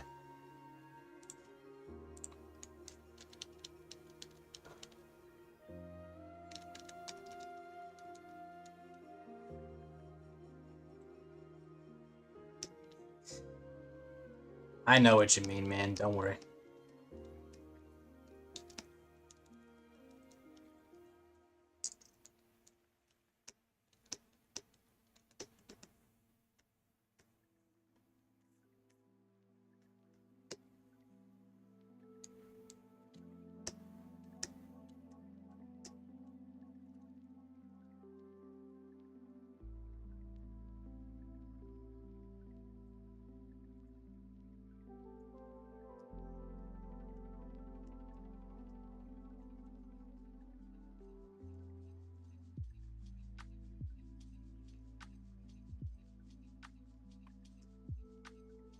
Gotta love that autocorrect, man.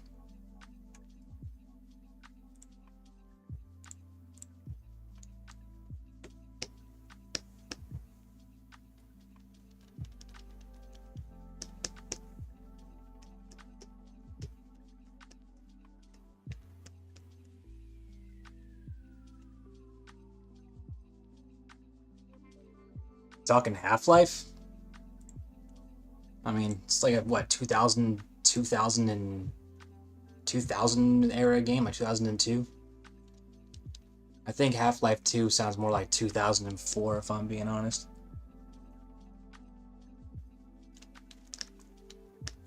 No, I don't want to play music like that. It's too much. I like to just have something that just kind of like makes background noise. Honestly, I usually play music that I don't even play music. I usually just work in silence. I made her eyes brown because that's Jennifer's natural eye color, and I wanted to use her eye color to show that she's in because she's in control of herself despite despite her transformation. So like if I were to animate something where she was like going insane, or she was like hulking out or something, I would have her eye color reflect that.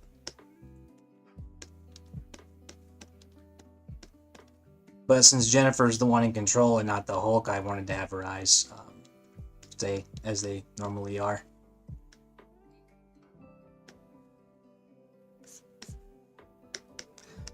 Oh yeah, no, I'm a psychopath. I work in silence.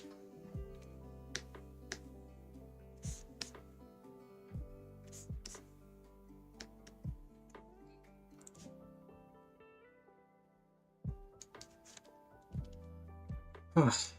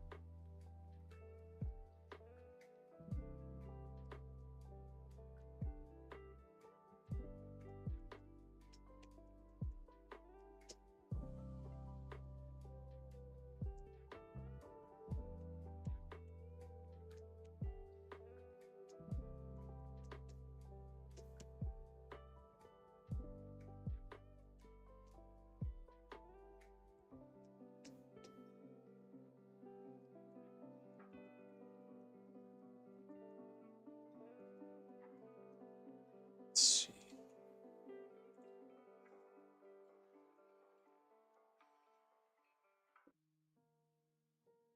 Yeah, those neuron activated memes make me laugh.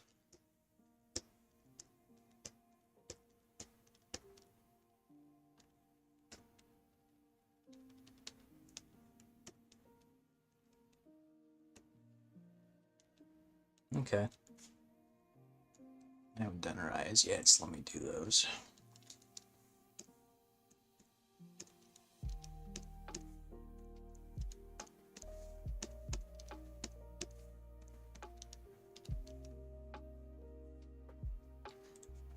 I might increase the saturation of her eyes a little bit. Make them a little more auburn.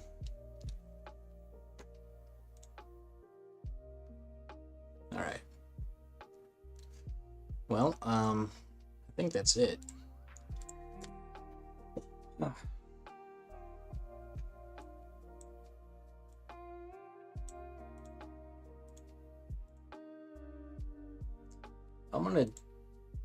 I'm gonna do something really quick. I'm actually gonna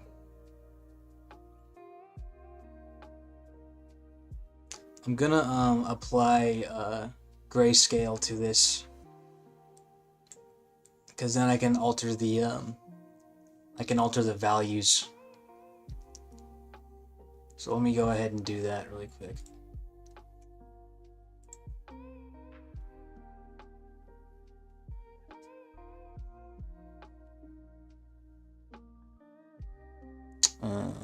Here.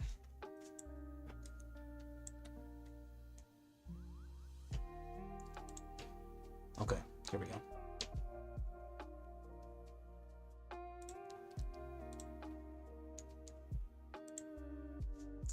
So what I'm gonna do, save it first of all, and I'm going to play around with Jennifer's values a little bit. Because it looks fine in grayscale. Or it looks fine when I just color it, but I feel like I can push some of her values just a tad. So what I'm gonna do is I'll drag that a little more like this.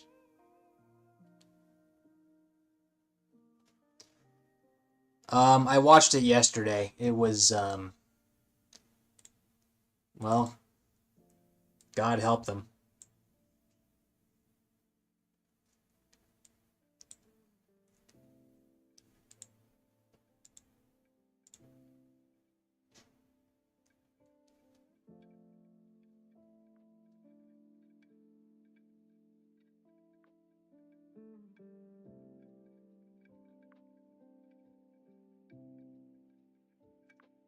I'm actually gonna, make her unitard just a little bit darker.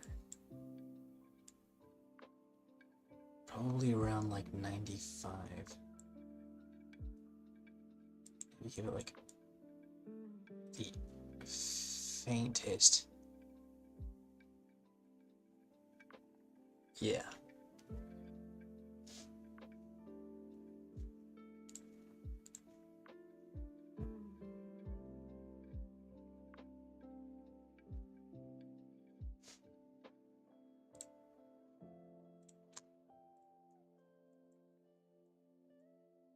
Yeah, I think Jack Black might have been might not have been the right call.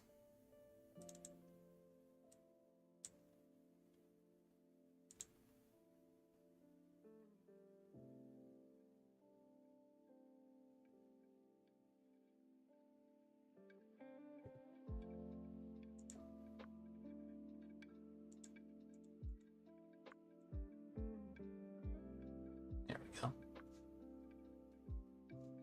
So you guys can't see it, but I'm actually altering. I can see her in color on my other screen, but I'm changing the color and looking at the black and white value at the same time, so that way I can get a good sense of what her values are. Values are arguably more important than the colors. So if I can find like a good balance, then well, whatever colors I make it won't particularly matter. I'm just wondering if I should make her skin darker, because I know She-Hulk's skin is generally a little on the dark side. It's just I don't want to go too dark with it.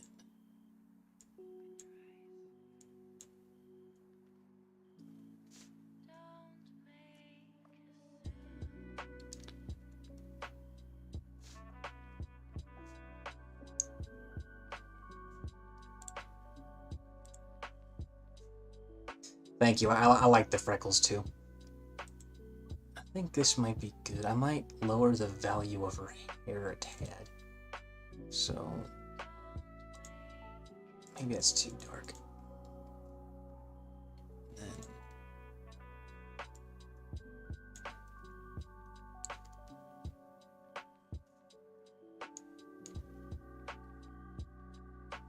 I gotta make the purple a little darker to separate it just a smidge from her skin.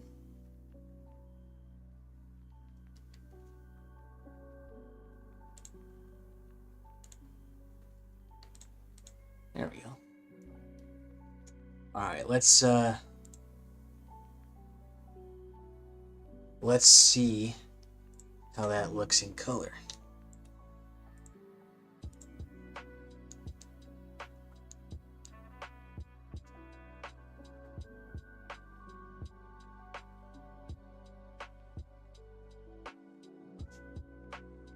I think that's fine.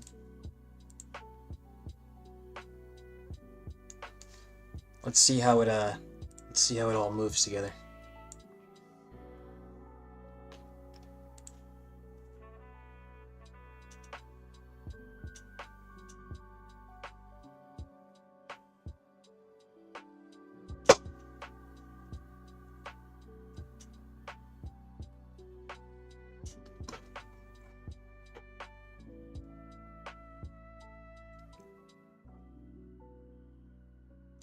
think I missed something.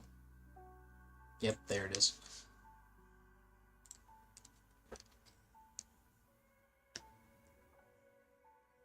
See you later, G-Man.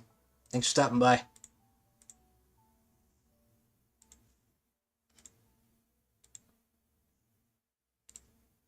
Dino, in response to the freckles. I don't know. I wanted to.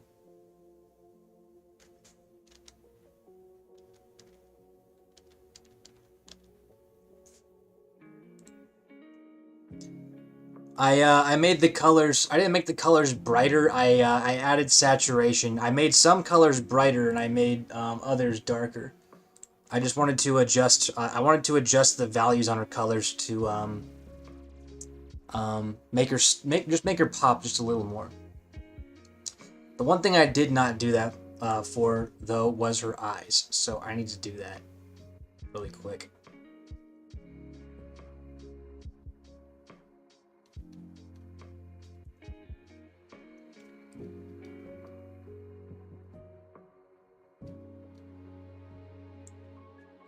So, let's go to her eyes over here. I'm gonna add,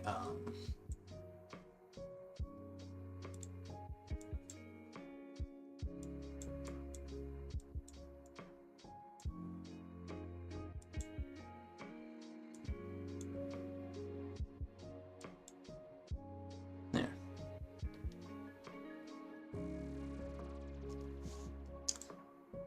So here's what I'm gonna do next, just for the lulz. I'm gonna add her eye shine.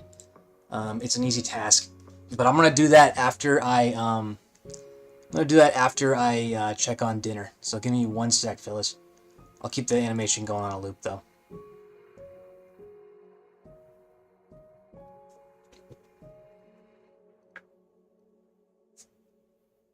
You'll see what I mean in a minute.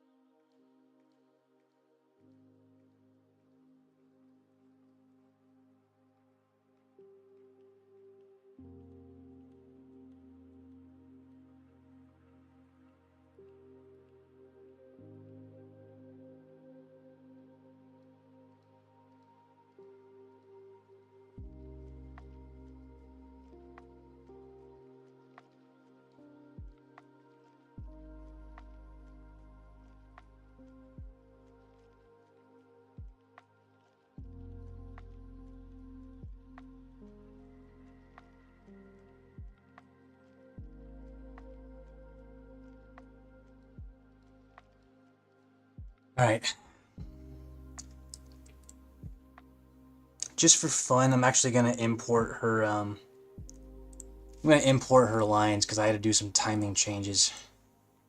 So let me go ahead and do that. I'm gonna. I gotta. What was I saying? Right. I gotta go through my files. I gotta put you guys on the pause screen really quick. Give me 1 sec, fellas.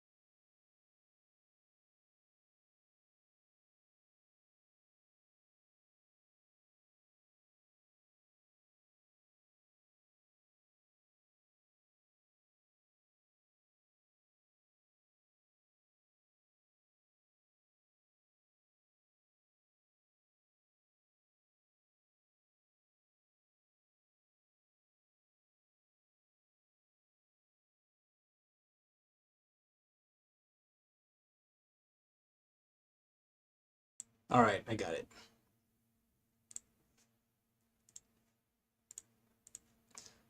So let me get rid of this. This doesn't need to be there no more. All right. So here's what it looks like. Thank you, Sag. Here's what it looks like colored and with sound. Tag him.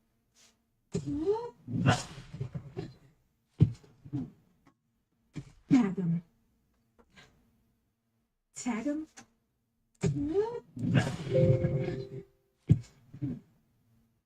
Tag him. Tag him.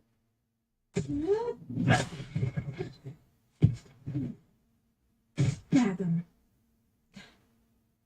Tag him.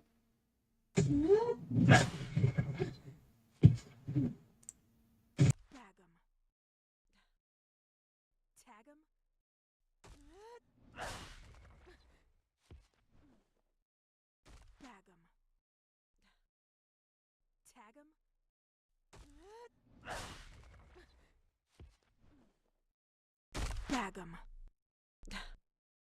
Tag him.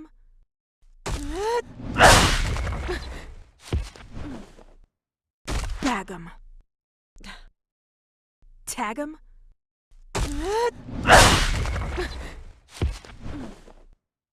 Tag him. Tag him.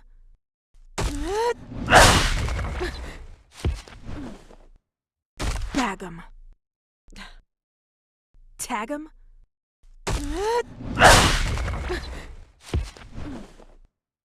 Tag him. Tag him.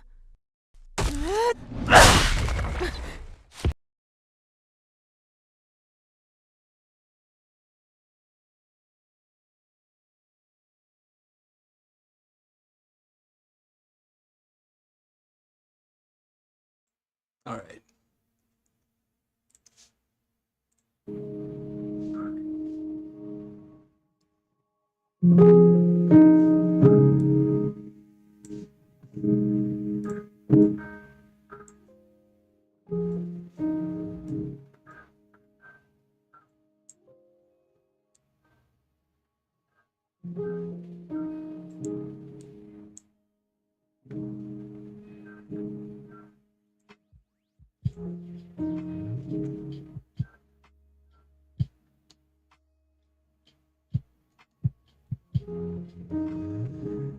Oh, all right. I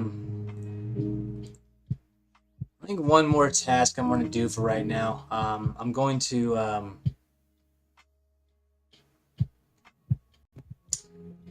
not going to do Jennifer's freckles right now. What I'm going to do is I'm going to add a little bit of shine to her eyes.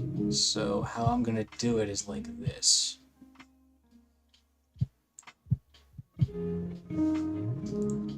Oh no, yeah, man, she killed it. Like, she's perfect.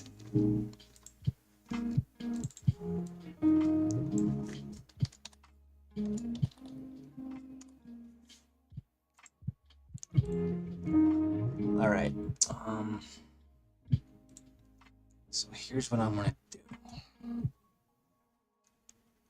Cause that was kind of that was the heavy lifting I was gonna do today. And I kind of don't want to go and do too much more heavy stuff today. So I'll knock out what small tasks I can. So what I'm gonna do is I copied the layer that I had Jennifer's freckles on. Thank you, Seg. Sexy really added a lot to it. I'm glad she hopped on board.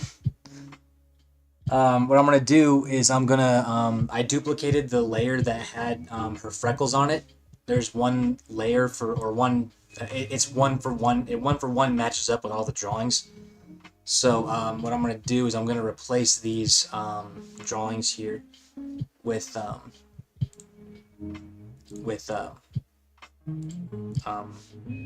the word I'm looking for? I'm gonna replace all these drawings with some shine for her eyes. So, all right. So, how I'm gonna do it? It's kind of like this. I already have a color set aside for it. I imported the colors from my last animation.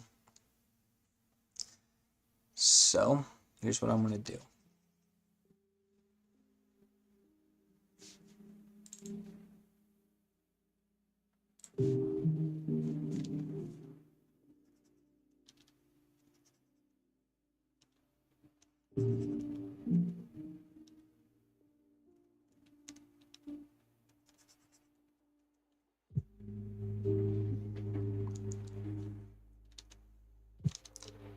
Just to add a little layer of film to her eyes.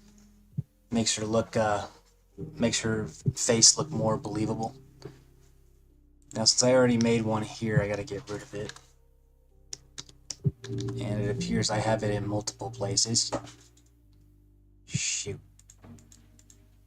Where the hell do I have it? Oh, here we go.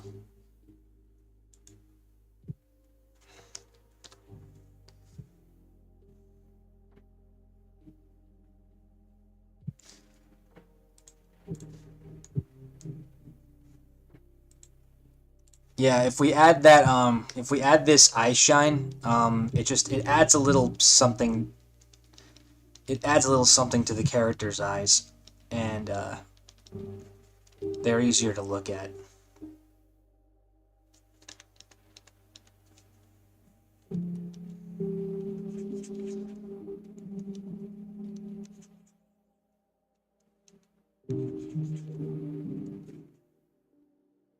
Now, what I'm probably gonna need to do is be mindful of where on the eye this goes.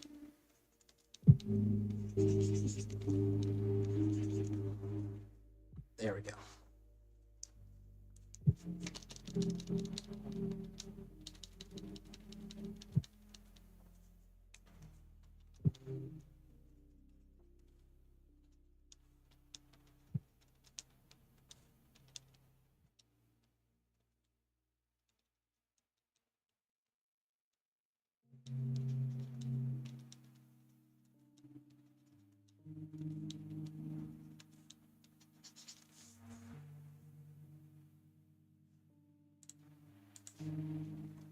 What I might try to do for her irises is I might, if I'm feeling bold enough, add a gradient to it, just to make her irises a little more deep. It wouldn't be that hard to do either. Okay, I'm not liking the positions of those. They're not working. So let me see. Where would I place it? See, I gotta make sure she's still looking at us. There.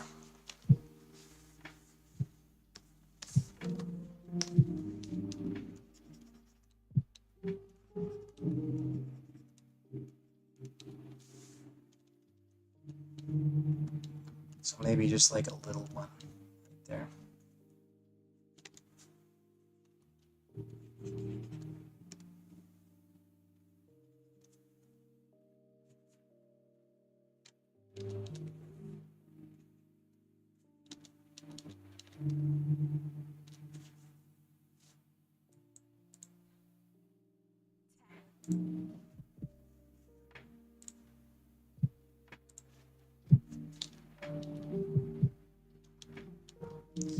See, what I would do is I'm gonna actually make her irises a little darker in the middle, because I don't want to draw her pupils.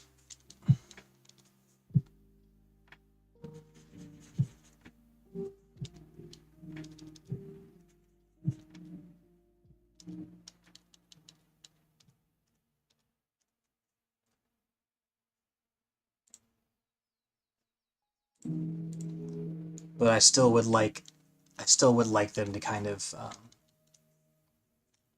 be present somehow. So a slight little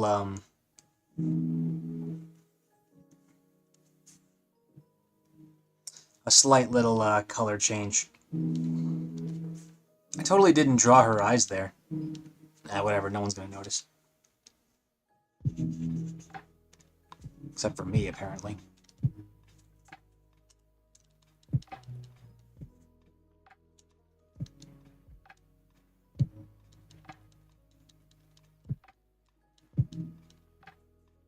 So, I'm gonna want one right here, and one right there. You gotta make them somewhat match up. Oh, okay. I think I might leave it anyway.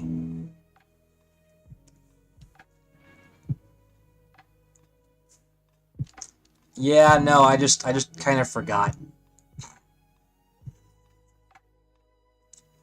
Thing is, it doesn't not work.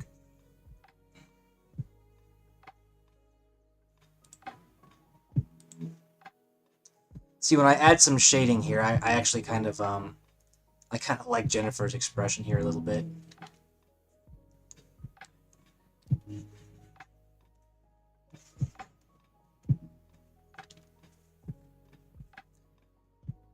Alright, so I need to go through and get rid of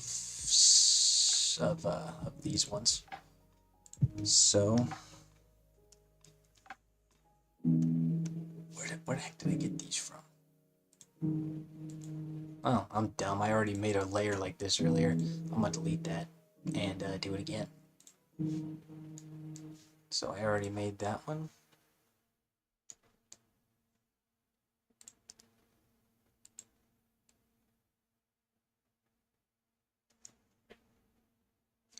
My least style. Nice.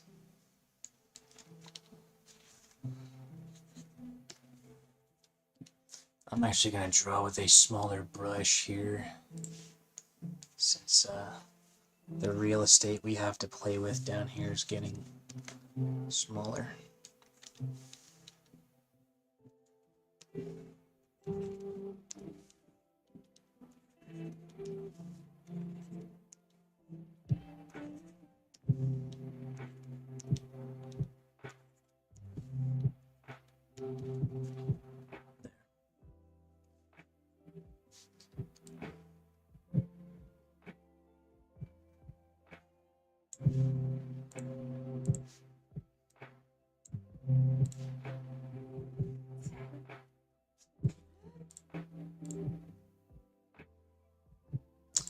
probably use another one here. It's kind of small. There. So, what I'm going to do with Jennifer's iris, what I said earlier, I'm going to make it a little darker in the middle.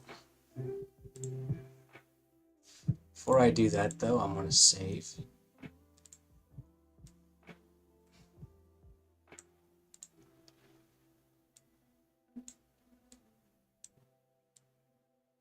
There. So since I'm doing that, I can actually brighten up that.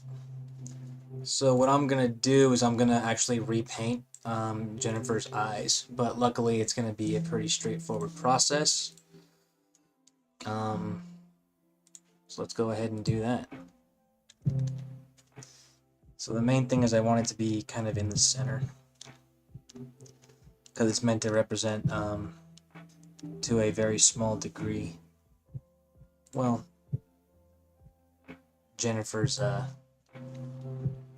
iris, but I'm starting to think that it might make more sense to just have it represent lighting than her iris. Let's see how that looks.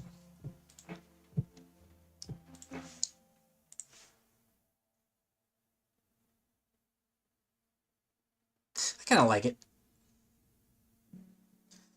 Because I don't want to go black. It's more meant to suggest the pupils than to actually be them.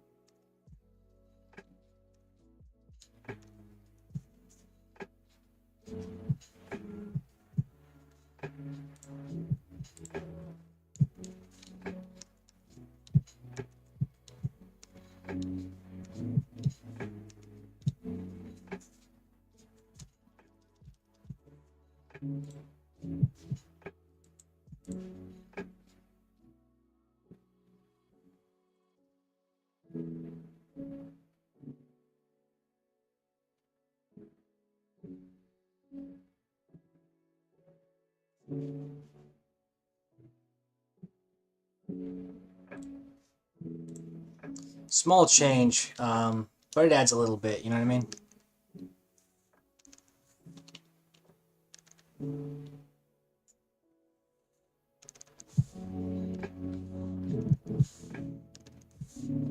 You'll get there, man.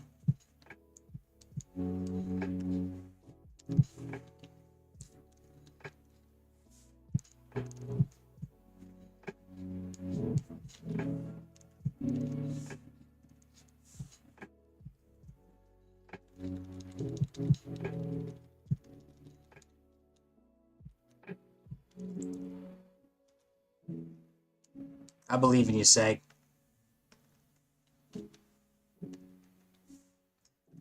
So it might be a little on the dark side in the middle, but luckily it's an extremely easy fix.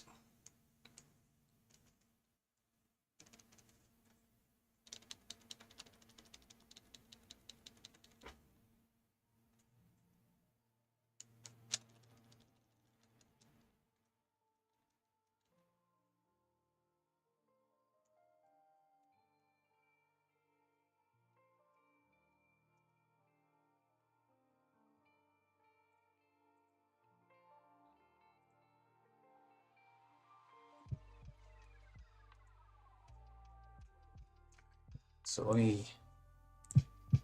me see if I can't make an adjustment. I might have gone a little too dark. There we go, just a smidge. Alright. So,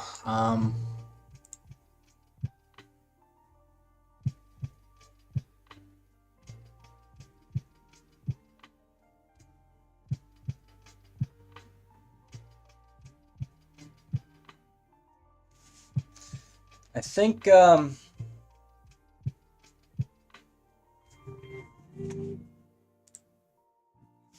looks pretty good. There might be some hiccups here and there that I could tweak a little bit, but I think this might be a good place to stop.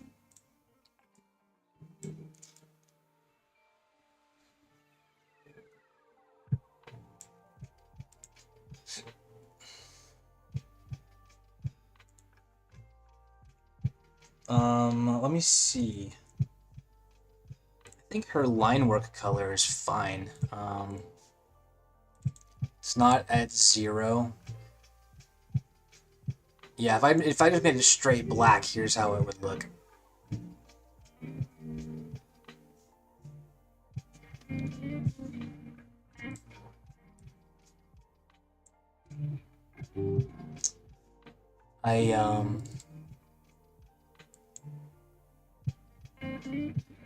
It looks okay as straight black, but I personally like it better, a little more subdued. It could probably be just a smidge darker. I'll take it down to like maybe 14. And then add just a little bit of saturation. I'll go like 61. You know what, let's just see how it would look fully saturated. You really can't tell the difference. I'll take it back up to 14.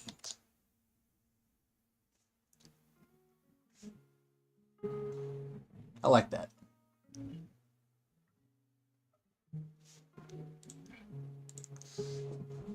Alright, since I got her body fully colored, what I'm gonna do right now is I'm gonna reattach the shading once I get all this sorted out. Actually, you know what I might try? One thing at a time, so let me go ahead and put that in.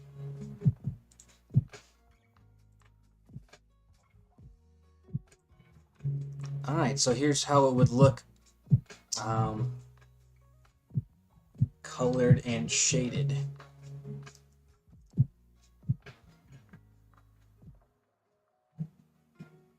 That actually looks really good.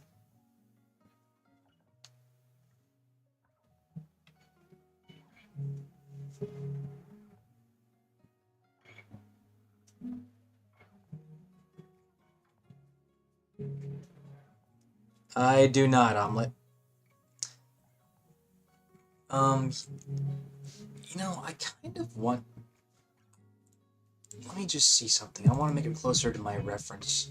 She had more of a blue.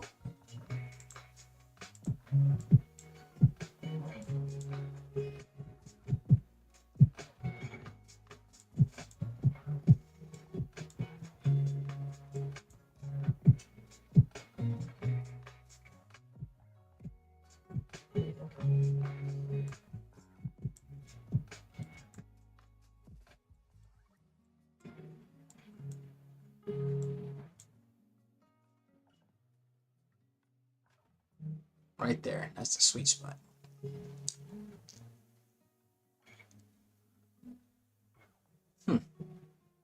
Alright.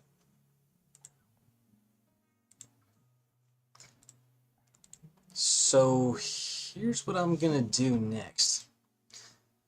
I actually already made nodes on which to put her freckles. I already had that pre-made from an earlier session. So what I'm gonna do is I'm actually going to make that. I'm gonna put those all together. Okay, before I do that, let me save. Alright. So, here's how I'm gonna do that. So I've got 2 layers, Gen Freckles and then Gen Freckles under. Alright. I'm gonna put the eye shine above everything else. I'm gonna get rid of that layer because that doesn't exist anymore. Alright. This will be a good one to test it on.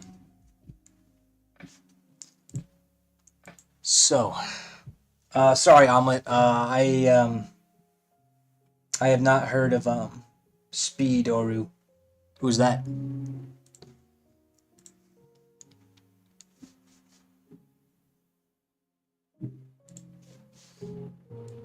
Alright, so what I'm gonna do is I am going to select all of these.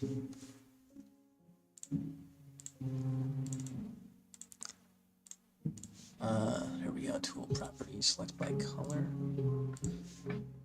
So I am going to select all of her freckles.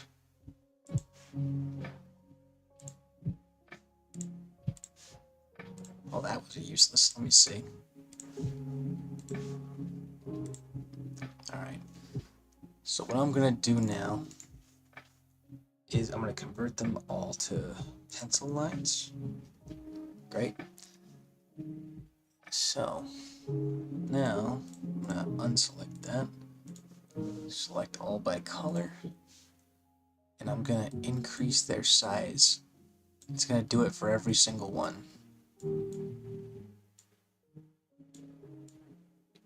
So what I should have now is there we go. So what I'm gonna do now, let me unselect that. So let me get this all sorted out.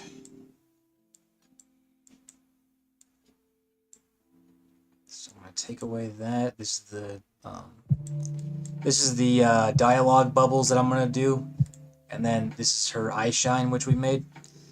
So we have a bit of combinations to do here. So I'm gonna delete this. So let me get rid of that. So cut. I'm going to attach this to that node. Alright. So then what I'm going to do now is I'm going to connect this node to that node. Now, alright, cool. So now if I render this out, we've got that very faint underlayer for Jen's freckles. I'm gonna actually reduce that by about half though. There. So now, if I scroll through all the drawings, it's there for all of them.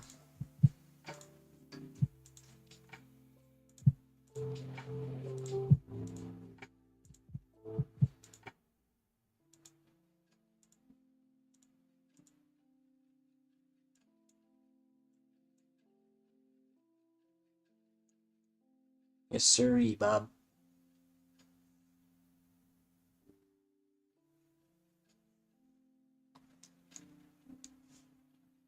Okay. So yeah, all of Jennifer's eye shine drawings are there. All of her freckles and her undertone for her skin are there. She's colored. Yeah, I think that's probably alright, I think that's a good place to stop for now. I got a whole lot done today. I don't think I have the energy right now, or the concentration to begin doing any more shading. But I think this is a good place. I think this is a good place to stop for today. I don't think I'll even be doing any more work on this tonight. Let me go ahead and play this out though, just to kind of like, you know, have this playing as I talk.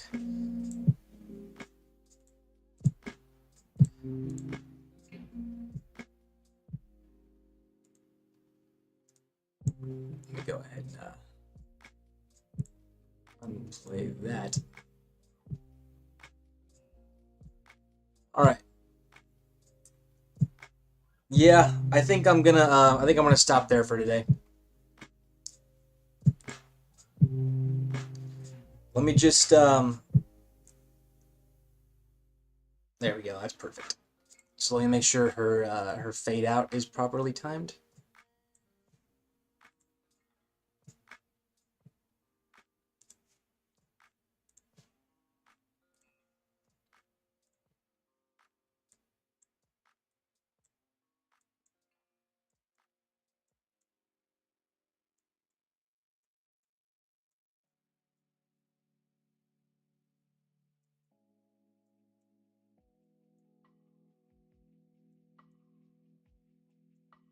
Good.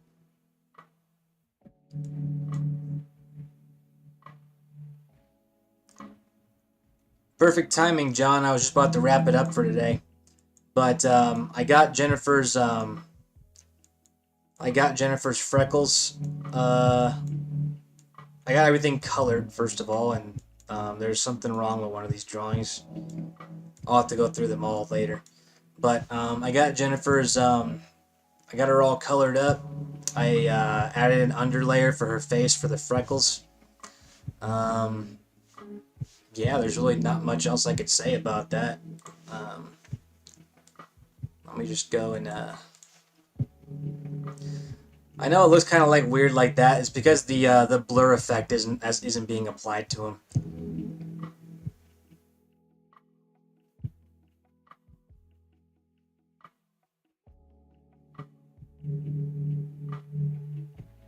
Thank you very much, Seg.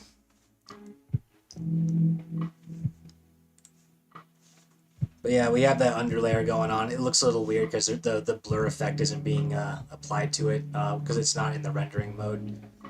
So for now, I'll just take it off.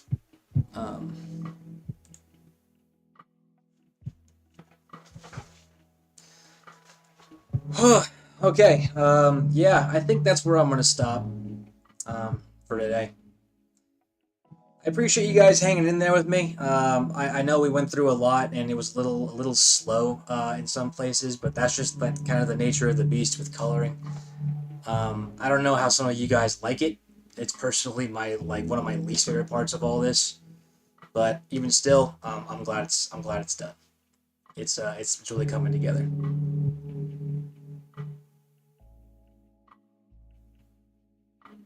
Yeah, no, when I applied the color, I even noted to myself, like, my gosh, it actually looks pretty thick. So, once I apply the shading, I have a feeling that's just gonna get even more pronounced.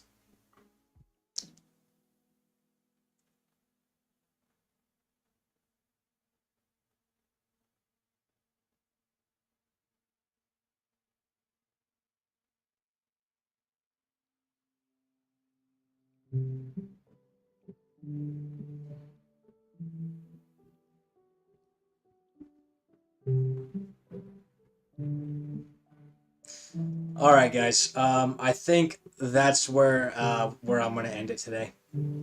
So for those of you guys who stuck around, thank you for hanging in there. For those of you who just joined, sorry, I gotta wrap it up for today though.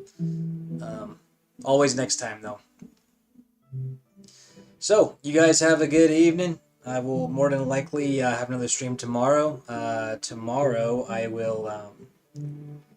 will begin shading the key drawings. We're basically just gonna have to go through the entire drawing, start to finish, and we gotta just shade it bit by bit. So, all right, fellas, I'm logging off. You guys have a good night.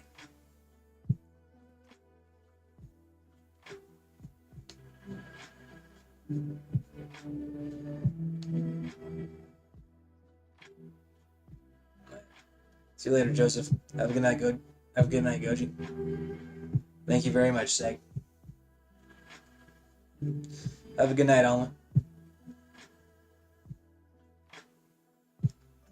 John, if you're still there, you have a good night as well.